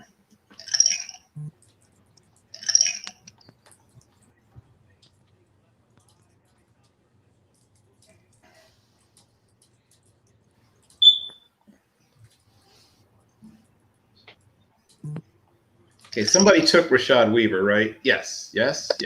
No? Wait. I don't think so. Yeah, I don't think so either now I think about it. I like my brain sort of thought so, but then the board doesn't seem to think so. So that's why I double check. Okay. So it looks like no. So it's Rashad Weaver.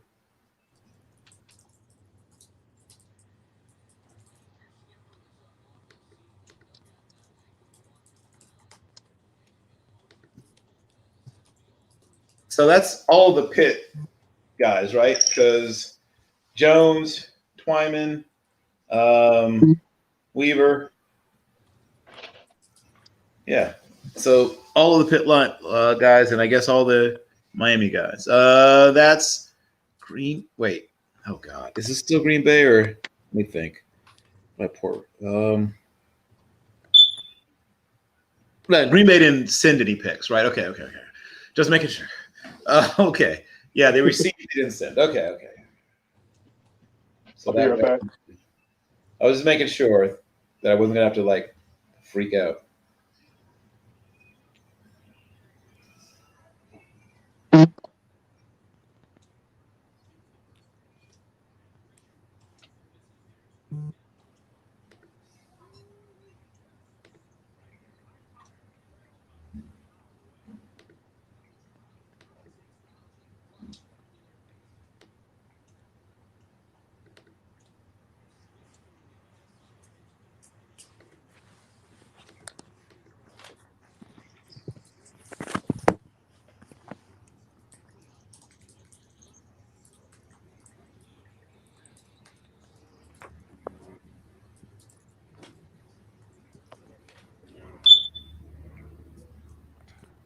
Okay, so oh right, okay.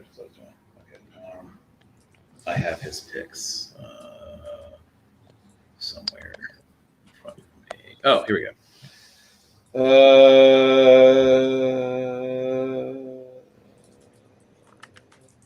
Oh, Drew Dahlman. Okay, here we go.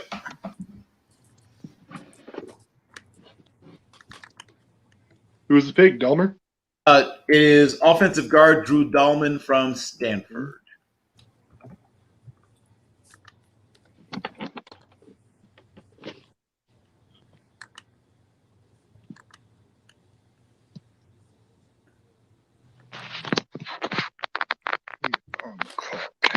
And that puts Will back on the clock. So let me check what I got from him.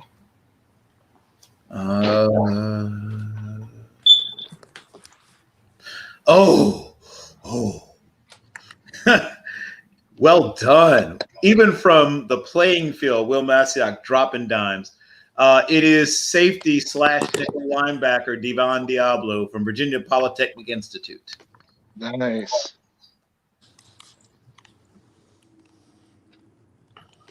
That's another guy where it's like I can't figure out. Once again, either I'm crazy, everyone else is crazy. I think this guy's a top 100 player. Me too. And I consistently see people talking about him in the 5th. I've seen as low as the 6th.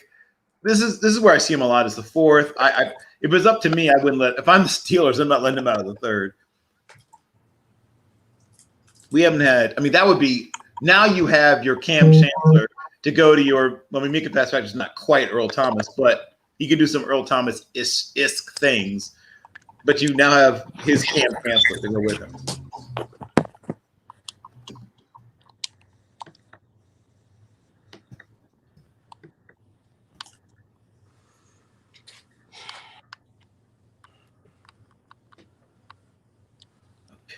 The chefs.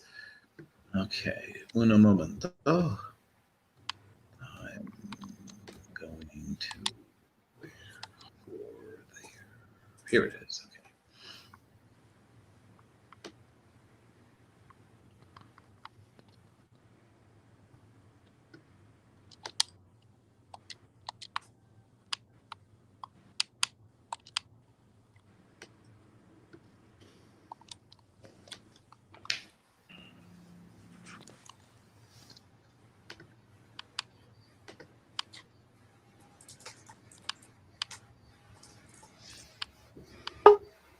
Okay, so it looks like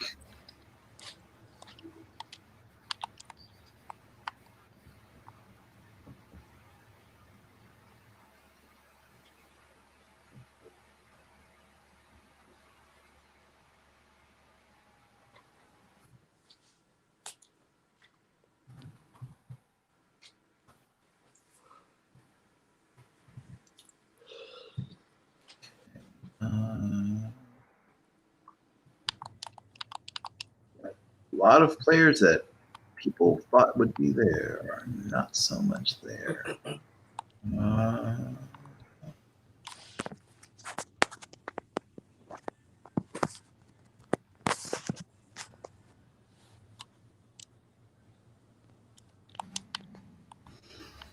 Okay.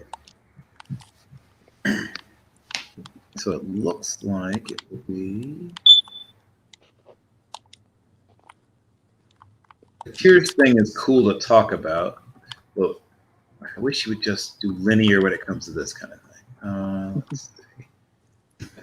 Don't make me think that much this late in the cornerback Robert Rochelle from Central Arkansas. Nice, yeah. Great pick. Once again, a guy that I frankly think is a top 100 player. So I can't, help but say that. Yeah, I agree. That's you're getting really good value. I think he's a guy that maybe is playing in dime and nickel packages immediately and is a starter when someone gets too expensive, and you've got to let him go. You feel good about moving him up into that position.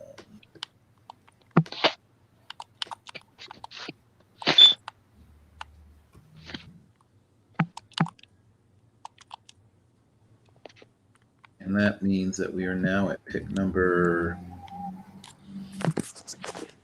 Wait, oh, is that for the round? Is that the round? Did we do it? Is that the fourth? Yeah. Yeah, we did it. Okay. We're in the fifth. Yay. Okay. Jacksonville, you are on the clock. I got the board loaded. I'm just seeing what the picks were, see if the player I want is still available. Rochelle's a great value pick at that spot. That would have been my pick, but I got to pick someone else. Let's see. We already went offensive line. We went receiver. DN. We went with we go linebacker yet? I don't think the Jaguars. We took Barmore, and I'm just seeing what linebacker options are available here.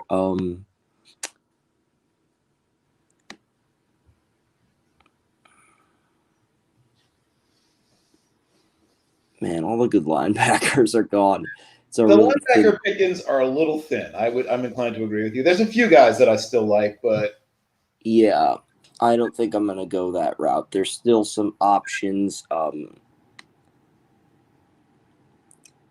see here.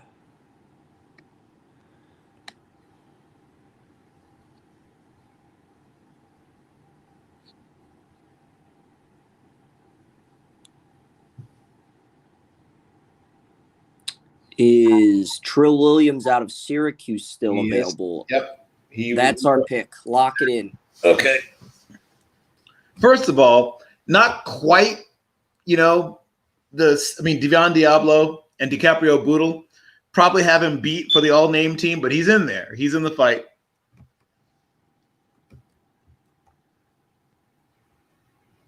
Okay. Pick 145.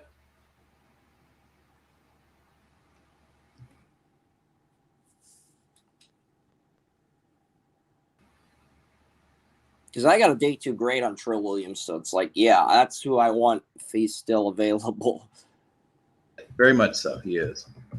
And I could see him going. I don't think he goes in the first 3 rounds, but I think he goes very quickly, probably right after the third is over. Or maybe even the compensatories. I could see him going somewhere in the compensatories as well. Because I originally had him in the compensation area around 102, but then I moved him up a little bit because I was just really impressed with his tape. Okay. And this is the first pick that's affected by the trade. Okay, so let me go to the Packers.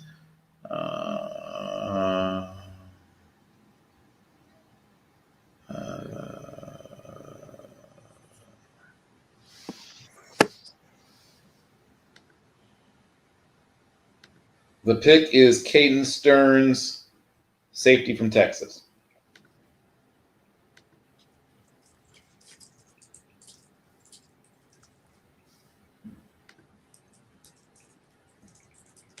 That's a guy that a lot of people had higher earlier in the season, and I don't know if people just cooled on him or what, but I saw, I saw people have him as high as the second earlier, and it seems like people got less excited about him during the year or something. Anybody notice maybe a reason or a thought process by why Stearns sort of slid from being some people's safety 2 to, I don't know, safety 8 or 7 or whatever he is now for most people? Let's see. Where do I have him? Personally, he's safety 6 on my board. Yep, a lot of people run there. Yeah, I think it's just a decent safety class this year. We got Morig, Holland, Ufunga, Grant, Cisco, LeCun. Yep. There's just a lot of talent this year. I agree. And my favorite safety is still on the board. So let's keep picking. That was not Trill Williams. That was Caden Stearns. Thank you. Just said his name a second ago.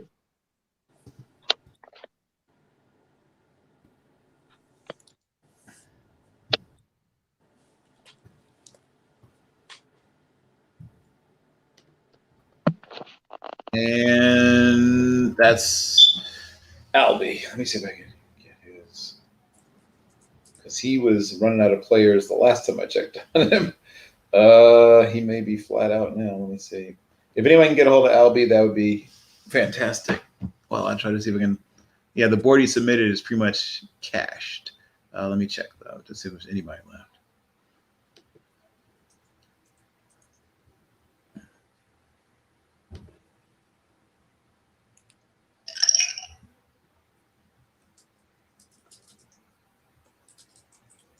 Where's Albie? Where is Albie? Oh, no, there are some players left that he still likes. Okay, no, he's good.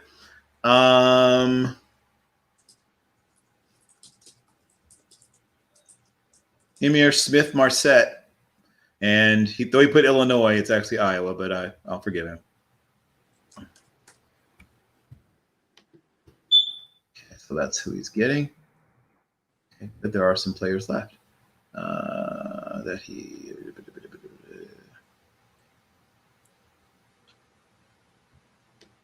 Where am I putting this? I'm putting this on.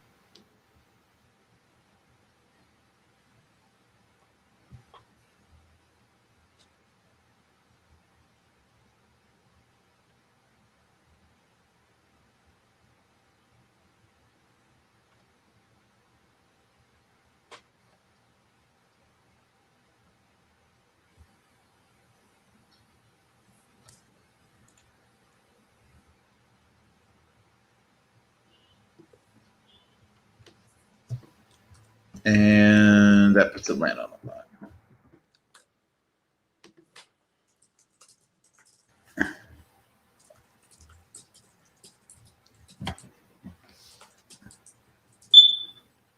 And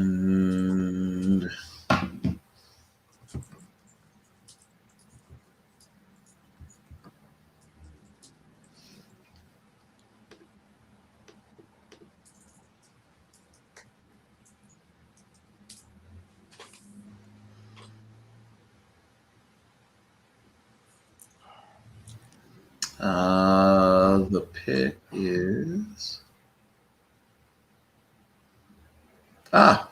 okay. We have our first running back in a minute. The pick is this may be a record for the number of Elijahs taken in one draft. Elijah Mitchell from Louisiana, the Raging Cajuns.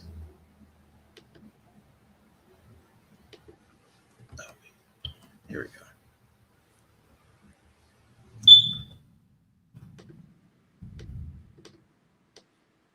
And that means that the Bengals are on the clock.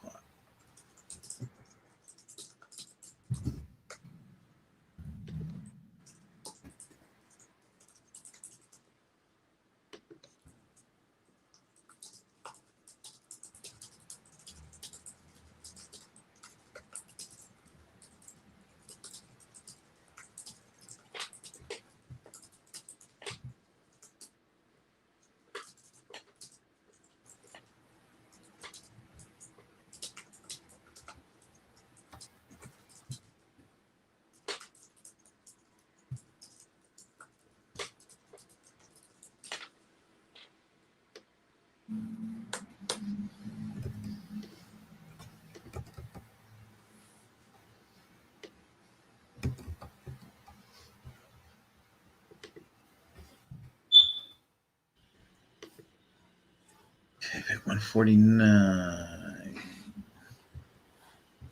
All right, where are we at? We're at pick 149, and I am checking the Bengals selections. Okay, let's see something.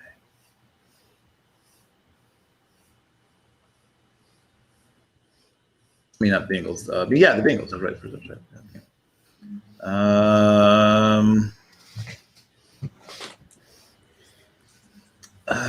The pick is tight end Hunter Long, Boston College.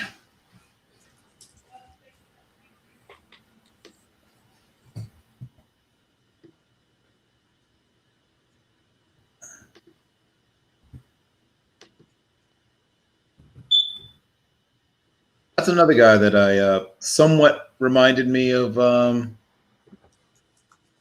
Heath Miller a little bit in his play, and I don't remember his athletic testing, but I keep thinking he tested a little bit like Heath Miller too. I didn't see that.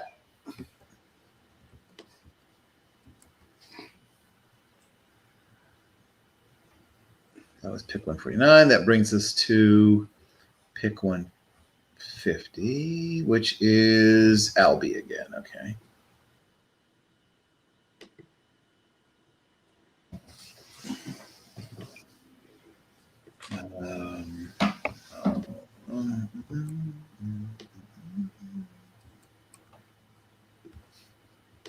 And okay, a little mini running back run. It is Chuba Hubbard, Oakland State. Damn. I waited too long.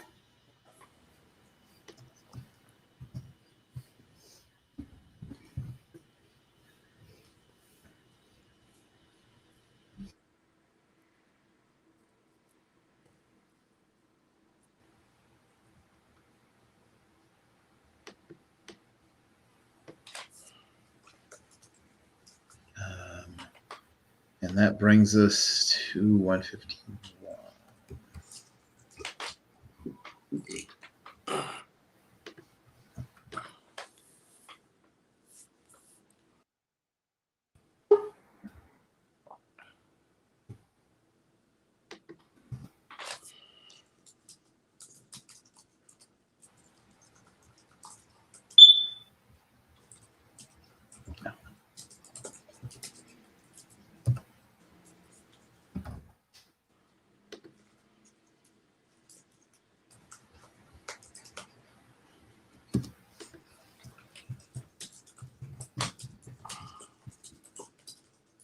That's the Panthers. Okay.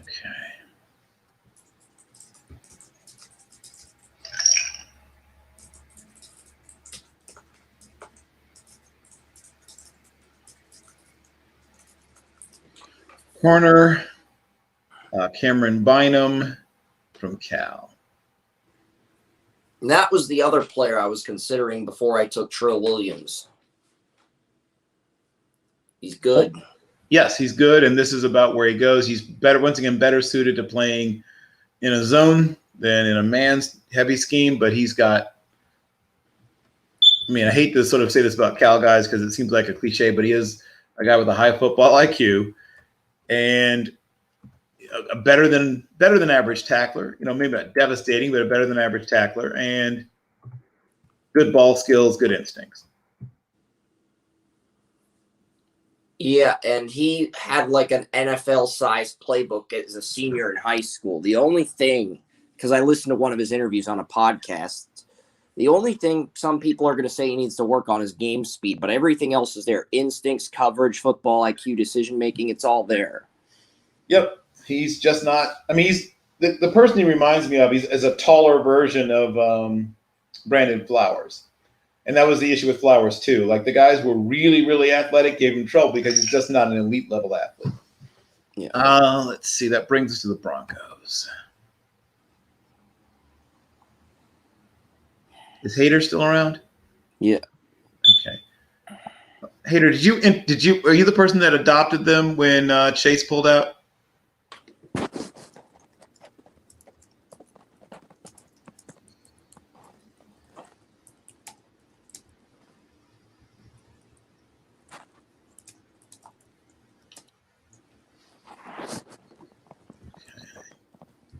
So we can get word to the Hader. Let me see him check something. I think it was him who took over for Chase.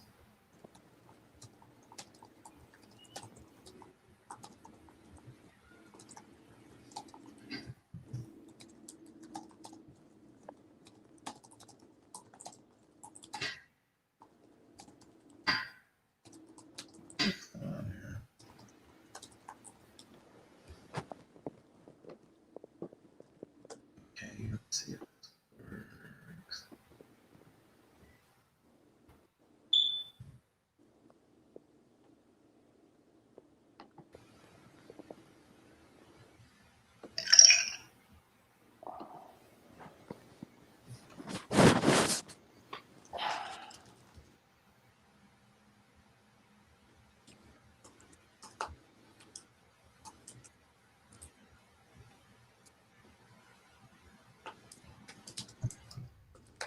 Okay, so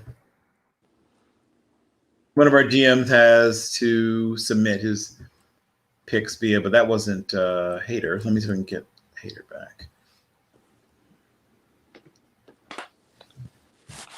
So how many rounds is this going to be? Is it going to be just the fifth round and then? Right. Tomorrow, 6 and 7. Yeah, 6 and 7 are tomorrow. Okay. Yeah, somebody. I just DM'd him. If anybody else can get hold of Hader, I need a pick. And looks like I'm seeing him there, but I don't know if he's not. I don't know, able to hear me.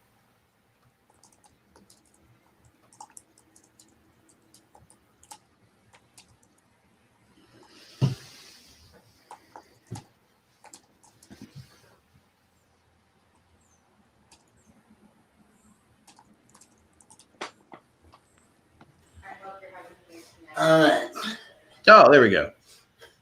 Right, now a question.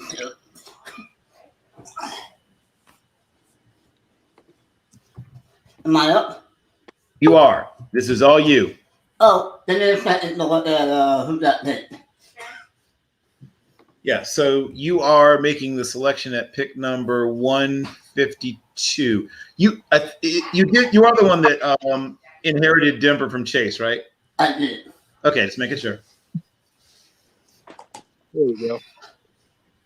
Hubbard, Elijah. Damn, someone put Elijah Mitchell too?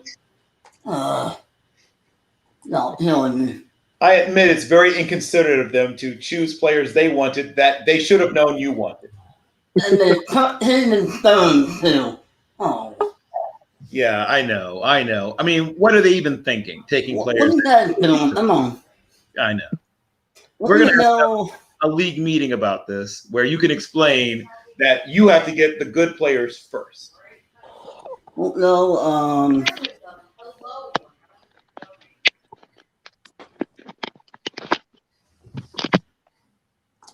send me Piloto. Simi Fehoko from yeah, got it from Stanford. Got it. He's a fun player to watch. He's interesting. I feel like he didn't get used correctly at Stanford. So he might have a better quote for you. We had a pretty good college career. I don't know if he were. It wasn't like he was stinking it up. I know he didn't stink it up, but wasn't he Pac-12 Player of the Year?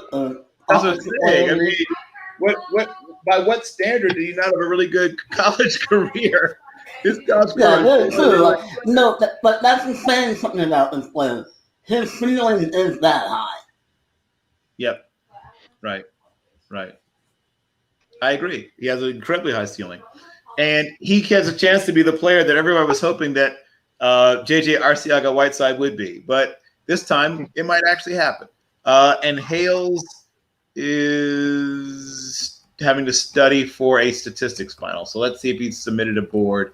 Could someone squeeze some picks out of him before he tries to improve his life as opposed to, GMing a imaginary football team, which is obviously more important? Yeah.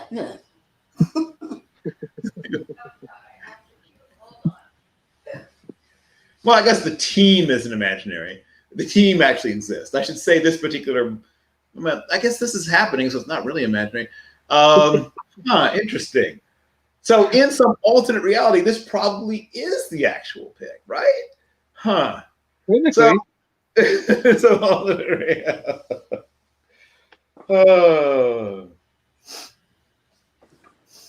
In an alternate reality, Trevor Lawrence is the worst player on the board. Yes, exactly. Well, here's the fun thing. Like when you do this enough times, like this is the 7th time I've done this, you will say, oh my God, there's no way that happens. And then maybe not the exact same thing happens, but something pretty close happens. You're like, okay, I'll stop saying that couldn't happen. Maybe this could act. I mean, there's so many players. First of all, as we keep getting reminded, the NFL knows things about these players that we don't, right? They know about some undisclosed malady or injury or legal trouble that we don't know about. They know that some of these guys have undiagnosed learning disorders. And Usually when we find out a guy's an undiagnosed learning disorder is when somebody leaks their super, super, super low Wonderlic. And while that has little to do with football, it very often is a way to find that someone has an undiagnosed learning disability. And like it was later discovered that Vince Young, who had a notoriously low Wonderlic, had a learning disability. Achilles Smith probably has a I don't know. Does Achilles Smith have a learning disability, or does he just have a really bad football IQ? Well, I think there's a couple things that work there. And yes, you're correct. He was found to have it, not dyslexia, but something that had to do with, how to describe it? His relationship with language is different from other people's relationship with language. So he can still learn from people talking to him, but he's much better at learning visually. But it's not, what was it they called it? There was like some sort of aphasia, something aphasia. I could look it up if you really are super interested. Like dyslexia or something? Well, not quite, but I mean, it does, like with dyslexia, that's an actual visual movement, right, of the thing that you're seeing. This goes to both things you're hearing and seeing, and it just means you process it differently. Not that you actually visually see it differently. Right. If you write WATER, he still sees WATER, but the way he conceptualizes and learns what it means is differently from the way you would, if that helps. It probably doesn't. If you're super interested, I'll look it up and I'll send you the actual diagnosis if that's something you're into. But yeah, there are a lot of guys in the league who actually, through the testing, they find they have undiagnosed, and sometimes they are diagnosed, and they just don't talk about it because people don't like to talk about their learning disabilities. Shocker. So that's the other thing that sometimes happens. The guy had it, he knew he had it, he just wasn't running around telling everybody. And like personally in high school, I used to turn in papers that I handwritten, and half the paper would be just gibberish. My mind didn't understand what I was writing, and I understood what you might actually have the thing I'm describing. I have to look it up, but it's called something aphasia. And I can't remember what the first two words are, but they said something like that. Like he understood, but he understood differently, for lack of a way of putting it. And so when he was in high school and even in college, in classes, he would develop these little tools that would help him to remember how other people, would understand him. When he tried to explain or write things. And so he would just sort of use this little cheat sheet or whatever. And I don't think they let you use the little cheat sheet on Legion the Wonderlic, I'm guessing, for the NFL. So my guess is that's why he, had this spectacularly low Wonderlic. And with Vince Young, I can't remember what his is. Well, there's this thing on Healthline, an article. It's called dysphasia versus aphasia. Yeah, and one of them, there'll be like two words ahead of that. And it'll be called something, like something linguistic or something aphasia. And there's probably several of them, but one of them, if you say the name of it, I'll be like, yeah, that was the one. But whichever one, there's lots of different ones. And whatever it is, I promise you, there's a bunch of guys they're going to find that have some. Oh, wait, whose pick is this again? Is it still Hales? Where are we? What's going on? It is Hales, right? Yeah. Can anyone get a hold of Hales? Hold on. Let me check I'm going to check my DMs in case he DM'd me while I was not paying attention. My teachers used to not say anything and just give me an F. Oh. And I'd get the paper back, and I'd be shocked because I worked so hard on it. And So, here we go. Okay, here we go. I got his pick. It's Jacoby Stevens from Louisiana State.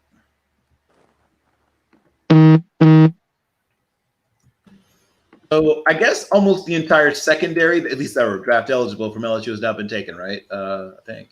Pretty much. Yeah.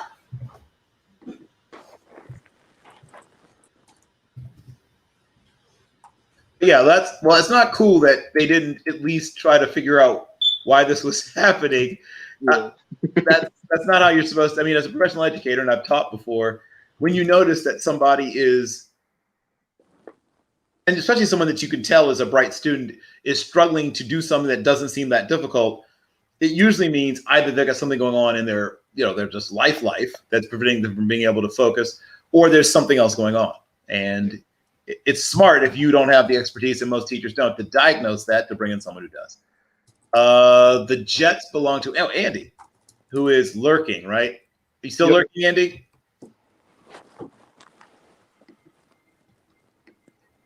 Can you hear us, Andy?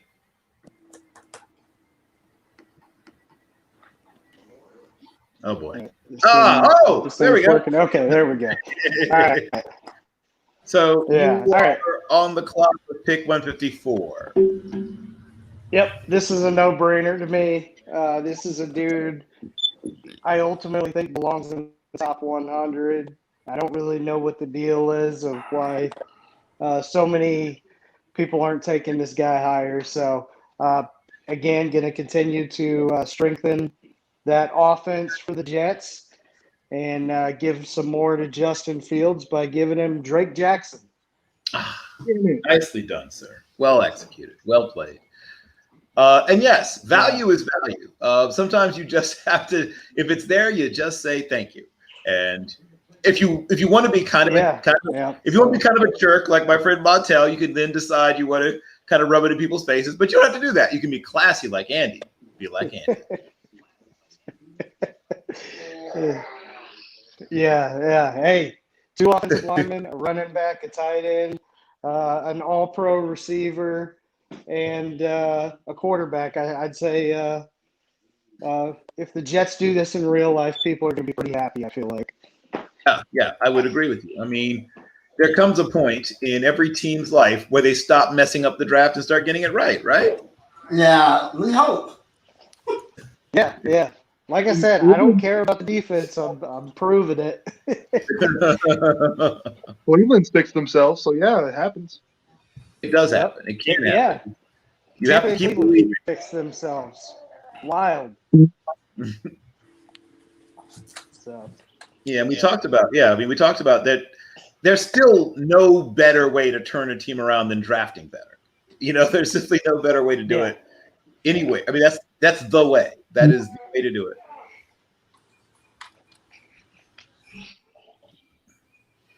And I feel like, other than Dickerson, Creed, Humphrey, and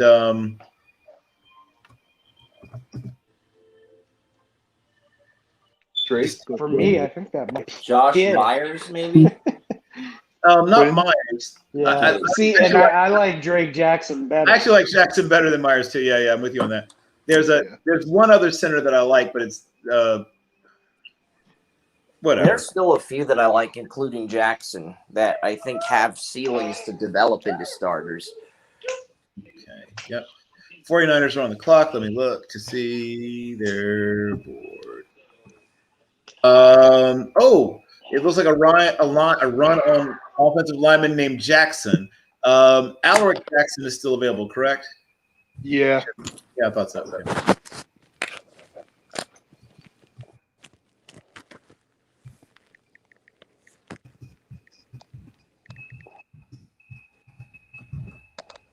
Okay, good. We're cooking with gas. That's Miami's on the clock. All right. Miami will take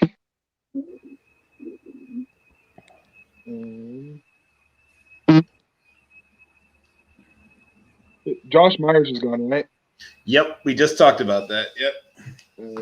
Trey Hill, center, Georgia. Oh, okay. That is another good player. Tell me what you like about him. It's more so Miami's depth on the line.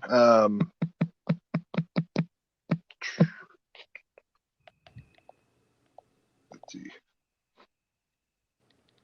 Oh, okay. So you don't see him as an eventual starter or an immediate contributor, or how do you see him? More so an eventual starter, maybe just a backup for a while in case they want to upgrade later. They signed one guy this year. Who it was? Okay.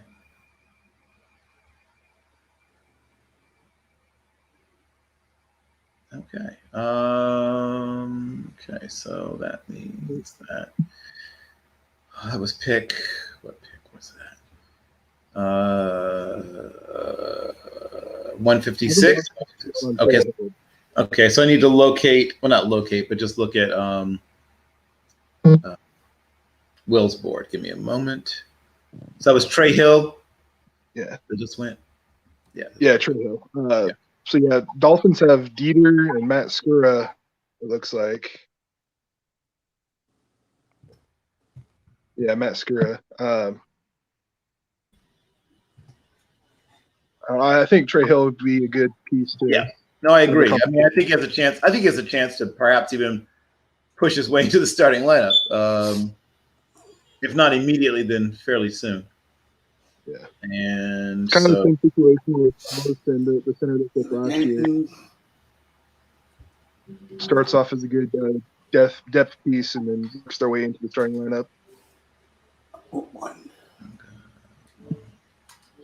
So it looks like the highest rated player on the Vikings board is KJ Brett. I keep forgetting about him. I really like that player, but every mock draft I forget about KJ Brett. I'm not sure if that's a commentary on him or a commentary on you. It's commentary on myself. Okay. The Texans are on the clock. And that's hold on. Right. Oh, that's right. That's what it is. Yes. I have his. Oh, let's see. See if anyone survived from his. Oh, okay. Okay. Here we go. Nicely done. Okay, so I got some more players from him.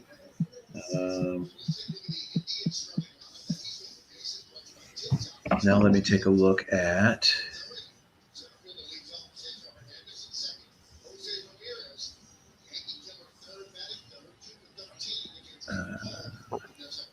Where is my volume?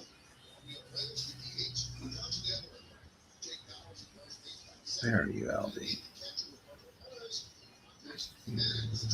Oh, here we go. Tony Fields from West Virginia.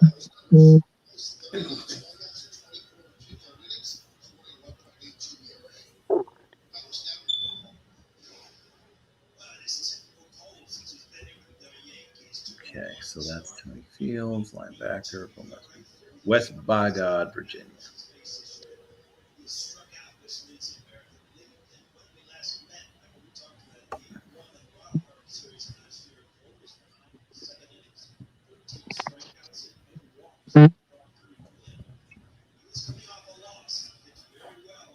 And that brings us to the Chargers.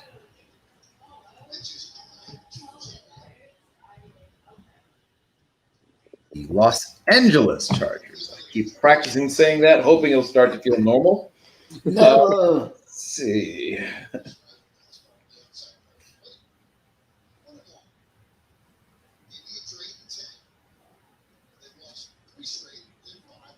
The highest rated player on their board who's still available would appear to be Marlon Tuipulotu from University of Southern California.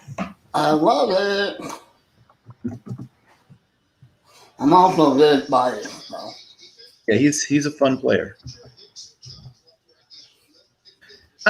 People whine a lot about this D tackle class. Once again, as well as maybe I'm crazy, maybe they're crazy. I don't hate this defensive tackle class as much as everybody else does. I don't hate it. I don't love it. I love it.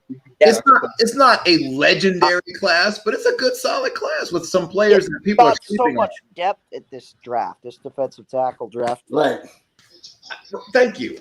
So maybe it's almost like the media hates on a position if it's not top heavy. That's right, what I'm maybe that's it. Maybe it's because there's not a superstar or not. A bunch of these guys are going to be solid pros that play 7, 8, 9, 10, 11 years in the league. There's 5 or 6 guys that we've already talked about or have been drafted. They're going to be starters. And there's some couple of guys left. They're going to be rotational players. what do you think you get out of a normal draft at that position? Like, I don't understand what people are whining about. Okay, let me just dial it back. Let's see. We're used to having superstars every year. That there's. They are. Yeah. I guess I don't think people understand how this works. Like you just are trying to find players that are better than the ones you already have. They don't have to be dudes that get a Nike commercial. Okay. Arizona. Okay. Talk amongst yourselves while I search their board. Who's up? It's the Cardinals. I'm searching their board. Talk amongst yourselves. I'm the Cardinals. Oh, that is you. Okay, good. But then you may fire when ready, young man. All right. So the Cardinals pick here. It's a guy who I consider as an offensive weapon. More so, he started off at what school was it? He started off at Central Michigan, went to Virginia. Oh, I know. Started off as a quarterback, changed to tight end. Yep. Tony Poljan. Yes, Tony Poljan, yes. And he's also, for a guy that started his life as a quarterback, a surprisingly feisty blocker. His technique isn't exactly how you teach somebody, but he's in there. I mean, he's giving it. Like, he's not – I'm impressed with how hard he wants to block you, even though it's not exactly textbook. Yeah. Yeah, it's a fun pick. Like, he's going to be something. Yeah, I'm extremely high on Tony Poljan. He can run the ball, he can catch, he can throw. He's a big body, not super fast, but moves reasonably well. And once again, surprisingly strong for a guy that started life as a quarterback. I think he's probably going to be he may never be a full-time starter, a guy who's your number one tight end, but a lot of teams like to use more than one tight end at a time, and he's perfect for a bunch of – and obviously, as you mentioned, he can be used in a lot of sort of wild whatever packages, and he can actually throw the ball a little bit. Yeah. And at 160, you're not picking a starter. You're picking a guy who can try and work his way through into a starting role, but – Yeah, you're getting depth. Yeah. Tony Poljan is an excellent depth piece. Yeah. And he might save they have Max Williams though, right? Right. He might, I guess, save you a roster spot because you're emergency quarterback or whatever. You might be able to just carry two and then hope that you don't ever have to play him at quarterback. But if you did, not end up in that Denver situation where Yeah, it happens. Every few years that happens. Teams that don't carry as many quarterbacks as other teams, usually you get away with it, but then one day you don't. Yeah. Well, Denver still had, 3 or 4 quarterbacks on the roster when that happened? And then they had 3, and then he was on the practice squad. Or was he on someone else's practice squad, right? And then they picked him up, and then he had 3 days or something. Yeah, imagine having to learn the whole lot. Well, he did. He learned about 15 plays, is what my understanding is. What he learned. Oh, yeah. No, they didn't learn the whole lot. No, they didn't even try. They were like, "No, we're not going to be able to." Oh, well, the run on Virginia Wahoos continues as Charles Snowden, linebacker. Son of a bitch. Sorry, guys. How dare he? I love Charles Snowden. He's a big dude too. He's not big, but he's tall. Got the length. Right. And he's got room to add weight. And it's funny, I mean, with the exception that obviously one's black and one's white, and one's a little more athletic, but he and Tony Poljan are almost the same dude, right? These super huge, long athletes. And the question with both of them is, what do you want to do with them, right? I see some people list Snowden as a pass rusher, and he's not. I mean, he can a little bit, but he's not that good at it. If you think you're getting a guy who's going to be like a real pass rusher, you're going to be a little disappointed, maybe a little more than a little disappointed, because that's not really what he is. But if a guy, he can blitz, you can blitz him, But if you say, put your hand on the dirt and pass rush, you're going to be really unimpressed because he's not that kind of dude. Yeah, he's good in coverage. Way better than people think. In fact, I said at one point, this is what people thought they were getting when they got excited about Deion Jordan. Right. Oh my God. No. Deion Jordan. Well, the difference is that this guy actually can do the things that people think he can do. I don't know what people thought they were seeing in Deion Jordan. Yeah, and the best part is when you call out the people, the media on it, they don't even take accountability. They're just like, he had the athleticism, he had athletic traits, whatever. Well, that's the other thing. He wasn't as athletic as advertised. He wasn't productive. He wasn't a guy that was, for his size, wasn't particularly strong. He was surprisingly not strong. What's the word? I don't want to say weak, but I guess weak is the word. He was surprisingly weak for a guy. The next pick is in for the, where are we? What's going on? Raiders, yes, right? That's what it is. And that pick is pick number 150. Sorry, the 15th pick. 162 for the Raiders. Yep, that's me right here. Yep. Let's go with a Northwestern linebacker, Patty Fisher. Once again, other than being able to run fast, Patty Fisher has everything else I love in a linebacker. Tough as nails, smart, so smart. I mean, a future. He's probably beyond football. He's a really truly intelligent human being. But yes, I'm a huge fan. And the player he reminds me most of, though he's bigger, is his coach. He really reminds me when I was watching Pat Fitzgerald as a player. It's eerie how much he reminds me of Pat Fitzgerald. No, what? Yeah, you're right. Like, well, of course you're going to play for him. You are him in another timeline.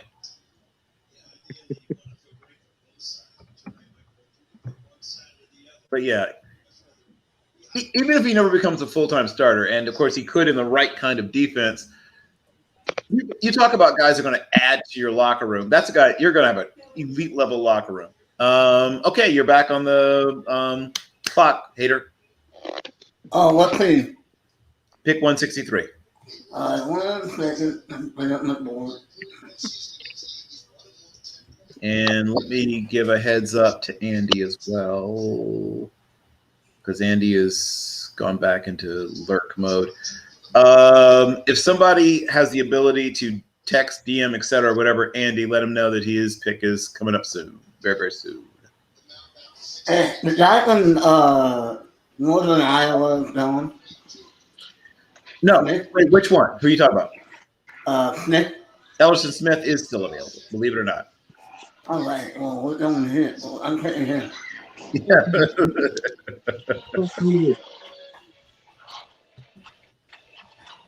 I love this. I love that hit.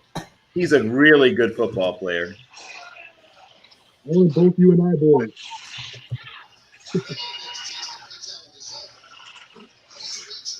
And Andy, you are on the clock at pick number 164 that you got in the trade with the Bears. Yep. All right. So I was thinking maybe it's time to go defense finally. But you know what? We got a theme going on. We might as well keep it going.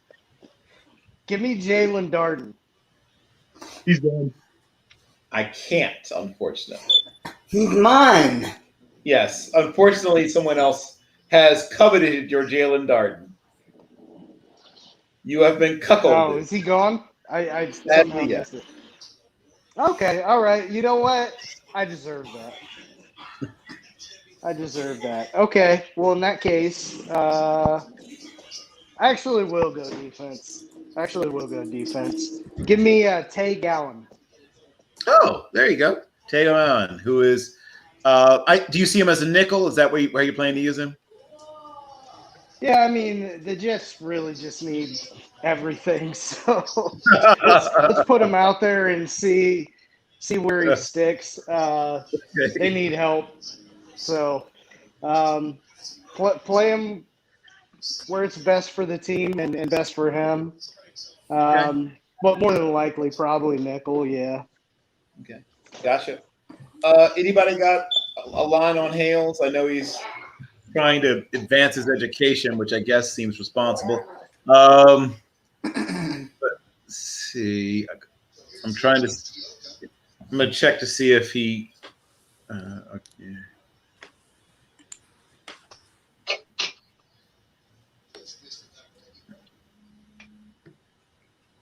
Anyone got eyes or ears on Hales? Not yet. Okay. Oh. Yes, hello, honey. Hello. What can I do for your sweet? Oh, you're just calling me to call me? Oh, thank you. What are you doing now? Really? Nothing. Oh, okay. Nothing wrong with that. Nothing wrong with that. Have you given any thought at all to where you might like to go on our trip?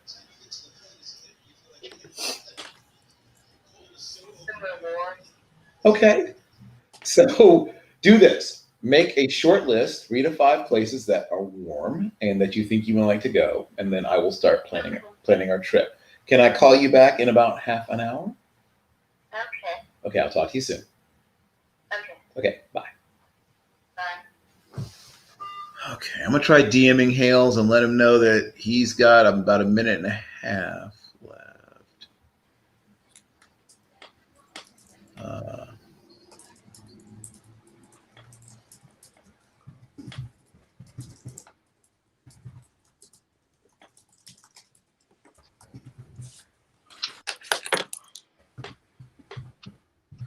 Okay, so Hales has a minute, or he'll end up with a board pick.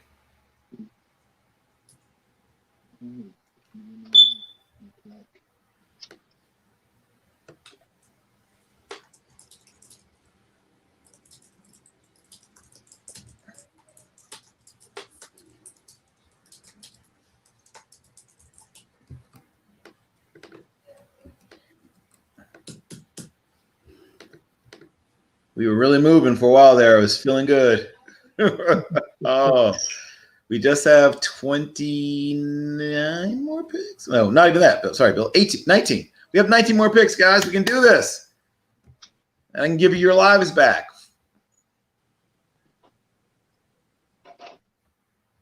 Okay. Hales is down to seconds. Oh, wait. Okay, he says he's checking the board. Okay. Whew, that was close. He was about to get, I don't know, whatever I saw next. What life, Bill? My whole life is in the gym or on here.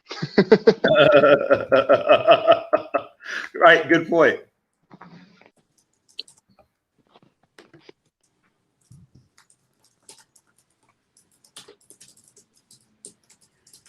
Okay, so Hales is checking the board. Hopefully he will be making a selection in seconds. That would be great. You said the gym in here. Well, that sounds wholesome and healthy. I mean, at least the gym part. I'm not so sure about us, but the gym part definitely sounds wholesome and healthy. Yeah, I usually go at 4 a.m. and about 9 p.m. every day. Okay. Yeah, that's getting it done. So 2-a-days. Nothing quite like 2-a-days. Figure I keep myself ready, right? Right. If you stay ready, you don't have to get ready. I'm going to check on Hales one more time. Oh, come on, Hales. Has anybody heard back from Hales? You keep checking and all this. Like, come on, man. You've got to be close to picking a pick, right? Let him know. Unless I get something in the next couple of seconds, he's about to get. What is he about to get? Let's see. Something.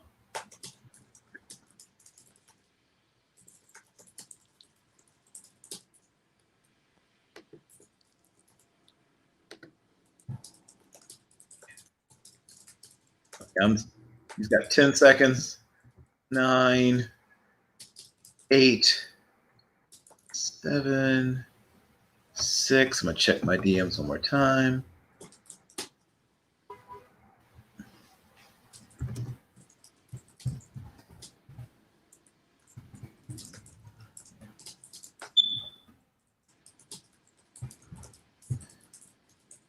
Okay.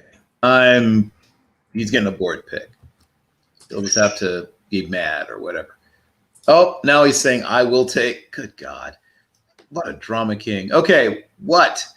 Take what? He literally gave me the I will take ... Come on, man. This isn't a movie.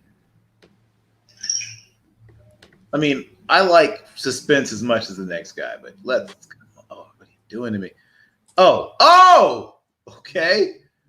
I'm glad I waited. Tutu Atwell. That's interesting. Okay. Different. Okay. I have Tutu Atwell in the earlier part of the 5th round, so I think this is a steal here.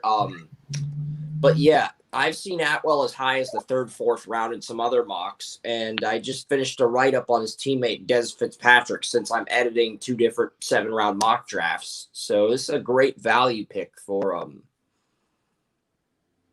Yeah, well, he's a terrific little, and accent on the little. This is one of the first players who is close to the size I was in high school. And that's exciting for me because I don't often get to see guys who are built like I was in high school going to the NFL draft. The good news is he's, once again, like I used to say when people used to worry about Russell Wilson, it wasn't like he woke up this size today and was like much bigger before. This is the size he's been. And he's figured out to some extent how to survive at this size. Okay, that now puts the Titans on the clock.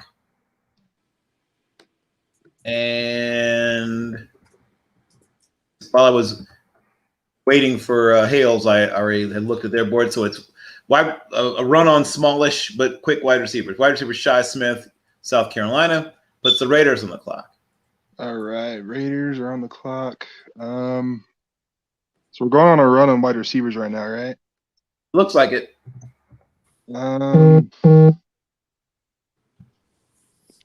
Shit. Let's look at.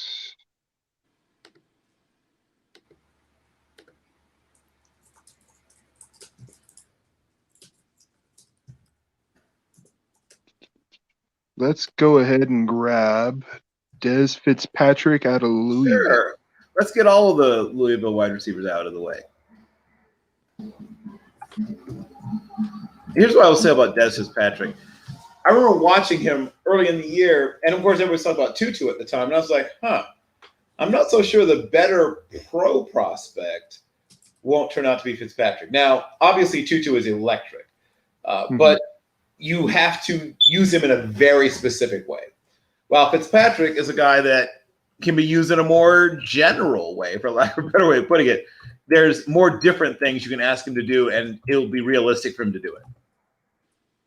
So I don't hate that pick at all. And that puts Will back on the clock.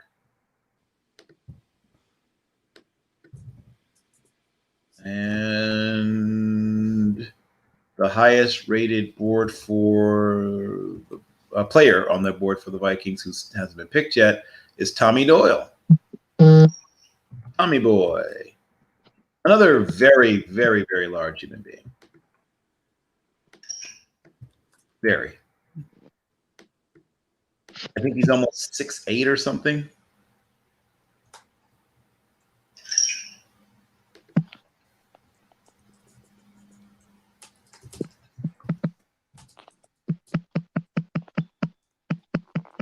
Yeah, he is a giant, I think is the word. I think that probably is most accurate.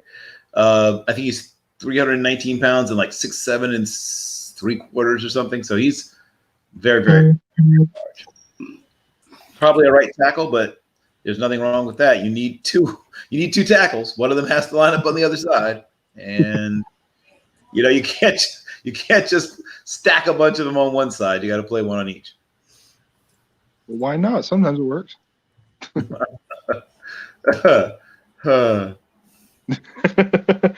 Well, it's funny you should mention that. I think you've all seen sometimes, and usually it's by accident, but where you end up with a tackle basically lined up at wide receiver. He's like, or almost in the slot. It's like, I'm not sure you could be there legally because they're so concerned about someone's speed off of, they're almost in the backfield. Von Miller's done that to a few guys. Like, I'm just going to keep moving back till they tell me I can't anymore.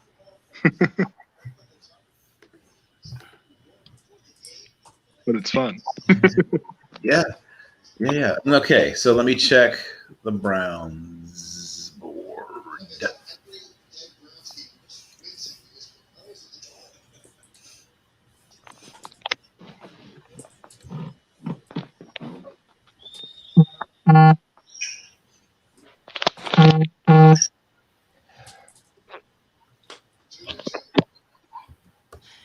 And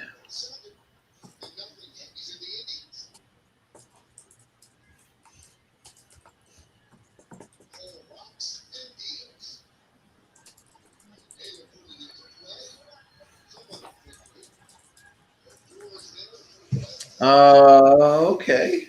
All right. Safety from Missouri, Tyree Gillespie.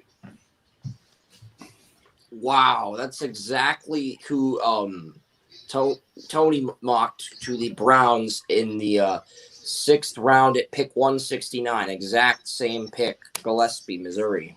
Interesting. Finished his write-up a few minutes ago, and I believe I'll be on the board shortly, but I'm going to look over the board really quickly before I make my selection. I'll give you time to type up the pick Tyree Gillespie, safety, Missouri. Yeah, I am putting it in there. And he's a guy that I've seen not teams, but I've seen mocks, right, with him, in the 3rd. And I've seen. Yeah, I have him in the 3rd round myself. Oh, okay. Got it. Yeah, I'm really high on him. Well, one of the writers I'm editing a mock for had him going to the Browns at this exact spot. Gotcha. Well, he's, like I said, we talk about some players where everyone seems to have a, if not the same, then at least similar vision of where they go. And then there are some guys that, it's all over the, it's all over the place. And he's in the all over the place category, where I think we'll see who's right, obviously. But yeah, there's an opportunity for him to last even longer, as was already pointed out, and there's an opportunity for him to, be gone before this.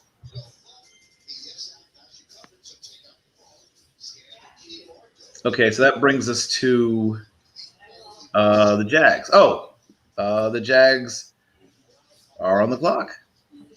Don't believe we've taken a safety yet. Let me look at my board really quickly, see what's available. I know I'm probably going safety here because I don't think the linebackers are worth it at this point. I already took a corner, so I'm looking to see what kind of value I could be getting here at this point in the draft.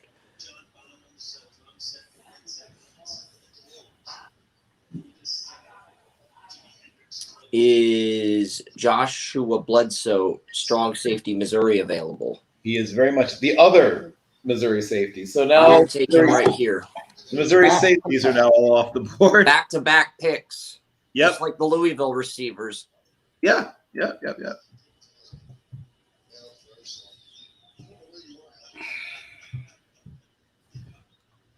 Now, what did you like about Bledsoe? What appealed to you about him? Well, I like his zone coverage and the way he uses his eyes to navigate the field. I think there's a lot of good traits there. I don't know if there's enough great traits there, but I feel like there's a lot of good traits, a lot of workable, coachable traits that will translate. Yeah, I don't disagree at all. I do not disagree one iota. And that brings us to the Buffalo Bills. And let me just confirm. I think this player is still available. Dalen Hayes, Notre Dame.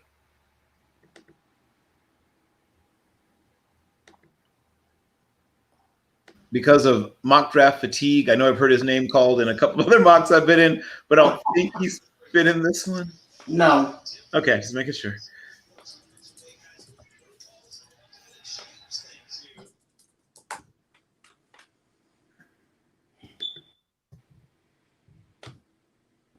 And that's another guy that I've seen some people have as high as the mid-third and as low as right around here. In fact, some people are a little bit lower. I think I saw him as low as one.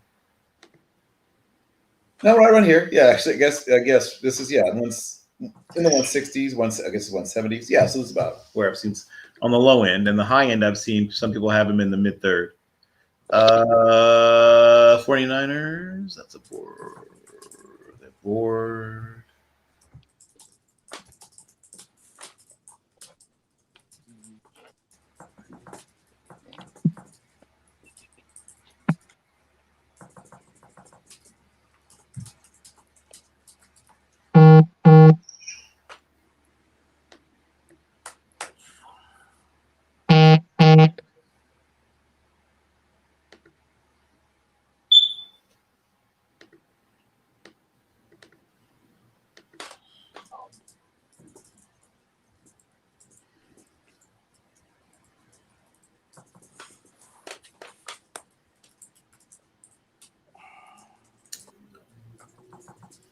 Trey Hill's been picked. Has Trey Smith been picked?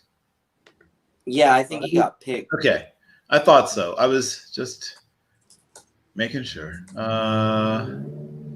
So the next highest player on the board who has not yet been picked is yet another Trey, Trey Sermon.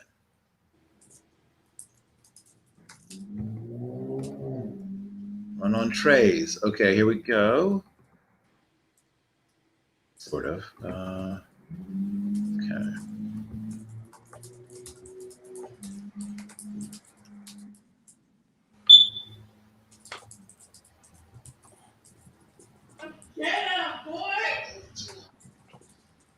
So let's pick number 172. Okay.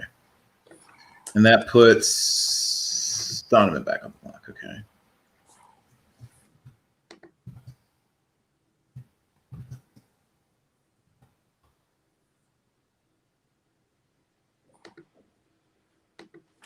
Okay, so I have a board from him.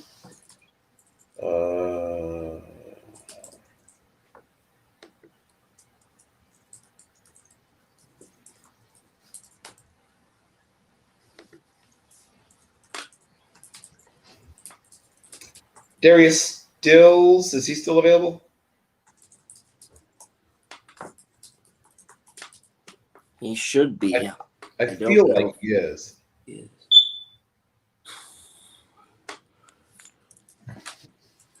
Okay, I'm gonna double check though.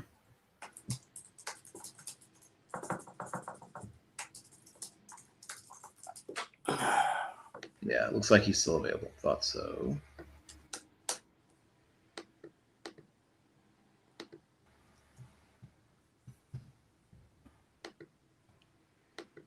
Round 5, Buccaneers take Robert Rochelle. Rochelle's gone Bill's mock, but I'm just trying to process the idea of Robert Rochelle going late in the draft after you took Shane Buechele. I'm trying to process my head around it. It's like a twisted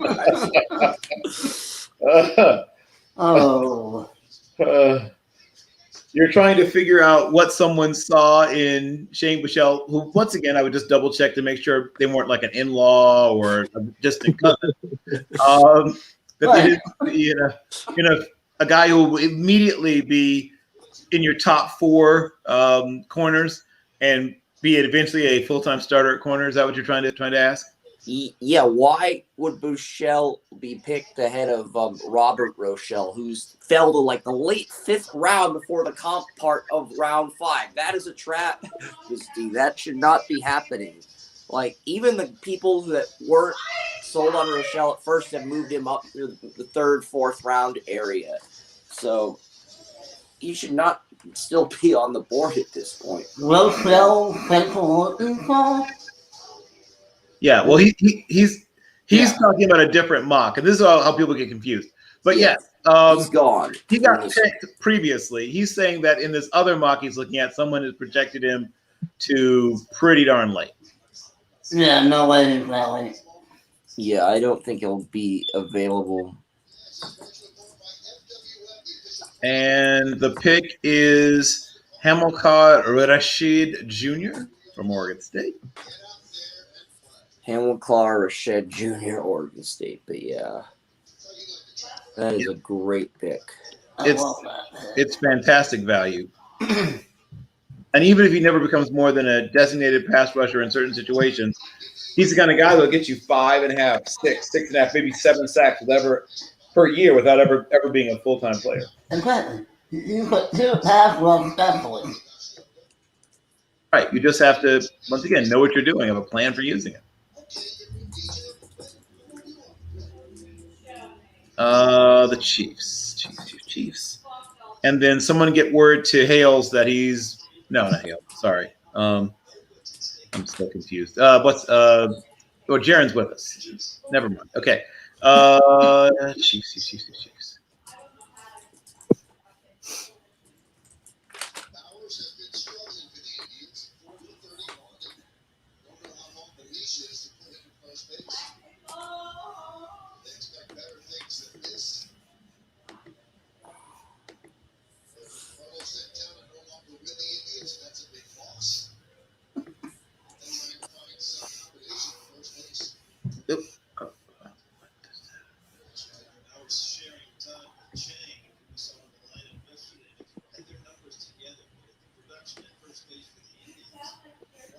Okay, this was for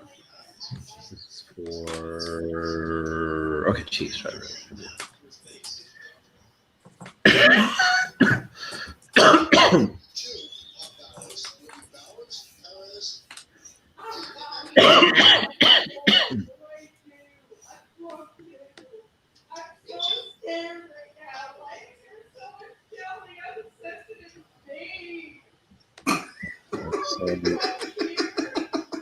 Look, not everyone's mock draft turns out how they want. No. The pick. Put it in the background. Oh, okay. My ex-girlfriend. Oh, okay. It happens. Sure. Let me confirm. By the way, she is drunk as fuck right now. So, let me see. I believe. Didn't hit a home run. Players available. So, yeah, Jimmy Morrissey is still on the board. Yeah, he is. Okay, Jimmy Morrissey. I was between him and Trey Hill for the Dolphins. Right. Trey Hill, the center, Georgia. Yep. Yeah. He was trying to decide between the two. Oh. Yeah, I like Trey Hill better.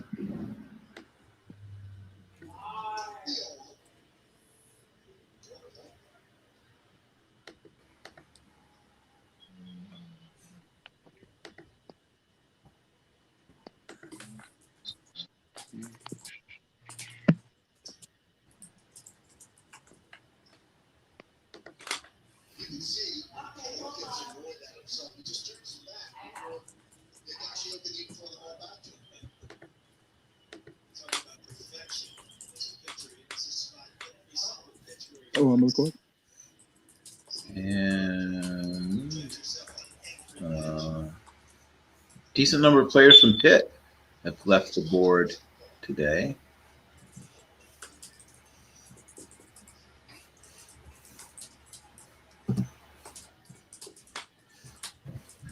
And that's right. That's you, Jaron. Right. So with pick 176, Dallas Cowboys will select Kansas State D end Wyatt Hubert. Wyatt Hubert.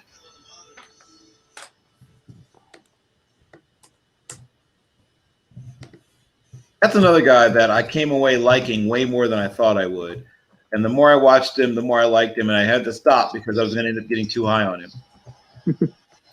Because I understand his limitations, but when I watch him playing, I start to, you have to remember that your emotions can sometimes get involved.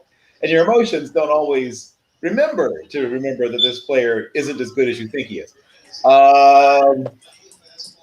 That's you on the clock now, Hater. Oh.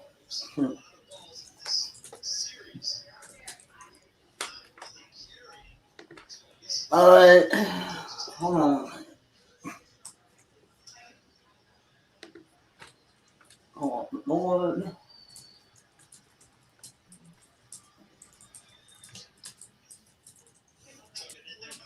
Oh, Lord. New England.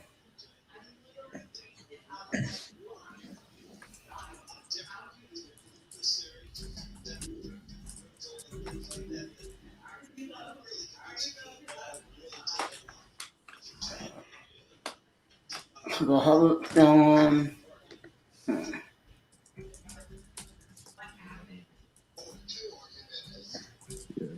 Hubert did have a productive year in 2020. Oh, he was good the year before too. It's not like he, just sort of fell into a situation and people were like, oh no, he's been a good player. He's a guy that practices super hard. He's a leader on the team. I mean, I'm surprised the Raiders didn't snap him up several rounds earlier, but he really is a guy that is incredibly solid character-wise, plays just incredibly hard. He's not super athletic. He's kind of stiff, but he's tough. He's strong. He has really good technique. He knows how to use his hands. There's a place for him. It's not like he'll be a starter in Dallas either. He'll be behind DeMarcus Lawrence and Randy Gregory, and they signed a bunch of low-level guys. They let Aldon Smith walk. Just another body for camp and see if he can compete. Okay. Any progress? hold on 1 second. Oh, okay. Even more down, damn it.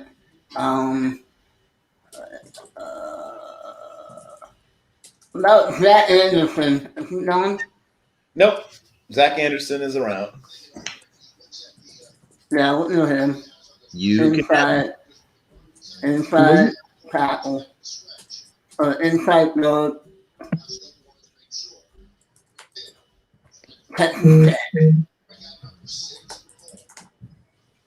That'll make David, right? David's the tech guy. That'll make David really happy. Yeah, that'll make him happy. That'll make him very happy. You may have made a new friend. Well, not a new friend, but a friend. Oh, wait a minute. Yeah, hold on. Okay. Zach Anderson. And that's back to Don.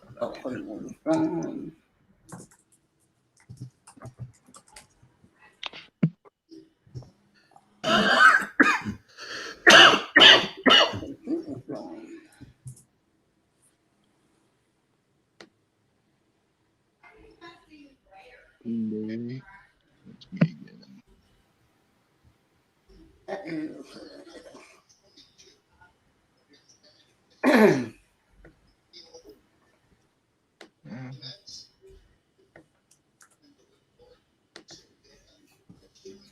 Okay. And that means it's back to Donovan. Okay.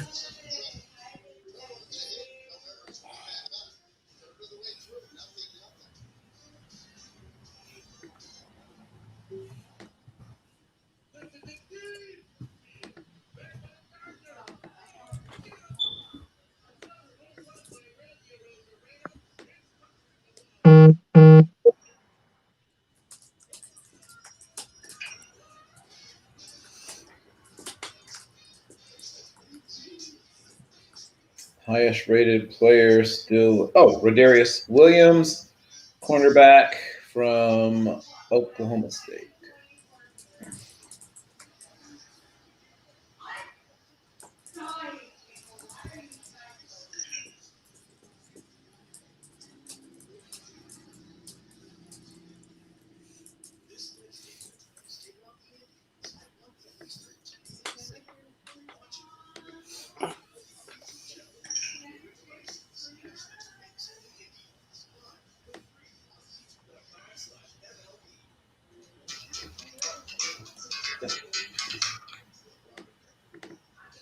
Hello. Yes. Yes. Hello. Yes. Can you hear me? Yes. Yes. Did you want something? What? Yes, I'm here. Did you want something? No. Oh, okay. You're just saying hi? Yeah. Well, I appreciate that. I always like speaking with you. But you don't actually need or want anything? What? But you didn't need or want anything? No. Oh, all right. Well, in the spirit of you just calling me for no reason, I call you for no reason a little bit later. Okay. Okay. I love you, honey. Love you too. Okay, bye. Bye. What was I just doing? Oh, Dallas is back on the clock. All right. So I'm kind of struggling here. There's no linebackers really left that I can see Dallas taking in the 5th round.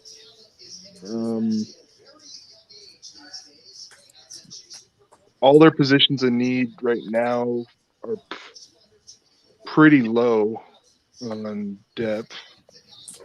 So I think Dallas would take a flyer on a tight end, dubbed the best kept secret in the NFL draft, Zach Davidson. Zach Davidson's in my top 10. Right, and you could save yourself maybe a roster spot if he also punts for you. That's awesome. Yep. Central Missouri. Yep. Two-time all-conference punter. Which punter is a big need for Dallas right now. They let go of Chris Jones mid-season. They signed a rookie who did all right. They signed, I think, 2 more punters this offseason for a punting competition. No, not him, no. Peter, I hate you. I'm still big on that team. It could still happen. It's not going to happen. It could happen.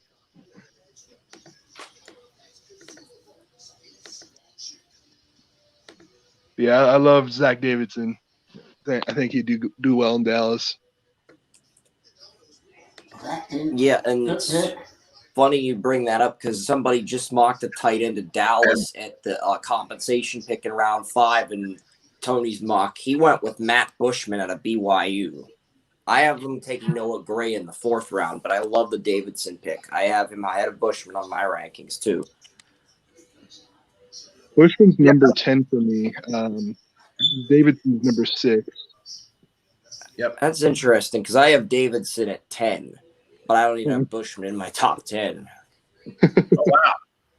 But they're both good tight ends. Like, they're both good value picks at this point. Oh, excellent value. Like you can't get a lot better value-wise at this point in the draft. Yeah. And he's a big kid, 6'6" and 5'8". He tested super well.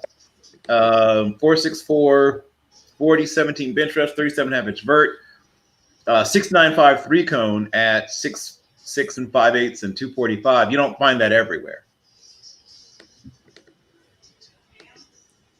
So with all that experience, he can end up being a tackling punter just like Chris Jones used to be. But yeah, he's a super fun player to watch. I'm a fan. 49ers back on the clock.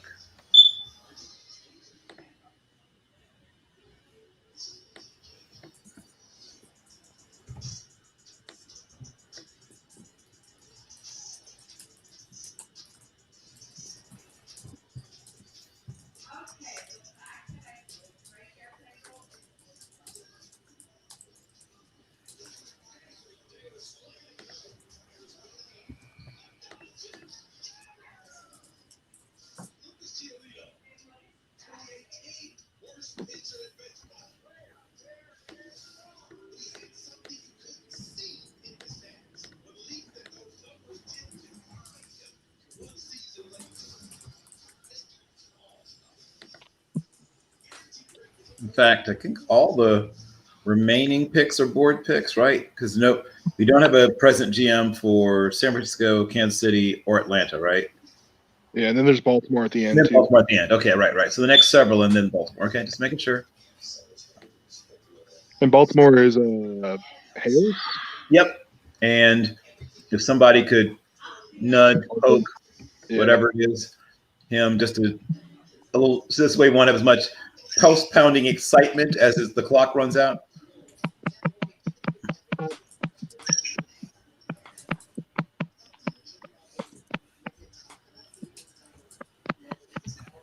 Okay, somebody apparently spotted this player while studying Zach Wilson. So the next pick is Dax Milne, the wide receiver from BYU, going to San Francisco at pick 180.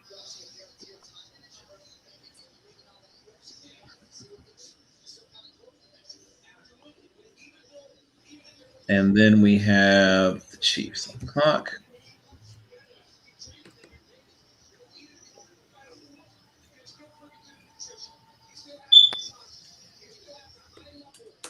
You say Dax Milne?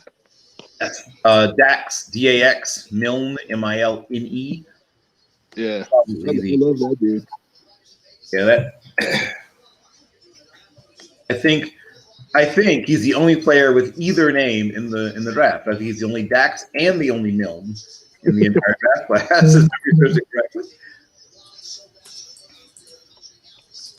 I got Hale's pick when he's Oh, sweet. Okay, good. Hopefully that guy will still be there. Let's see. The next pick is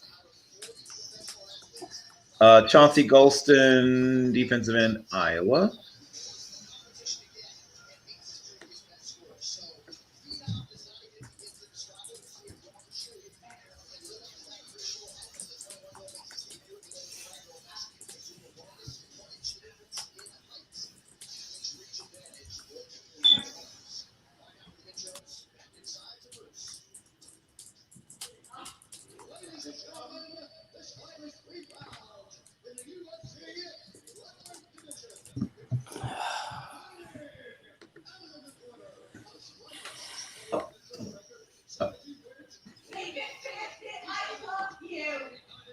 And next, it's the Falcons, and I'll go to their board.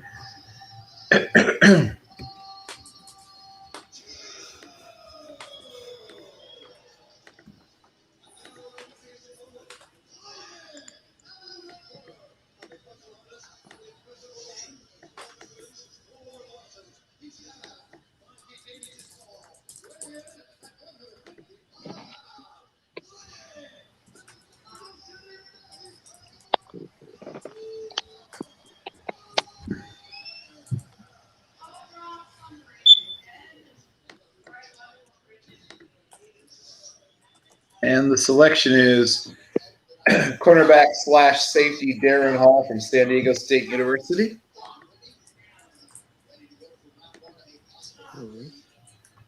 He has good tape playing both positions. He's athletic. A lot to like there.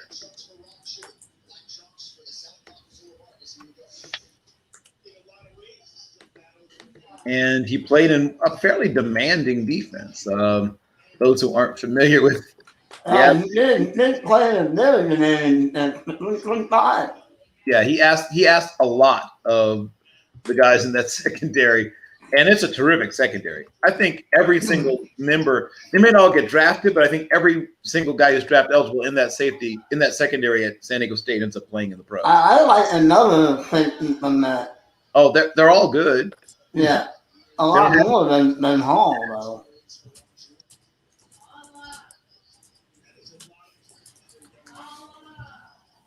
And the Falcons are back-to-back picks. Okay.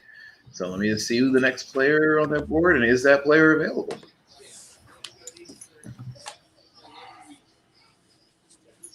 So, yeah, I could start the 6th round of Tony's mock, but I'm going to wait and get something to eat because my stomach's growling like a mother. Yeah, well, we are seconds away from being done. Kenny Yeboah, still available? How is Kenny Yeboah still available? What? 4th round grade on him. I'm just checking. Hale's pick too. Oh, was it? Yeah, get a hold of Hales. Get a hold of Hales. That's the problem with being completely zeroed in on one player, unfortunately, is that happens. It does. Yeah.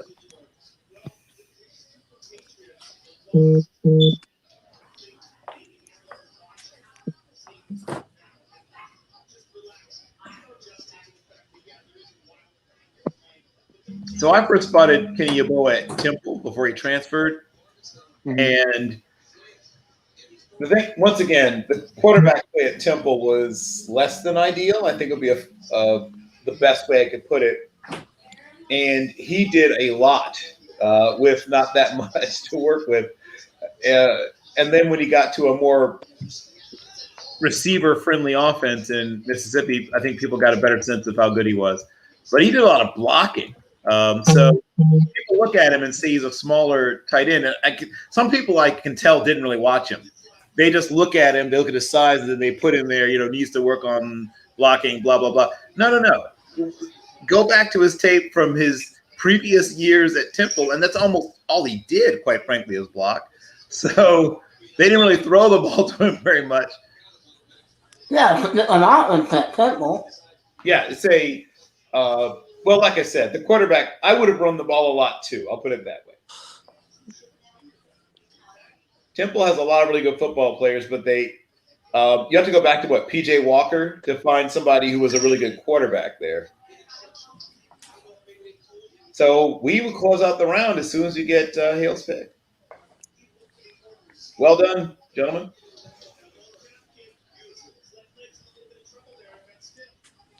You started a little before 1 o'clock. Well, I guess the first pick came. Yeah, my podcast ended right at 1, and then I saw the link to your tweet, and I was like, "Cool, I've got to check this out." And then I just came in.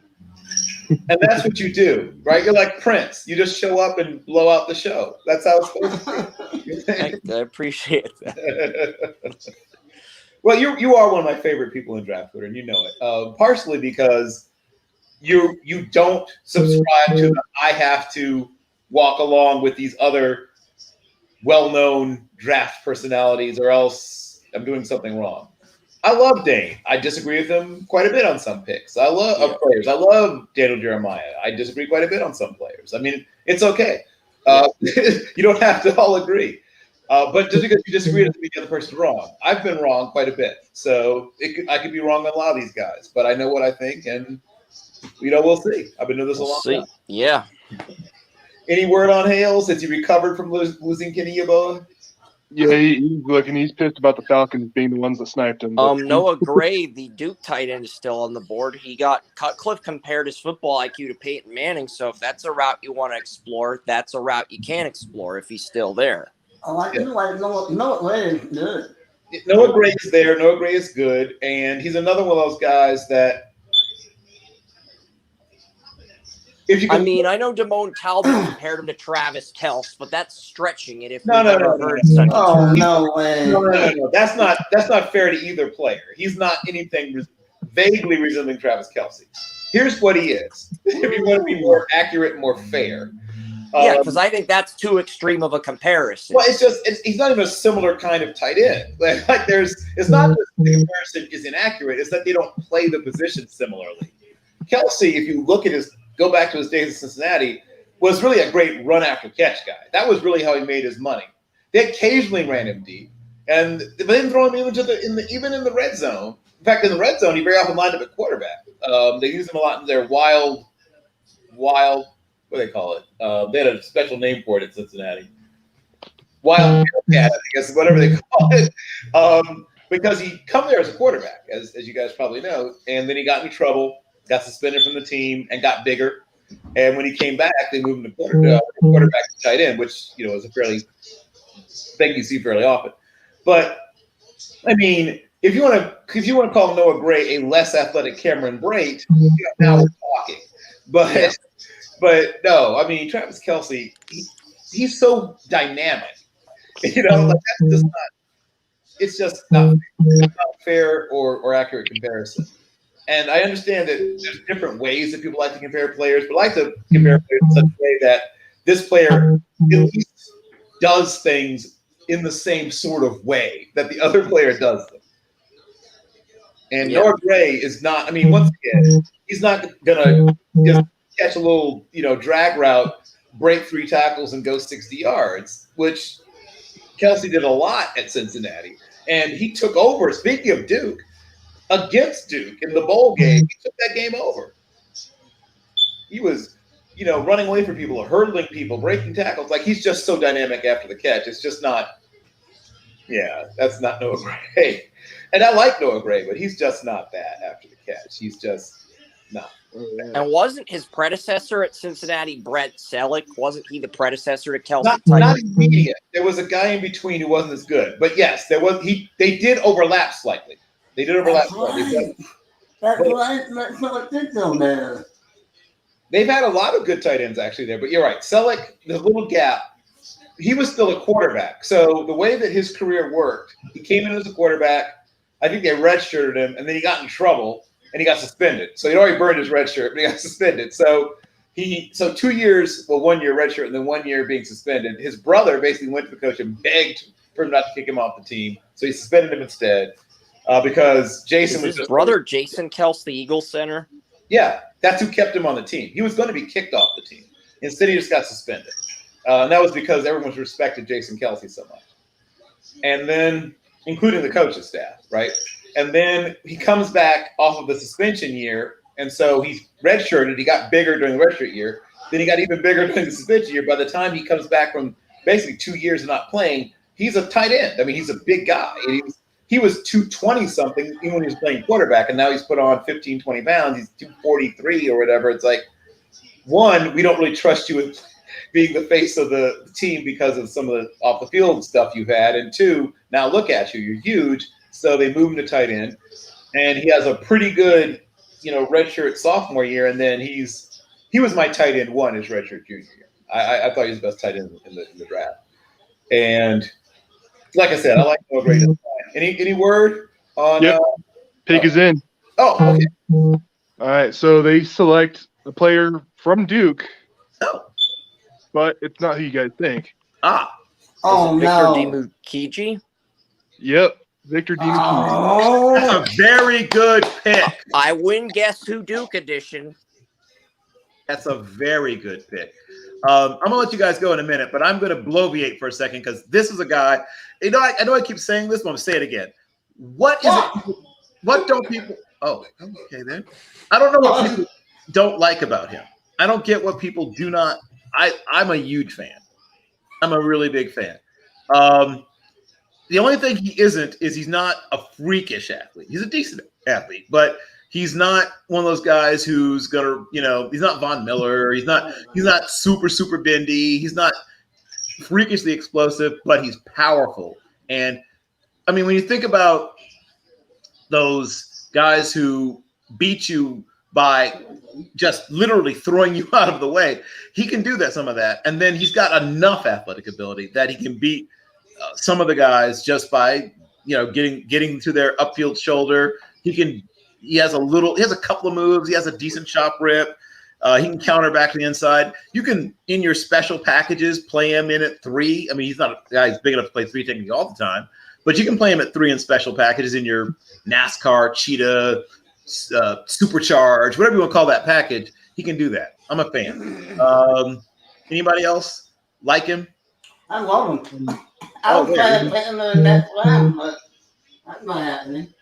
Yeah, I had a 6th round grade on him, but I mean, his tape has 4th, 5th round tape. I just couldn't find a team to put him on. That's the only objection. I mean, I think his tape's good enough to go in 4th or 5th round, but I just couldn't find a team that could use his services. I keep bringing up Pittsburgh, but I know what you're saying. I was thinking the bottom for him. Vic Fangio and little linebacker. Yeah, I mean, if you're going to play him at linebacker, you just have to. He's a pretend linebacker. He can't really be. I'm not putting him at linebacker. I'm putting him at linebacker. To me, he's just a real. The guy I compared him to is a slightly less athletic Anthony Spencer. Remember Anthony Spencer? Yeah. Okay. Yeah. He's just a less athletic Anthony Spencer. And he's going to be a really good the other guy. Like if you have your top tier pass rusher on this side. He's a really good the other guy. I think he's going to do well against right tackles on a left end role, but that's sort of where I see his ceiling again. Yeah. No, I'm not saying he's a superstar like that. He just doesn't have enough natural athletic ability to be a superstar. But he's really good technically, and he gives you everything he's got on every snap, which is always makes points for me. Always makes points for me too. Yep. Well, gentlemen, first of all, let me thank the diehards, the guys who fought through. I'm going to give you back the rest of your evening, and until tomorrow. What time tomorrow? The same time that's in the email. I will not be late because I will not have any workshops to lead. So the time that's in your email.